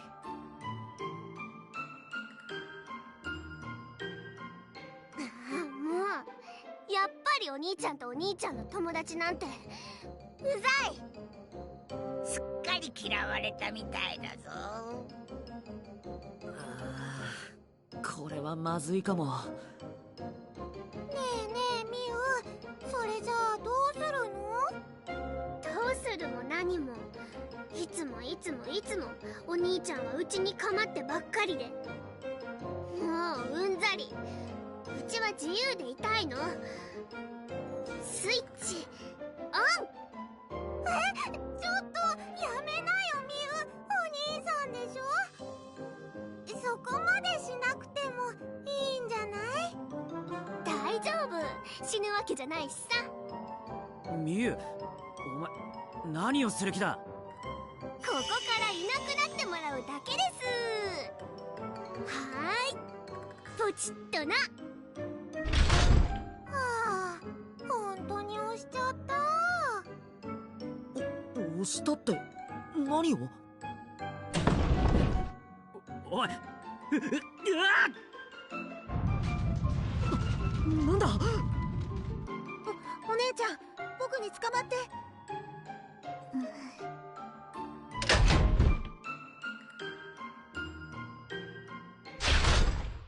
うわっ、うわー！あ、落ち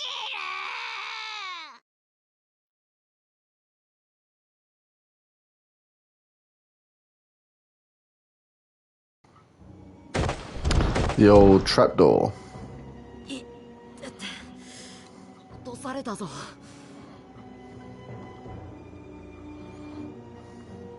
ここ、どこだ？みんな無事よね。みゆきちゃんとはるくんは？ここにいるよ。お姉ちゃんも一緒だよ。いるよ。よかった、無事だったのね。他のみんなも全員ちゃんといるみたいよ。っていうか、遊園地の後ろになんでこんな仕掛けあるんだよ。こんなわけのわからない世界なら何でもありということなのか。あるいは誰かが何か改造をしててもおかしくはないかもしれないな。誰が？モンスターたちが？僕たちでもこんなすごいものを作れちゃうってこと？さあ、僕に聞かれてもお前たちみたいなやつのことなんてわかるわけないだろ。そうだよね。こいつらが作ったってよりもっとわけわかんねえ力が働いてるっつう感じな気がするけどな。やれやれ。それにしてもとんでもねえおてんばだな、カイトの妹は。すまん、あいつがああなったのには訳があるんだが。どんな訳が？昔ちょっと辛い目にあってな。だから俺はミユを何が何でも守ってやるって誓ったんだ。なの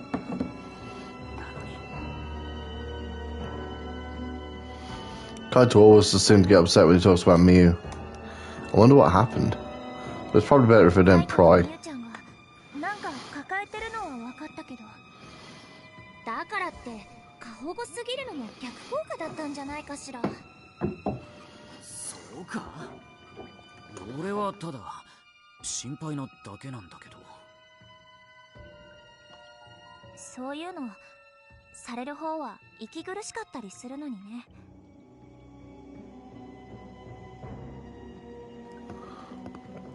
さっきどうかしたの？なんでもないよ。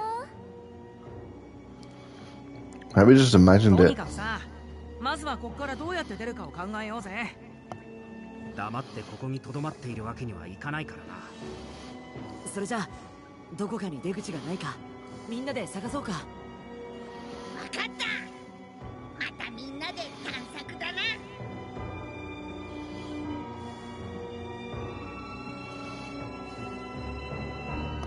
There must be a way for us to escape. I should look around.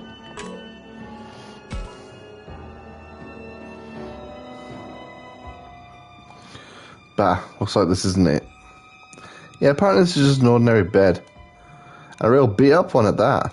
Still, the sight of it makes me feel sleepy. You want to take a nap on that?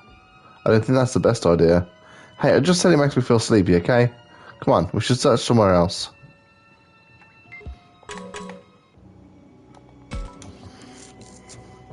If I could just get one of these things. Yeah, I didn't think that would work. I doubt even I could remove one of those bars. I don't think we'll be escaping through here. You're right, let's keep looking.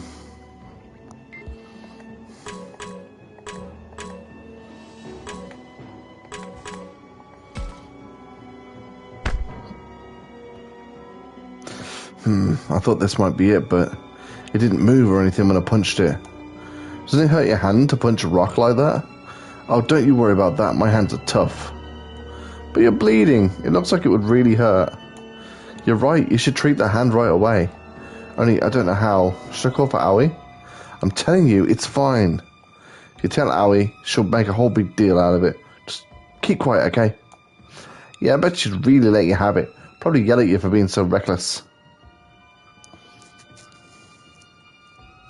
床も柱も鉄格子も壁もいろいろ調べたけど脱出の手がかりはなしか。参った。お手上げだよ。こんな鉄格子ぶっ壊してやる。カイト君、何するつもり？おら！ちょっとやめなさいよ。大きい音、怖い。怖い。ハルとみゆきが怖がってるじゃない。少し我慢しろ。耳が痛くなっちゃ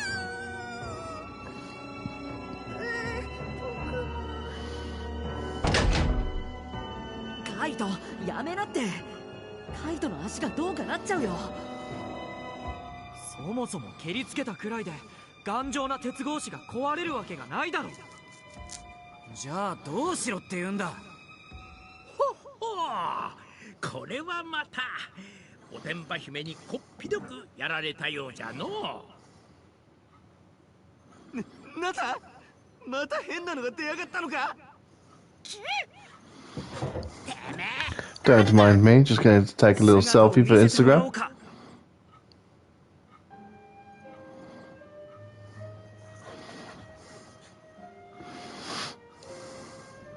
安心しなされ。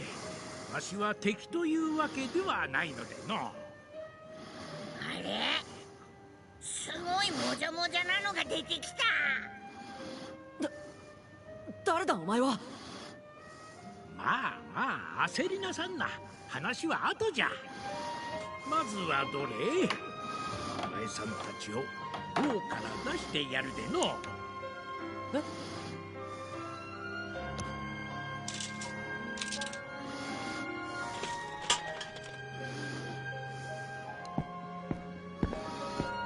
おれ、こっちじゃよ。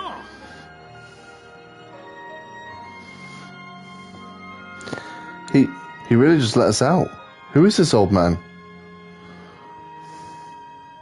ほれほれ、出口に向かう道はこっちじゃよ。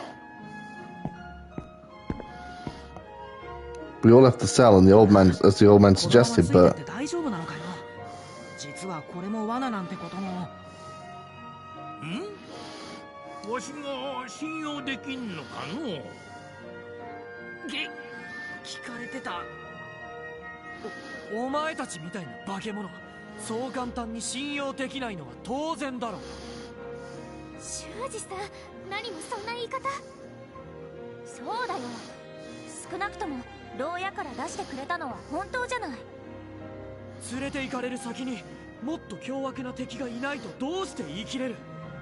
君たちは忘れたのか。昨日僕たちがどんな目にあったのか、アルケニモンにどんな風に騙されたのか。確かにな。俺なんてマジで死ぬところだったし、警戒しすぎるってことはねえと思うぜ。それは。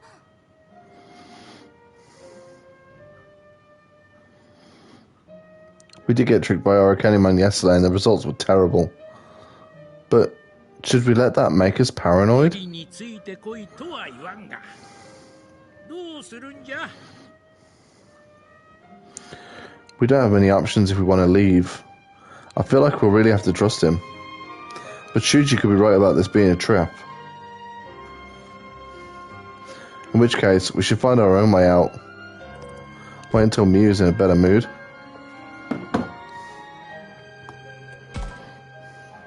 みんな、僕は信じてついていくべきだと思う。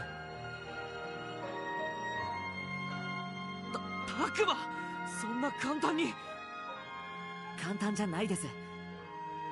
けどミュウとシャコモンの目を盗んで僕らを牢から出しに来てくれるって、それだけで信用に値すると思いませんか？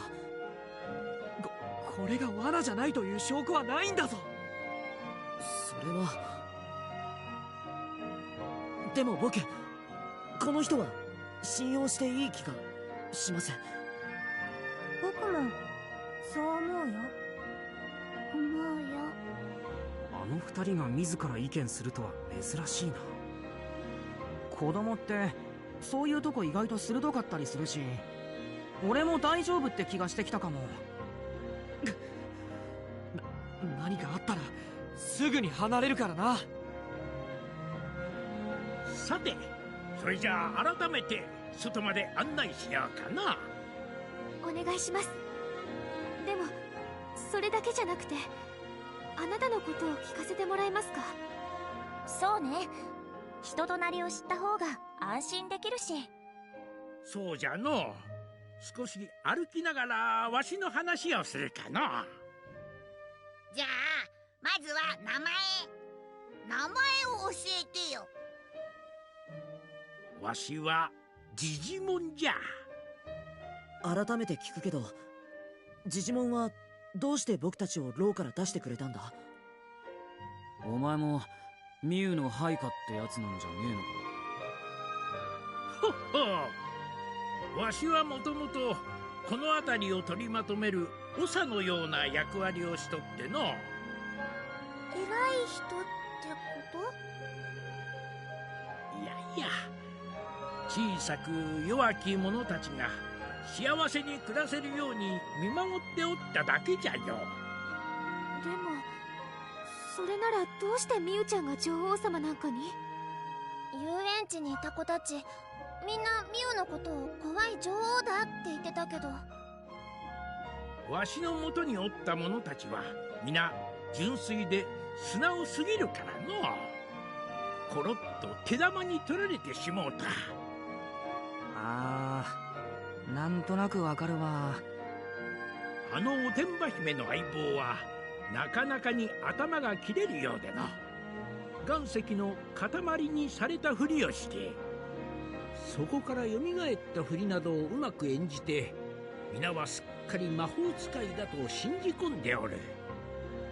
ちょっと待って、それってシャコモンが貝殻を開けたり閉じたりしただけじゃないの？生き物を石にするってそういうことかよ。化け物の仕業ですらなかったのか。そこまで単純なのか、ここにいたモンスターたちは。ジジモンは止めなかったの？もともとはあなたが面倒を見てた子たちなんでしょ？なんだかんだとみんなが楽しそうにしておったからええじゃろうと思っての。これを機会にわしも隠居したんじゃ。おいおい、それがこんな事態になっちまってんだぜ。勘弁してほしいもんだよなあ、カイト。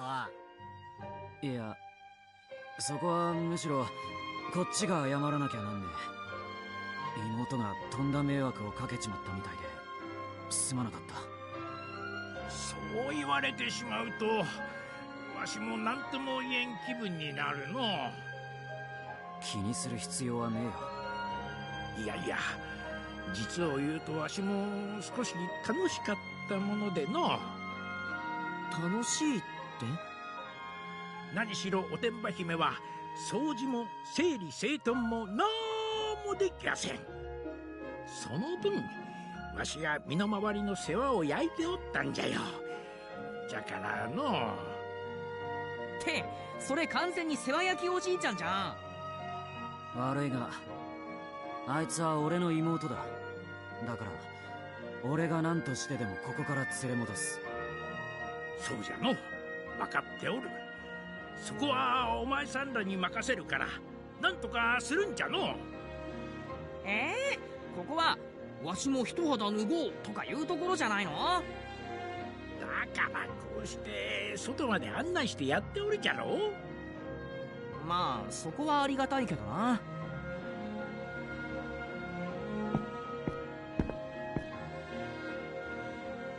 そうこう話しておるうちに次の抜け道が見えてきたの。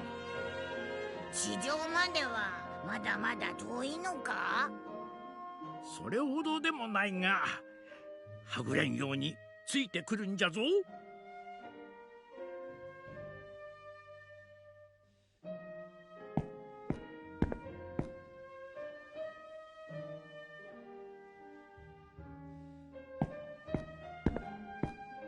この道を抜ければ無事に地上へ着くでの。もう少しの辛抱じゃぞ。葵、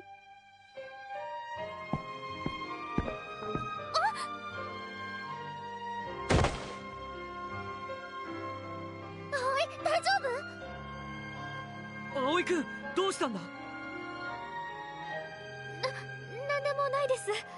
ちょっとつまずいただけなので気をつけます。ちょっと歩きづらいもんね。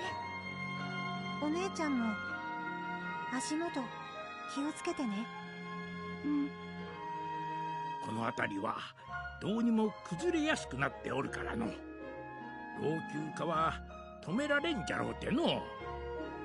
こんだけボロっちい遊園地だもんな。確かにあの校舎にも驚いたけど、この遊園地もボロボロでかなり古いよな。ここは一体いつから建ってるんだろう。そうじゃのう。わしらがここに住むようになって何十年か。何十年？たくま、それって長いのか？めちゃくちゃ長いよ。いや、我々の世界と人間の世界では時の物差しが違うのかもしれぬが、わしの記憶ではこの地にこの遊園地ができてから間違いなく何十年も経っておる。妙じゃないか。そんな大昔に誰がどうやって遊園地なんて作ったんだよ。お前たちの世界ではどうやって作ってんだ？そりゃ大人が重機とか使って大々的な工事っつうもんを。つまり一朝一夕にはできないということか。そうだよ。遊園地なんて作ろうと思ったら何年もかかるはずだ。俺らの常識が当てはまるような世界なら苦労しねえだろ。クネモンたちみてえな生き物とか霧とか、あの手の化け物みてえなやつとか、わけわかんねえよ。地形だって変わっちまってるんだ。もし一晩で遊園地が現れたって俺は驚かねえな。そうよね。逆に納得しちゃうかも。確かに。ジジモンさんはここができる前からこの地にいたんですよね。いかにもじゃが。一体この遊園地はどんなタイミングでどんな成り立ちでできたんです？その話をするにはそもそものこの世の成り立ちからじゃな。この世ってまたスケール大きい話だな。我らの住むこの世界はかつて強い力を持った何者かに作り出されたという伝承があってな。言うなれば神のような存在じゃ。いや、我らにとってはまさに神じゃろう。世界を作っちゃうような存在なら、そりゃ校舎だって遊園地だって作れるよな。じゃあロープウェイがなぜか動いていたのも。ボロボロの校舎なのになぜか食べ物と医療キットが腐ってなかったのも。神様の仕業なの？今までの全てって。神様じゃなかったら何の仕業だと思ってたんだよ。何のってわけじゃないけど、さすがに相手が神様だとは思ってなかったかも。物事はそう単純でもなくての、その神に等しき存在とて今は昔、すでにその存在は消え失せ、この世界を管理する者はあるべき形に整えようとしておるのじゃろう。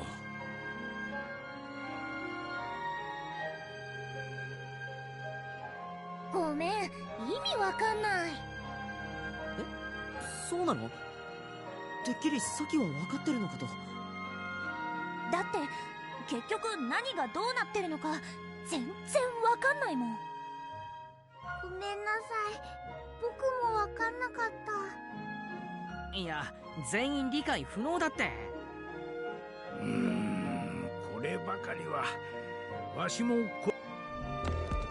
これ以上説明できんでの。この世界のことが少し分かったような、ますます分からなくなったような。アグモンなんてすげえうなってるじゃん。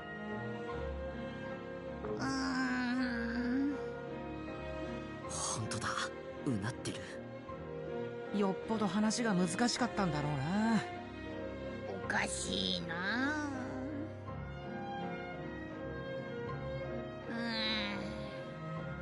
なんでだろう。アグモン、何がおかしいんだ？もしかして今のジジモンさんの話で何か気づいたことがあるの？違うよ、僕が言ってるのはもやもやした感じだよ。って全然違うこと考えてたのかよ。それでアグモン、もやもやって？この辺りなんか気になるっていうか。言われてみれば何やら。確かにちょっとあれね。何どういうこと？この感じ何かしら。こうとは言えない感じだけど。気になるっちゃ気になるな。ラブラモンたちが口を揃えて言うなんて何があるのかしら。それがはっきりわからないんだ。調べてみた方がいいのかな。タクマ、悪いが今は早くミユのところに戻りて。そうか、そうだな。ごめんカイト、まずはミュウのところへ戻ろう。出口まではもうすぐじゃて、しっかりついてくるんじゃぞ。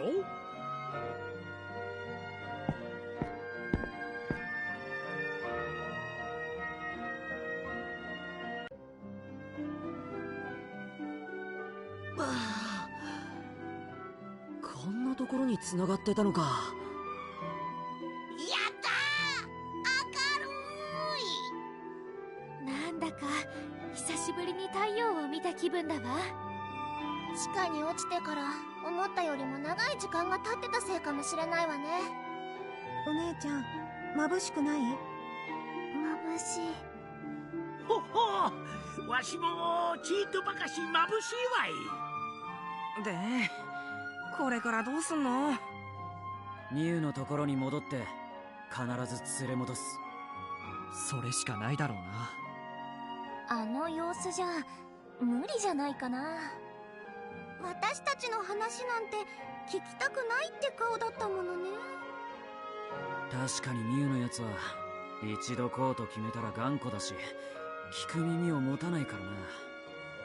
けど他に方法なんてないんじゃねえのか？何か話し合いのきっかけでもあればいいんだけど。シャコモンを説得できないのかな。それはシャコモンを味方につけるってこと？それこそ無理なんじゃないのか？でもシャコモンはミユが落とし穴のスイッチを押すときに止めようとしてたよ。やってみる価値はあるかもしれねえな。それじゃあお前さんたちの幸運を祈っておるでの。わしはそろそろ城に戻ろうかの。おいジジモン、なんじゃ？出口まで案内してくれて、あとはミユの世話焼いてくれてありがとな。なに、お安いご用じゃて。よし、それじゃあみんなもう一度ミュウのところへ戻ろう。ちょっと待ってタクマくん。葵、どうしたの？なんだよ、そんな驚いた顔して遠くを見つめて。ていうか、あれ、あいつら。ミュ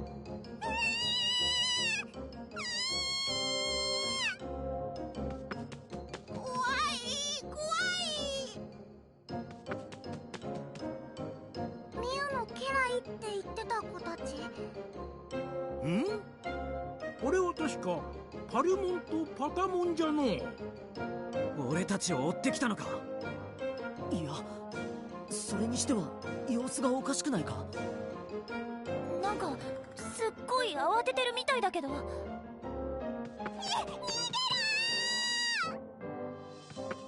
奴らが襲ってきた。おい、どういうことだ。お前らか。今はお前らなんて構ってる場合じゃない。もっともっとやばくて悪い連中が来たんだから。なんだと。一体誰が来たって言うんだ。人間の子供をさらう悪い連中よ。どうやら女王様が目をつけられたみたい。いつの間にか敷地の周りをぐるっと囲まれて、あっちこっちから入ってきてて、玉山の方で迎え撃ったけど、女王様の家来もみんなやられちゃった。それってまさかアルケニモンたちの仕業かもしれんな。マジかよ。こんな時に。ああ、そんな。またあれと戦わなきゃいけないのか。嘘だろ。冗談じゃねえぞ。おいおい、ビビってんのかリョウ。ビビるに決まってんだろ。あいつはマジでヤバいんだよ。あいつらがミュウを狙って襲ってきたんだな。だからそうなんだってば。こうしちゃいられない。私たちはもう逃げるぞ。あ、待って。まずい、このままじゃミュウが危険だ。俺はこのまま助けに行くぞ。ちょっと待って。あの子たちを放っておくの？連中の狙いはミュウなんだぞ。そうじゃのう。人間の子供が目的ならパルモンたちに大きな被害はなかろうて。お前さんたちはすぐにおてんば姫のもとへ急いだ方がいいかもしれん。だがせめて何か作戦を立てるべきでは。敵の数や居場所を把握してからでも。なあ、もうミユの家来はやられちゃったんだろ。最悪ミユがすでに捕まってる可能性もあるし、それより先に俺たちの安全確保が必要なんじゃ。悠長にしてる暇なんかねえよ。ミュウの命がかかってんだぞ。ねえみんな、時間がないわ。早く動かないと。タクマの意見は？こういう時タクマが一番冷静な意見を言ってくれるでしょ。どう思う？僕は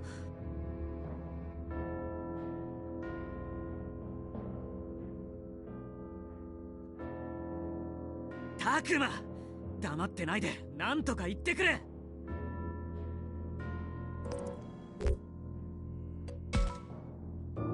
最優先にすべきなのはミュウの救出だと思う。そりゃそうかもしんないけど。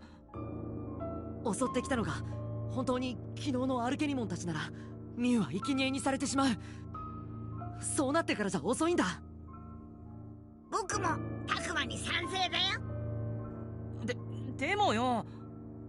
ミノル、恐ろしいのはわかるが、お前のことは必ず俺が守る。信じてくれ。怖くなんて姉さん。さっきのはいつもの冗談だよ。タクマ、ミノル、恩に着る。ジジモン、いろいろありがとう。とにかく僕たちはミュウのところへ急いで戻るよ。これこれ、この子らはどうするんじゃ。心配いらないよ。僕とお姉ちゃんもちゃんとついていくから。ガラ。何やら心配じゃのう。わしもついていくぞ。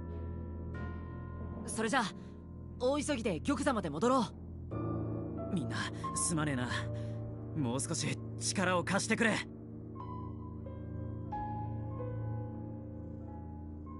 くそ、またあんなやべえのとやり合うのかよ。分かってるよ。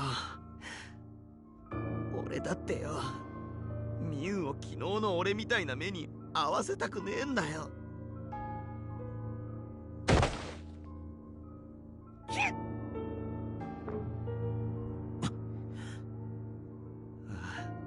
そうだな、やるっきゃねえんだ。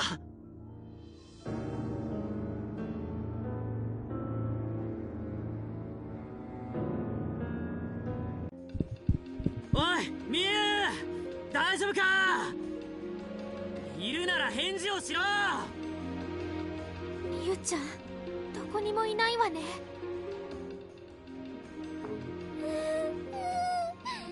また何か来たわ。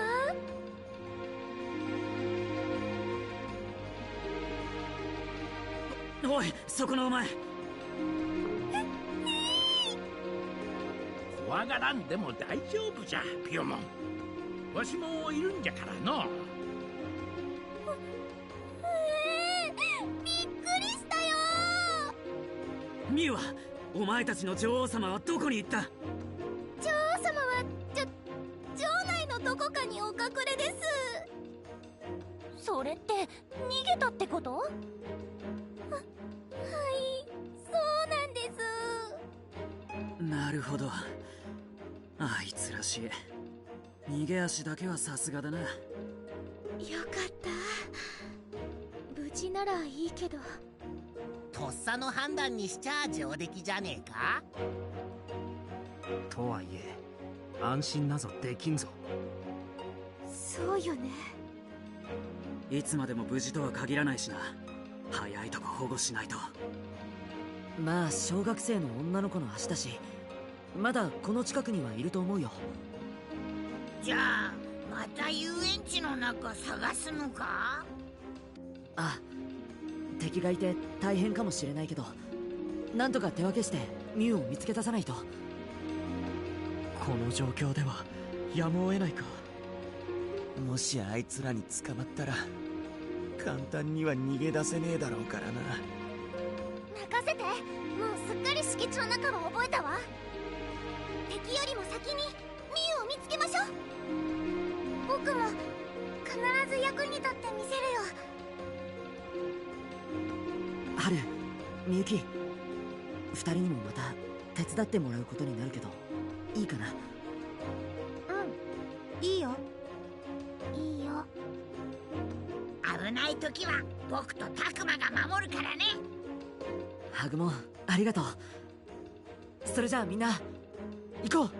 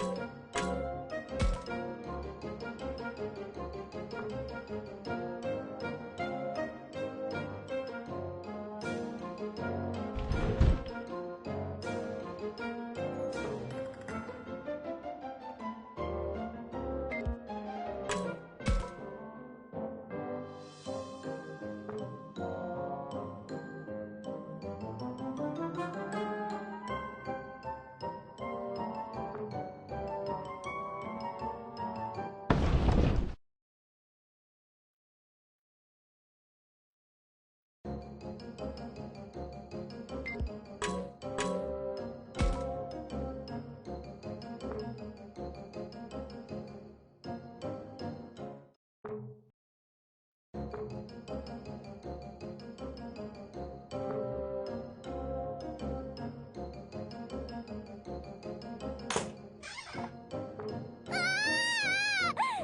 けちゃった。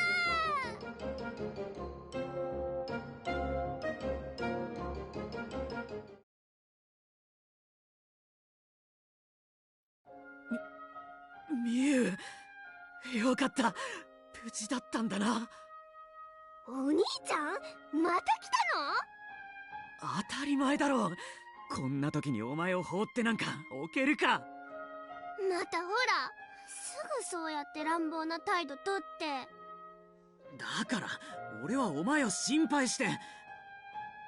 カイト、言い方。いや、すまない。頭ごなしに叱って俺が悪かったけど、聞いてくれ。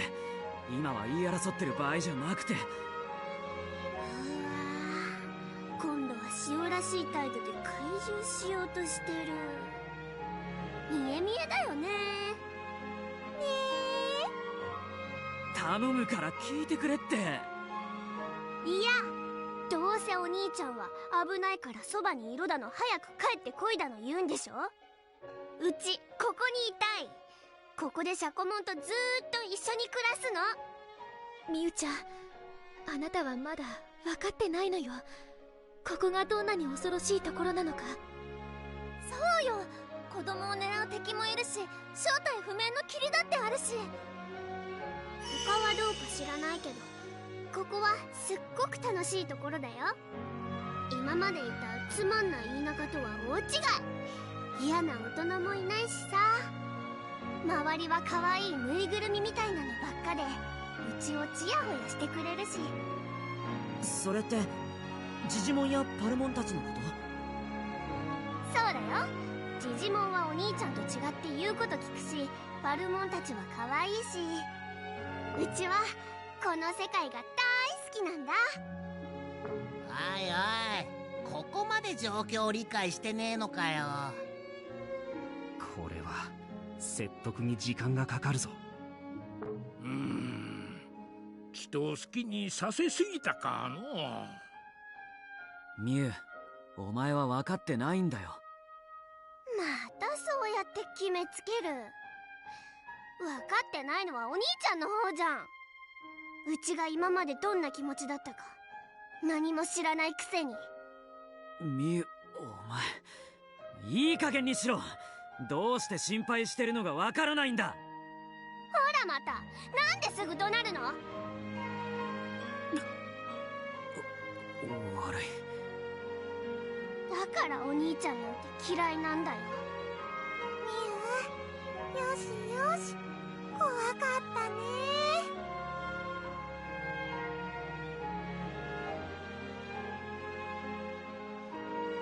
みゆちゃん、君がカイトに不満を抱いているのはよく分かった。しかし君を安全な場所へ連れて戻りたいというのは僕たち全員の希望だということを知ってほしい。何それ。なんで。知り合いだったわけでもないのに意味わかんない。知り合いかどうかなんて関係ないよ。ますます意味わかんない。だいたいさっきから危険危険って。ここには可愛い子しかいないのに。この世界には怖くて大きなのも大勢いるわ。ああ、雲みたいなおばちゃんが最初出てきた時はうちもびっくりしたよ。でもすぐシャコモンが助けてくれたもん。あの程度の相手を巻くのは簡単ですし。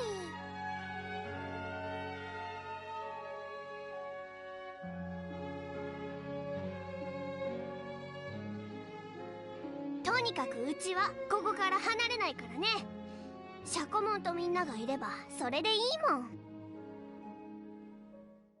その可愛いみんながひどい目に遭ったのは知ってる？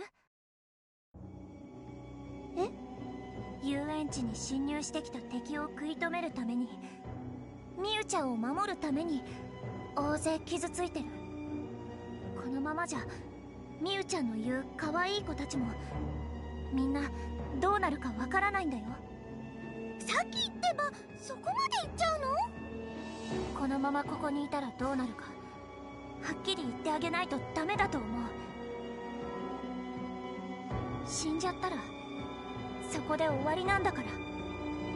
実際に俺はもう少しで死ぬって目に遭ってんだ。アルケニモンだけじゃねえぞ。君やそこから出てくる手の化け物だっている。霧？手の化け物？そいつらのせいで俺はクネモンも死なせかけた。なあミウよ、お前の大事な仲間がそんなことになってもいいのかよ。何それ、死んじゃうって。パルモンとパタモンもやられちゃったの？そんなの信じられない。やだよ。ねえジジモン、嘘だよね。みんな無事なんでしょ？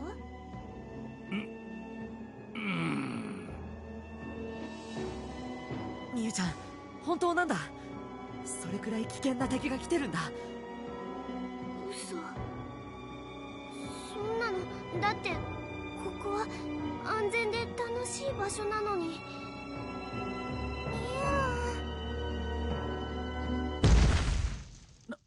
なんだ今の音は。まさか敵襲か？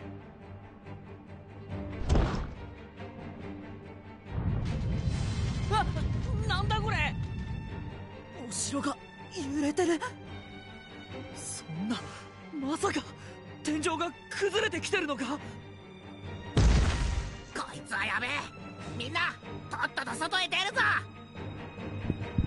お姉ちゃん、こっちに。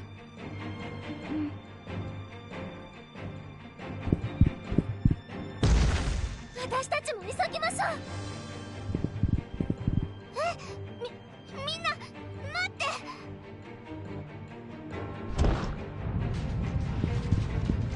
ミユ、ダメ。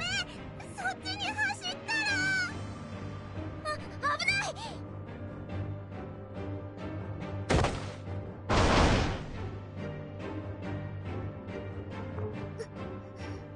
サキちゃん。サキ、ミユ、大丈夫か？私は大丈夫。ちょっと足ひねっちゃったけど。みゆちゃんはどこも痛くない？平気だけど。早くそこから離れて。まだ小さな破片も降ってきてる。でもサキちゃんをこのままには。どいてろ。サキは俺が抱えていく。心配するな。さあ、ここは危険だ。みんな外に出るぞ。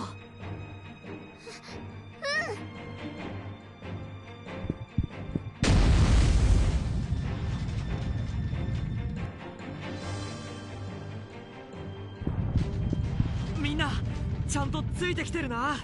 急いで城の外まで出るぞ。何これ。みんななんで倒れて。嘘。うちこんなの。ミュウ、急げ。こっちだ。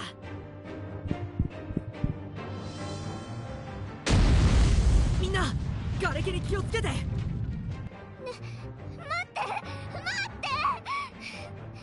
みんな倒れてるの。助けてあげ。みゆちゃん、ごめんなさい。助けてあげたいけど今はここを出ないと。だってそんな。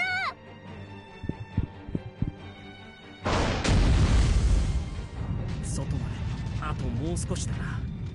みんな油断はするなよ。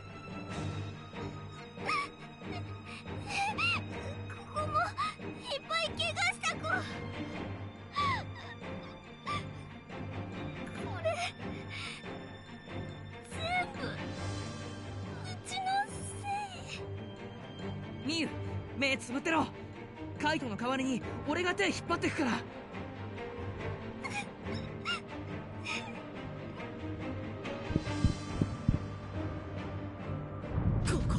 きれば。出口まであと一息だね。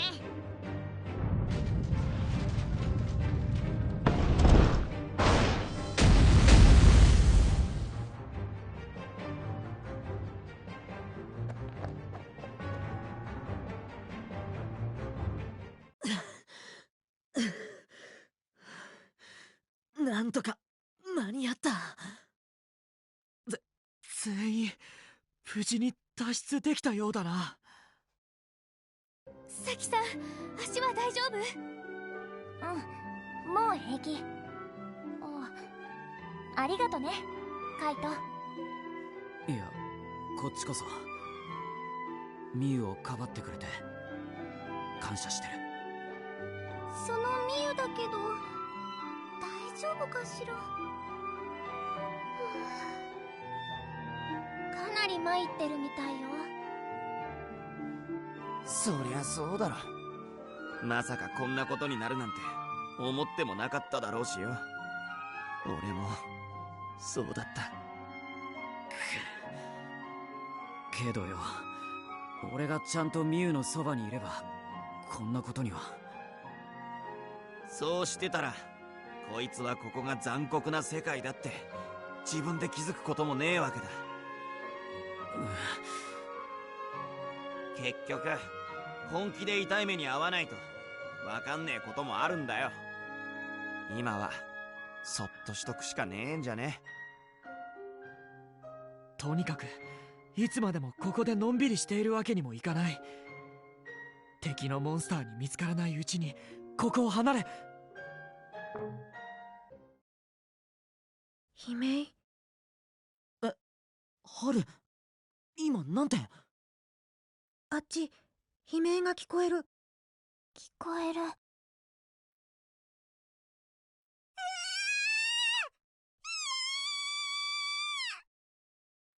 めて今の声、パルモンとパタモンだよ。なんだ？向こうから何か来たのか？まずいよ、タクマ。すごく強そうなのが迫ってくる。この気配、ただものではないぞ。来たぞ、あいつらだ。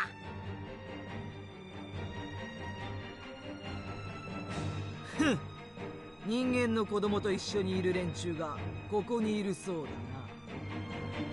な。獲物がいっぱい。なんか僕ざわざわする。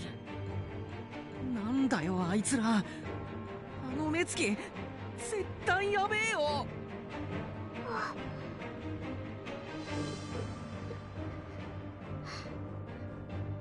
何？うちが知ってる子たちと違う。ミユ、絶対にそばを離れるんじゃねえぞ。ガキどもは俺が。好きにしろ。俺はそっちはどうでもいい。ふざけたこと抜かしてんじゃねえぞ、狼野郎が。慣れ慣れしく呼ぶな。俺の名はガルルモンだ。君たちもアルケニモンの仲間なのか？あんなクズ連中なんと知るか。そうだな、まずはお前が一番骨がありそうだ。こいつ。人間の小アッパどもと絆を結んでいるようだな。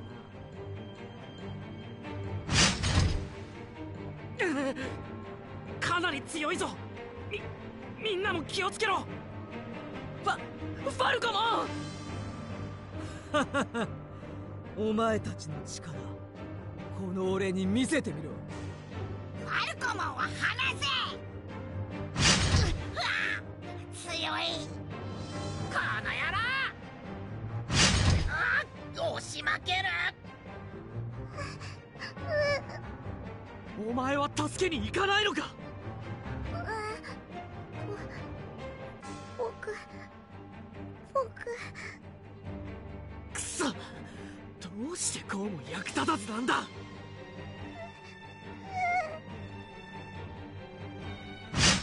なんだ、お前たちの力はその程度か。がっかりさせるなよ。今のうちにガキどももらっていくか。こっちに来ないで。やだやだ。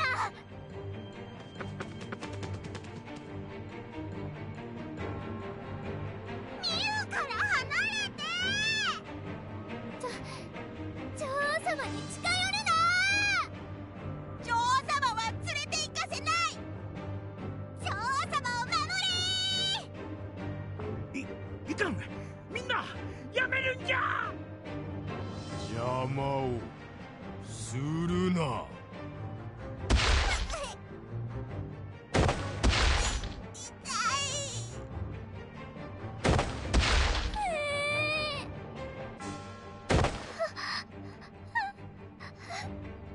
みんなが、うちのせいでみんなが。たわいない。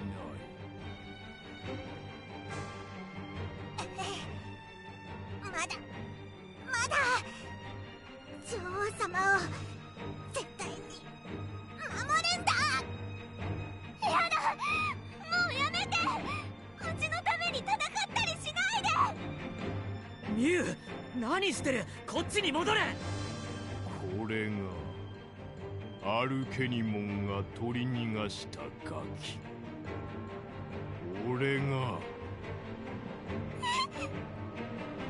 させないわよ。そこをどけ。葵、こいつの狙いはミュウみたい。ミュウを逃がして。わかったわ。さあ、ミュウちゃん、こっちに。逃がさん。私たちが相手よ。かかってきなさい。さあ、早く。でもみんなうちを魔法使いだって信じてくれてたのに、うちを守ろうと戦ってくれたのに、うちまだみんなのために何もできてない。今はあなたが一番危険なの。だからお城の中でしばらく隠れて。逃がさんぞ。アグモンたちをもう倒したの？葵たちに手は出させないわよ。ふん、軽く押しただけだ。あんな貧弱な連中だとはな。お前はどう？骨はありそうだ。ミュウちゃんにも手は出させないわ。震えながらでもよく言ったわ、葵。あとは任せて。私だって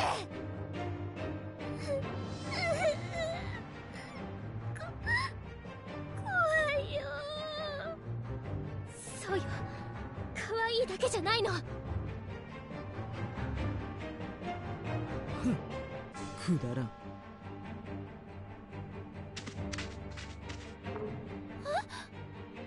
あいつ帰っていくわ。ガキどもが逃がす気か。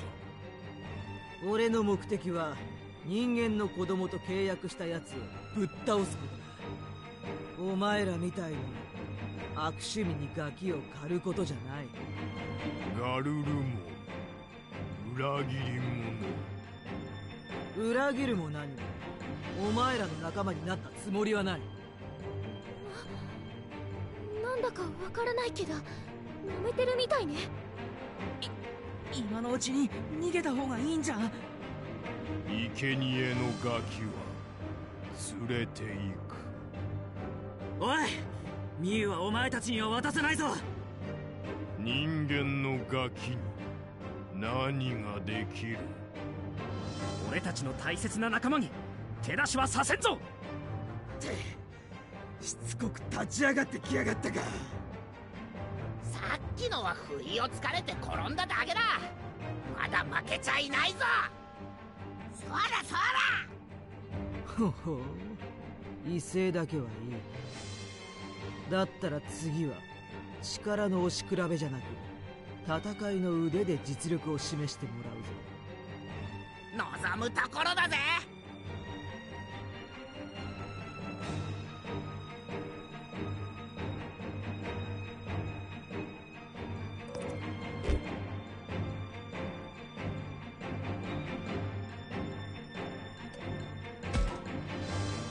女子供ばかり狙って恥ずかしくないのか。何を言う。俺はそんな。あなたみたいに卑怯なやつ絶対に許さないんだから。僕だって卑怯だと。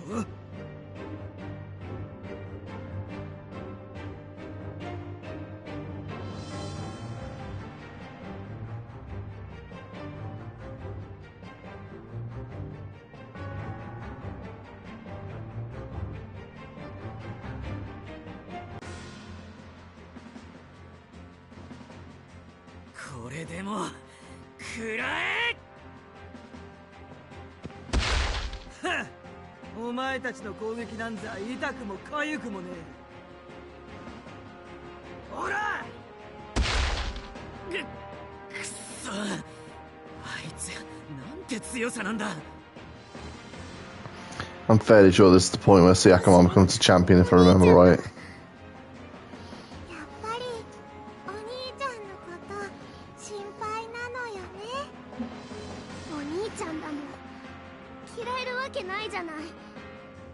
でもあんな風に過保護にされるのもずっと付きまとわれるのも、いやそんなだと思い出しちゃうじゃん。思い出したくないようなことまで。ミユがお兄ちゃんに辛く当たる原因、それなのね。それでもうちお兄ちゃんを、でもうち何もできないし。女王様はここにいてください。安心してください。私たちがあの人たちの援護に向かいますから。いっく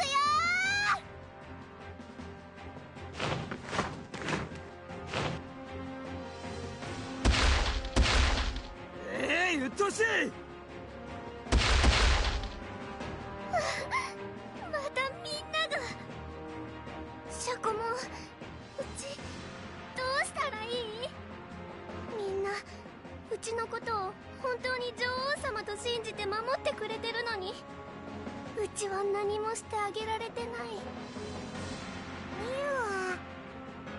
ミユはどうしたいの？うちみんなを、お兄ちゃんを死なせたくない。みんなを騙したまま、お兄ちゃんと喧嘩したままお別れなんて絶対に嫌。今度はうちがみんなを守りたいの。シャコモン、お願い、お兄ちゃんを助けて。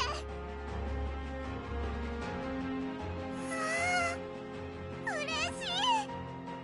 ミユの本当の気持ちをようやく聞けたわ。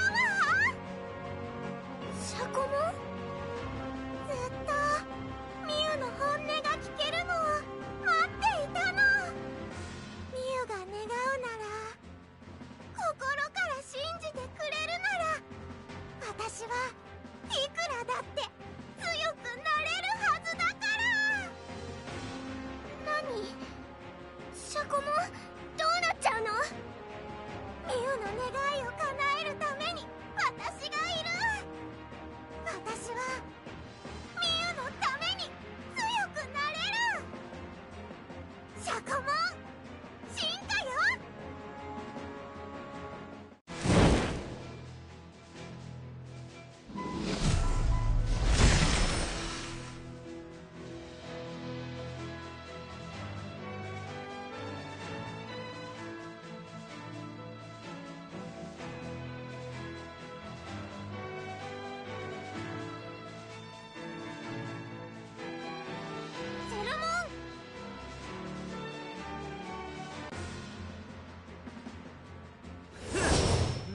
いなんだよ。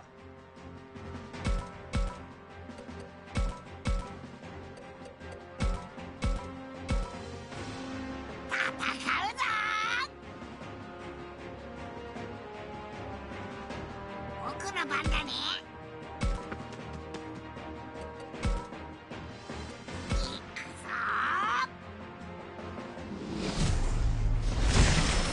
レイモン、さあ行くぞ。エガーズ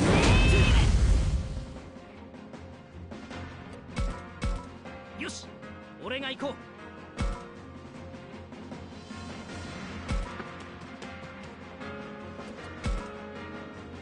絶対に勝つんだ。ディアトリモン、さあ行こう。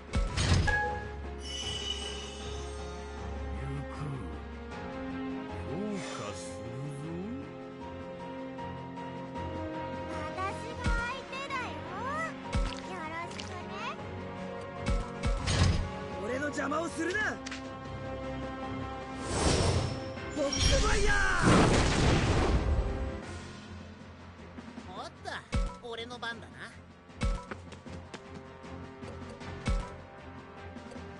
強くなる約束だ。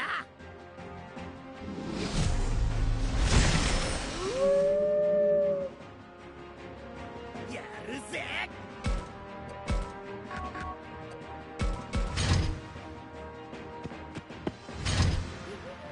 待ってました。私の力はこんなもんじゃない。 There you go. I think I've positioned all these quite well, actually, to be fair.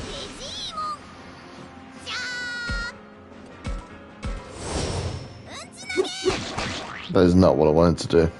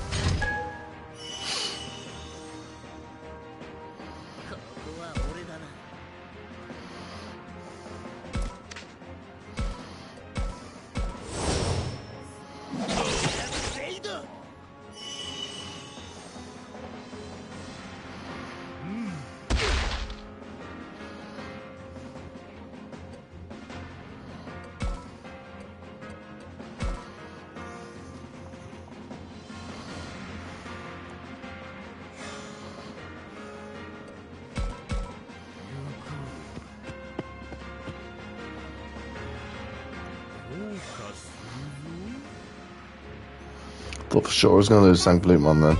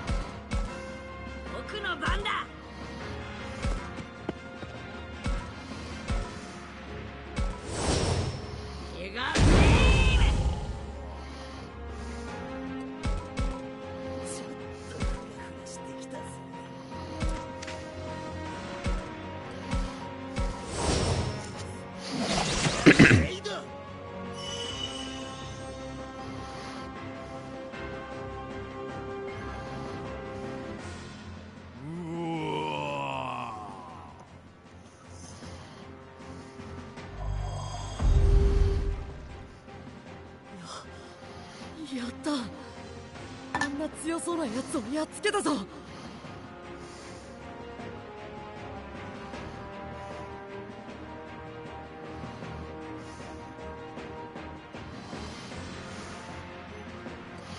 Slightly random little cutscene there.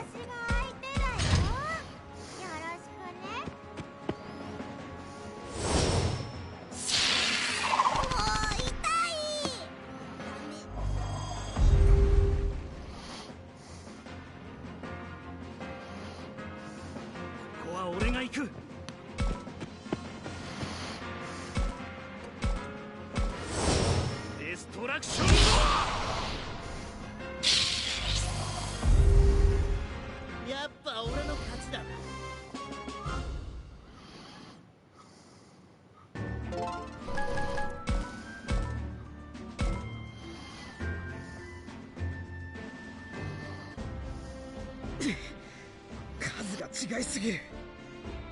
次は負けん。あの野郎、負け惜しみって逃げやがった。そうか、あいつにはまだ余裕は見えたぞ。むしろ逃がしてもらえたのは俺たちの方だな。気に入らねえぜ。俺たちではまだ全力を出すに値しなかったということか。それって本当はあいつもっと強いってこと？そんな敵にこれからも狙われ続けることになるの？タクマ、大丈夫？顔色が悪いよ。ごめん、ちょっと考え事しちゃって。考え事？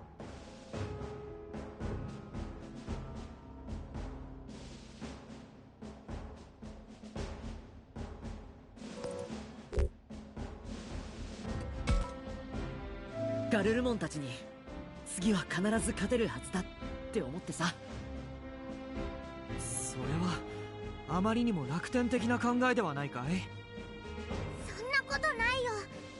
僕たちみんなで頑張れば大丈夫だよ。一番足を引っ張っているお前が言っても説得力がまるでないじゃないか。いやでもさ、俺もなんとかなる気がしてきたかも。それはどういう根拠があって言ってるんだ？根拠なんかないけど、タクマが言うとなんとかなりそうな気がしてくるっつうか。なるほど、わからなくもないな。これもタクマの人望ゆえかもしれん。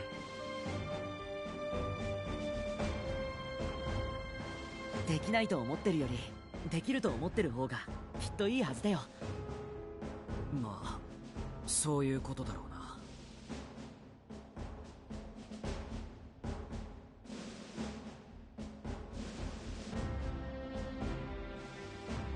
うな。やれやれ、危ないところじゃったがお前さんたちのおかげで助かったわい。おてんば姫が来てからいろいろあったが、この遊園地を守ってくれたこと恩に着るぞい。ありがとう人間の子供たち、そしてわしらの女王よ。うちは女王様なんかじゃないよ。ミユって呼んで。ほっほ。ではここにとどまるのをやめて彼らと共に行くのじゃな。いいよねお兄ちゃん。当たり前だろ。おかえりミユ。もちろん私もミユと一緒に行くからね。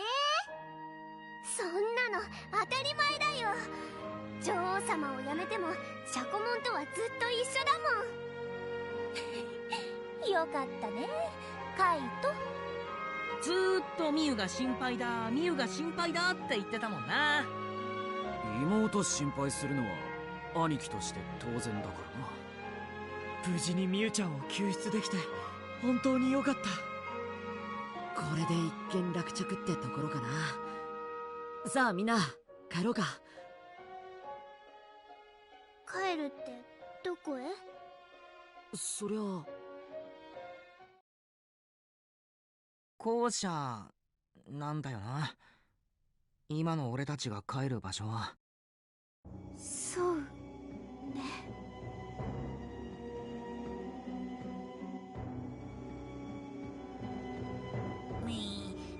みんな急に元気がなくなっちゃったぞ。仕方ないわよ。葵たちが本当に帰りたい場所はここにはないんだもの。どうやら皆も元いた世界に戻りたいようじゃな。そんなの当然でしょ。私だってでもそんなのどうやって。さっきお願い、そんなに悲しい顔しないで。ごめんねフローラも。こればっかりは気持ちがどうしようもないの。こちらの世界には古来から時折人間の世界から子供が迷い込むようでな。何かの機会に人間の世界と我々の世界の境界が曖昧になる時があるようなのじゃ。境界が曖昧に？通常は固く閉じられている扉のようなものが開いてしまっている状態だろうか。まあ言い換えればそんなところじゃの。その曖昧な時に私たちこっちの世界に迷い込んできたのかしら。迷い込んだんじゃなく連れてこられたのかもな。誰に？どうやって？サキたちは元の世界からここにさらわれてきたってこと？どうなんだろう。無理やりに連れてこられた記憶はないけど。物理的な話じゃなくて引き寄せられたってことなのかもな。そうね。ここは普通の世界とは違うから。霧に飲み込まれたりそこから化け物が出てくるなんて異常事態もあったくらいだしな。春とみゆきはどうだったんだ？ここに来た時のこと何か覚えてねえの？何にも覚えてないよ。ないよ。そっか。はっきり分かったのは今までにも僕らと同じように子供がここに迷い込んだことがあるってことだけか。ジジモンの話の通りならそういうことになるよな。そうだな。教授から聞いた獣神の伝承がこの世界と通じたものなら過去に何度も人間の子供がこちらの世界に来ていてもおかしくはない。じゃあその子供はどうなったんだ？どこに消えたんだろう。僕は今までタクマたち以外の人間なんて見たことないぞ。僕もだよ。そういえば人間の子供を生贄にとかなんとか言ってたよな。あいつらだって突然そんなことを言い出したわけじゃないだろうし。もしかしてずっと昔からそんなことを繰り返してきたの？やだ。確かにな。子供さらいの連中もまたわしの物心つく前から存在するのじゃ。つまりそんな大昔から人間の子供はこっちの世界に来てて、ずっとあんな連中の生贄に捧げられていたってことですか？奴らなりに世界を蝕み破壊する霧からこの世界を救おうとしておるのも確かじゃ。事実あの手眷属と呼ばれておるが、あれに人間の子供が飲み込まれるたびに霧は静まり、この世界の破壊はやみ、虚無に飲み込まれた地の修復が進むのも事実じゃ。ねえ、さっきから生贄とか霧に飲み込まれるとか何の話なの？ああ、そうか。みゆちゃんはあの霧のことを知らないのか。だからそれって何なの？お前は知らない方が。中途半端に分かんない方が怖いよ。だからちゃんと教えて。カイト、ミユの言う通りだと思う。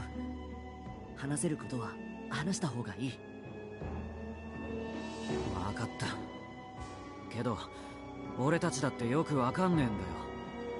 はっきりしてんのは霧に飲み込まれたり、そこから出てくる手の化け物に捕まると消えちまうってことだ。消えるって何それ？死んじゃうってこと？なんで？そんなの意味わかんない。だから言ってるだろ。この世界は本当に危険なんだよ。うちそんなの全然知らなかった。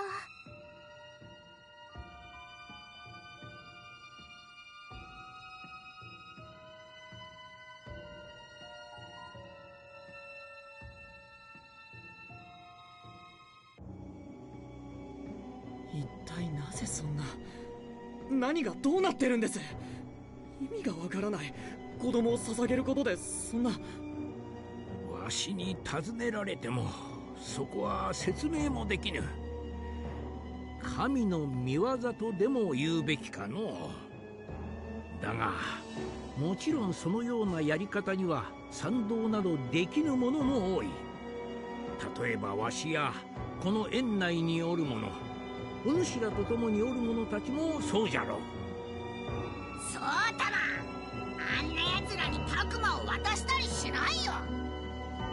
私だってそうよ。俺だってだぜ。でもそれはつまりこっちに迷い込んできた子供たちは誰か生き延びているようにも思えないし、みんなあの連中に生贄にされたってことですか？そこはわしにも何とも言えぬな。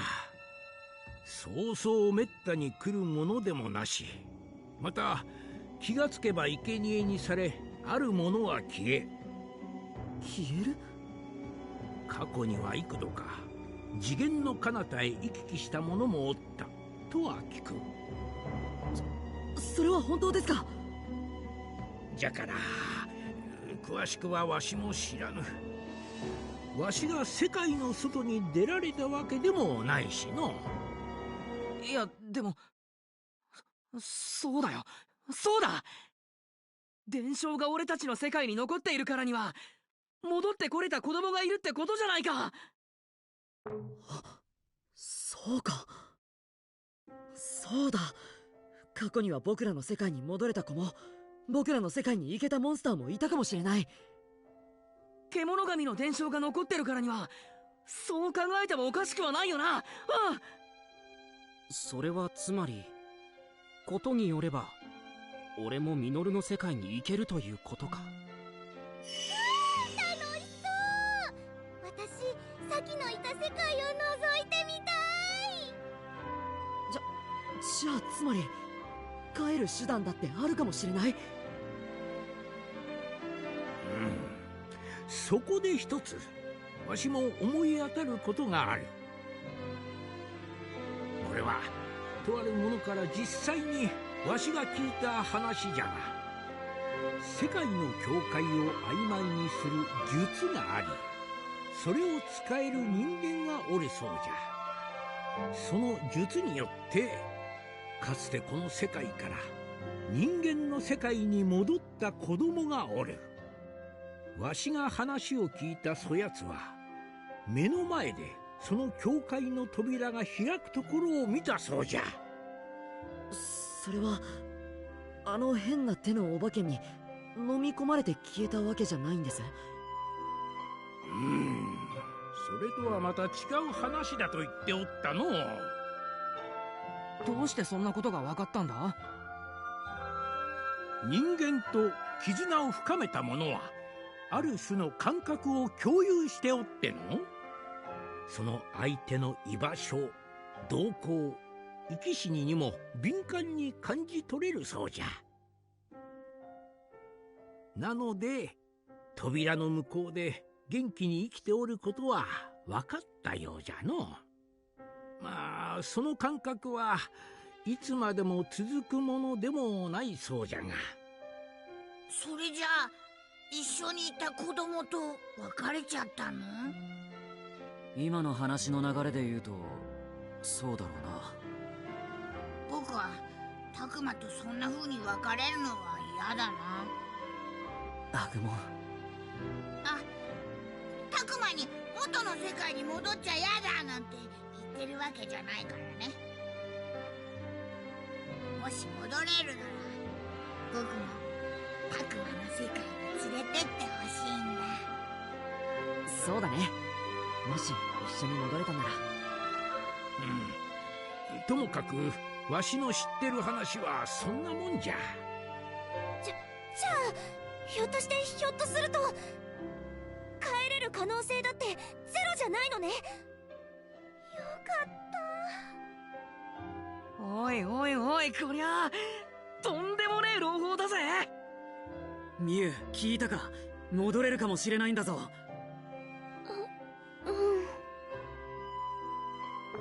もっと嬉しそうにしてもいいだろう。だって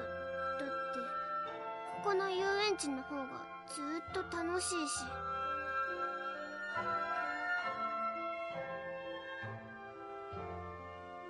これで元の世界に帰れるかもしれないな。喜ぶのはまだ早いんじゃないかい？どういうことです？ジジモンさんの説明は聞いた話ばかりじゃないか。わしは知っておることをすべて話したがの。事実かどうかもわからない、何の確認も取れていない話でしょ。その不思議な感覚でつながるという話も僕にはまだ信じられません。修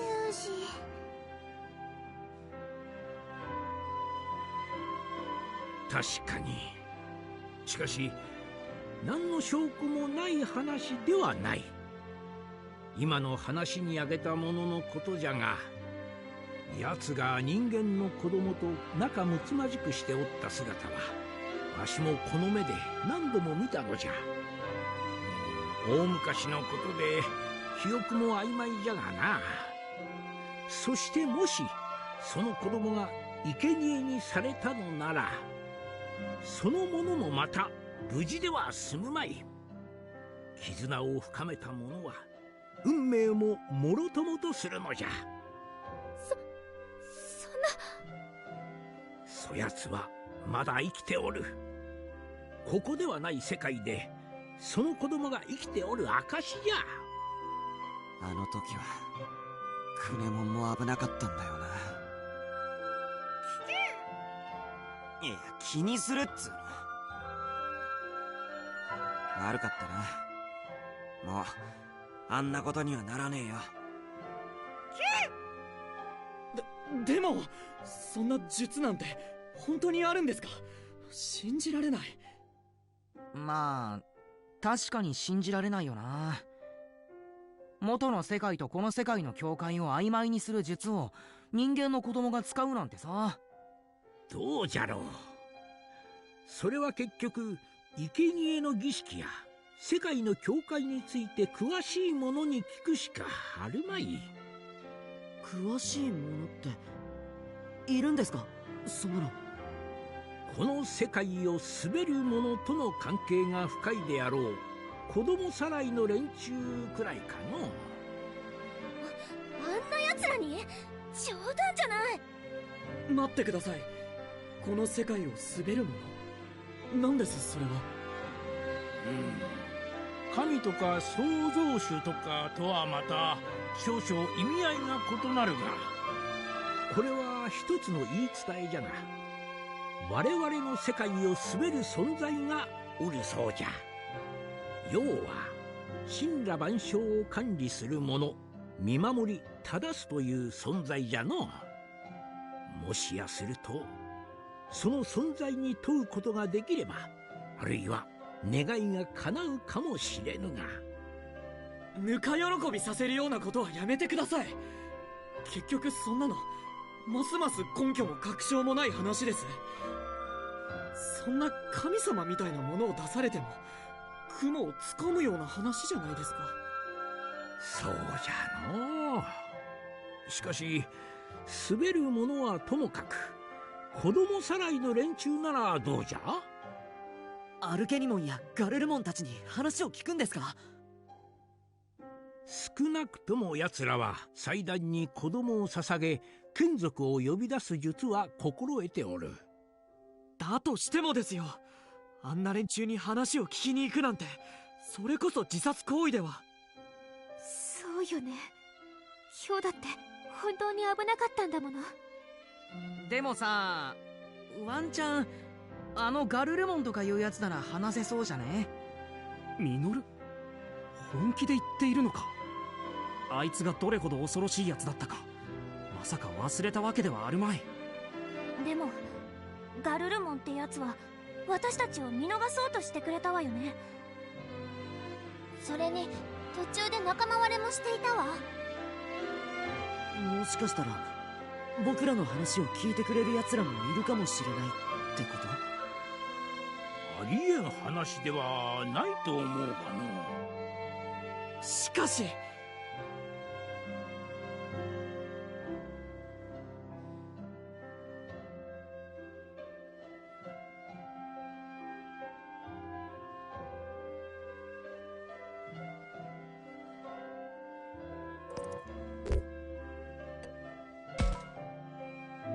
きなりガルルモンたちに接触しなくても他の方法を考えることはできないかな。他の方法って何か案があるの？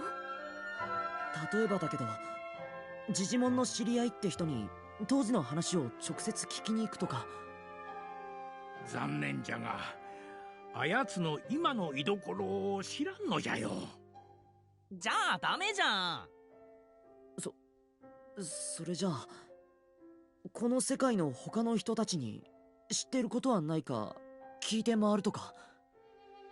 それこそ危険じゃねえか。どんな奴がいるかわかんねえんだぞ。この世界にもいいやつ悪いやつすぐ喧嘩するやつっているからね。そうか。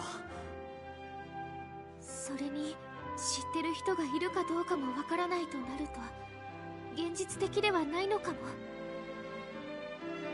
となるとやっぱりガルルモンたちのところに行くしかないか。結局それしかないってことだよな。アルケニモンのやつも昨日思わせぶりなこと言ってたし。私たちのことを見えって。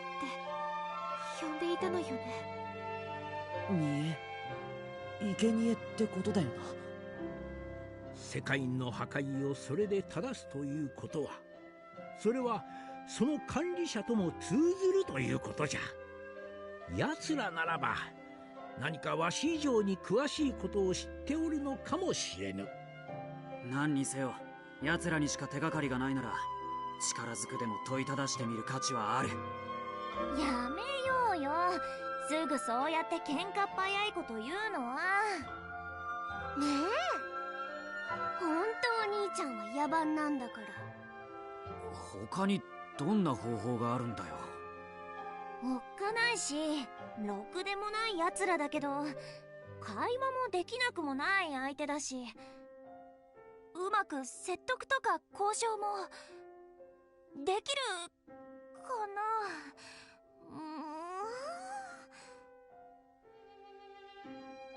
そもそも話の通じる奴らじゃないんだ。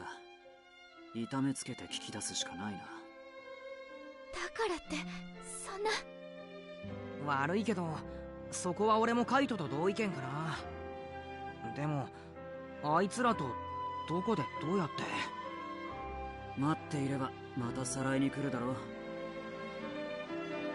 それだとこっちが一方的に不利な時に襲われることだってあるしな。あまり推奨はできんな。俺の性にも合わねえ。春やみゆき、それにミュウが一緒にいることを考えれば、なるべく危険は減らしたいよな。僕とお姉ちゃんはずっと校舎で待っててもいいよ。いいよ。それはダメだ。僕は認めない。そうね、こっちから乗り込むのはどうかしら。乗り込むって、奴らの根城がわかるのか？見当ならついているわ。あいつらが来た北の方向だと海に出ちゃうのよ。だったらその先には。海って、ああ、島になってたんだよな、ここは。ってことは待てよ、もしかして海を渡って乗り込めばいいってことだな。しかしどうやって。船や飛行機があるならともかく。船とか飛行機ってなんだ？水の上に浮いたり空を飛んだりする乗り物のことだよ。アグモンたちはそういうのを見たことない？ないよ。残念ながら俺もないな。というよりここにいる誰も知らないと思うぞ。やっぱりそうだよね。ロープウェイや遊園地まであるんだから、もしかしてと思ったが、そう甘くはねえか。海の近くだったら泳げるやつもいたはずだけど、まさか連れてってもらうってわけにもいかねえよな。とても現実的な話ではないと思うわ。その泳げるやつっていうのが巨大な亀で背中に乗せてくれるっていうなら話は別だけど、海に潜っていくようなモンスターだったら私たち息が切れてすぐ溺れちゃうしね。一体どうしたら。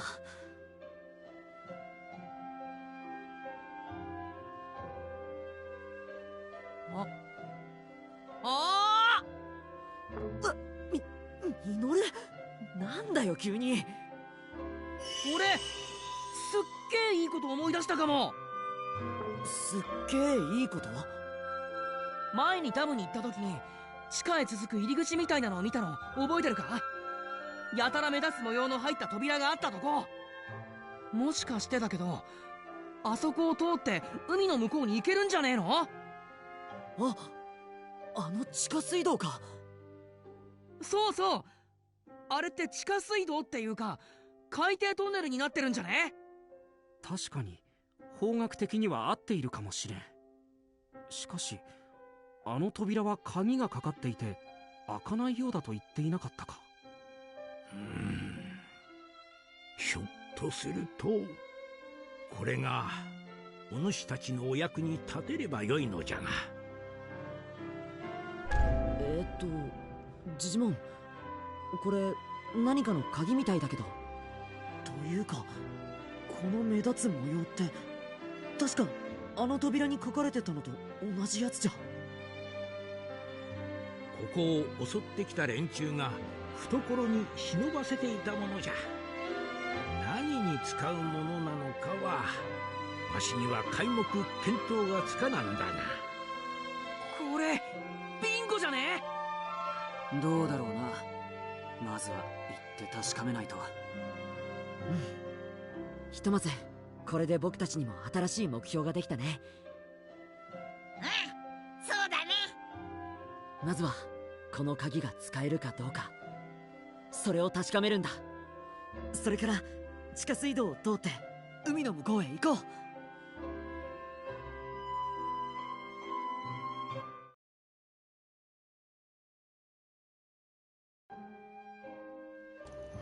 After getting the key from Digimon, we left the park and returned to the school. In part because that's skipping too fast. We were exhausted, especially Miyu, who had just fallen asleep as soon as we got back.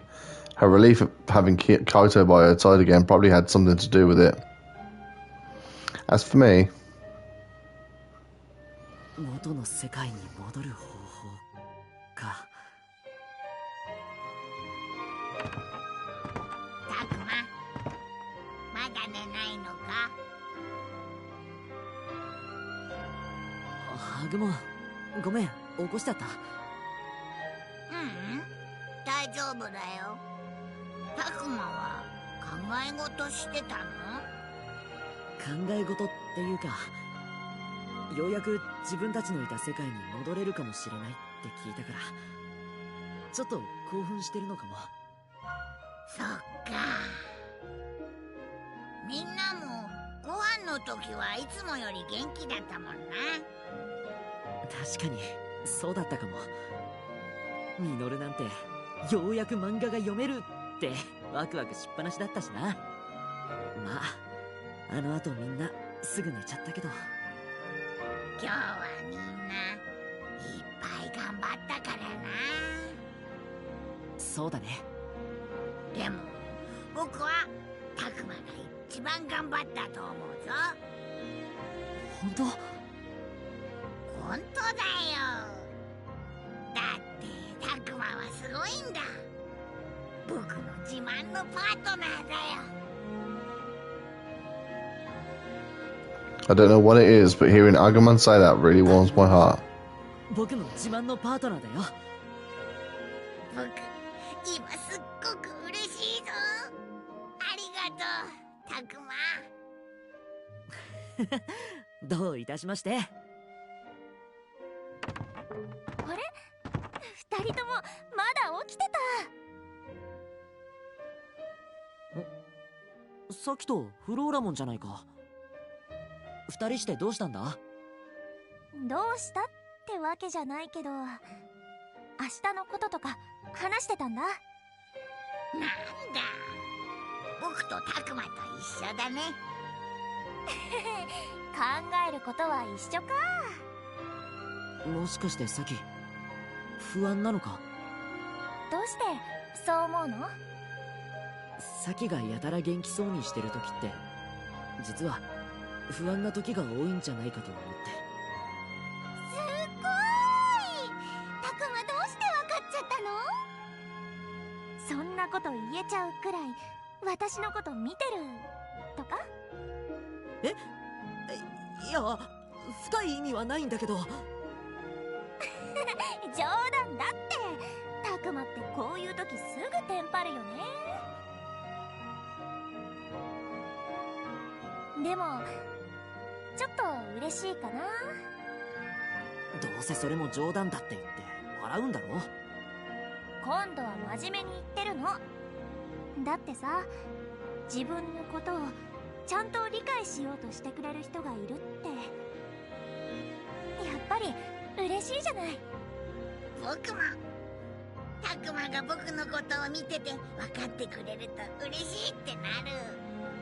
私もサキにもっと私を知ってほしいし、サキを知りたいと思ってるわよ。ありがとね、フローラモン。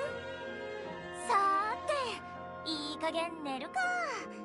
明日も一日忙しくなりそうだもんね。そうだね。僕らもそろそろ寝ることにするよ。そうじゃあおやすみ。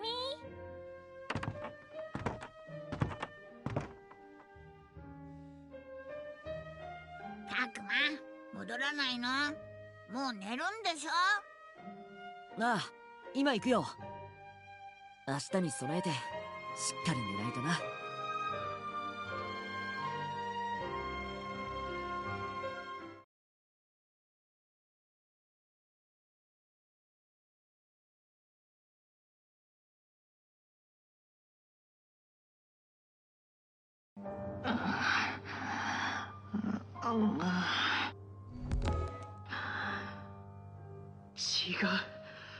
違うんです、父さん。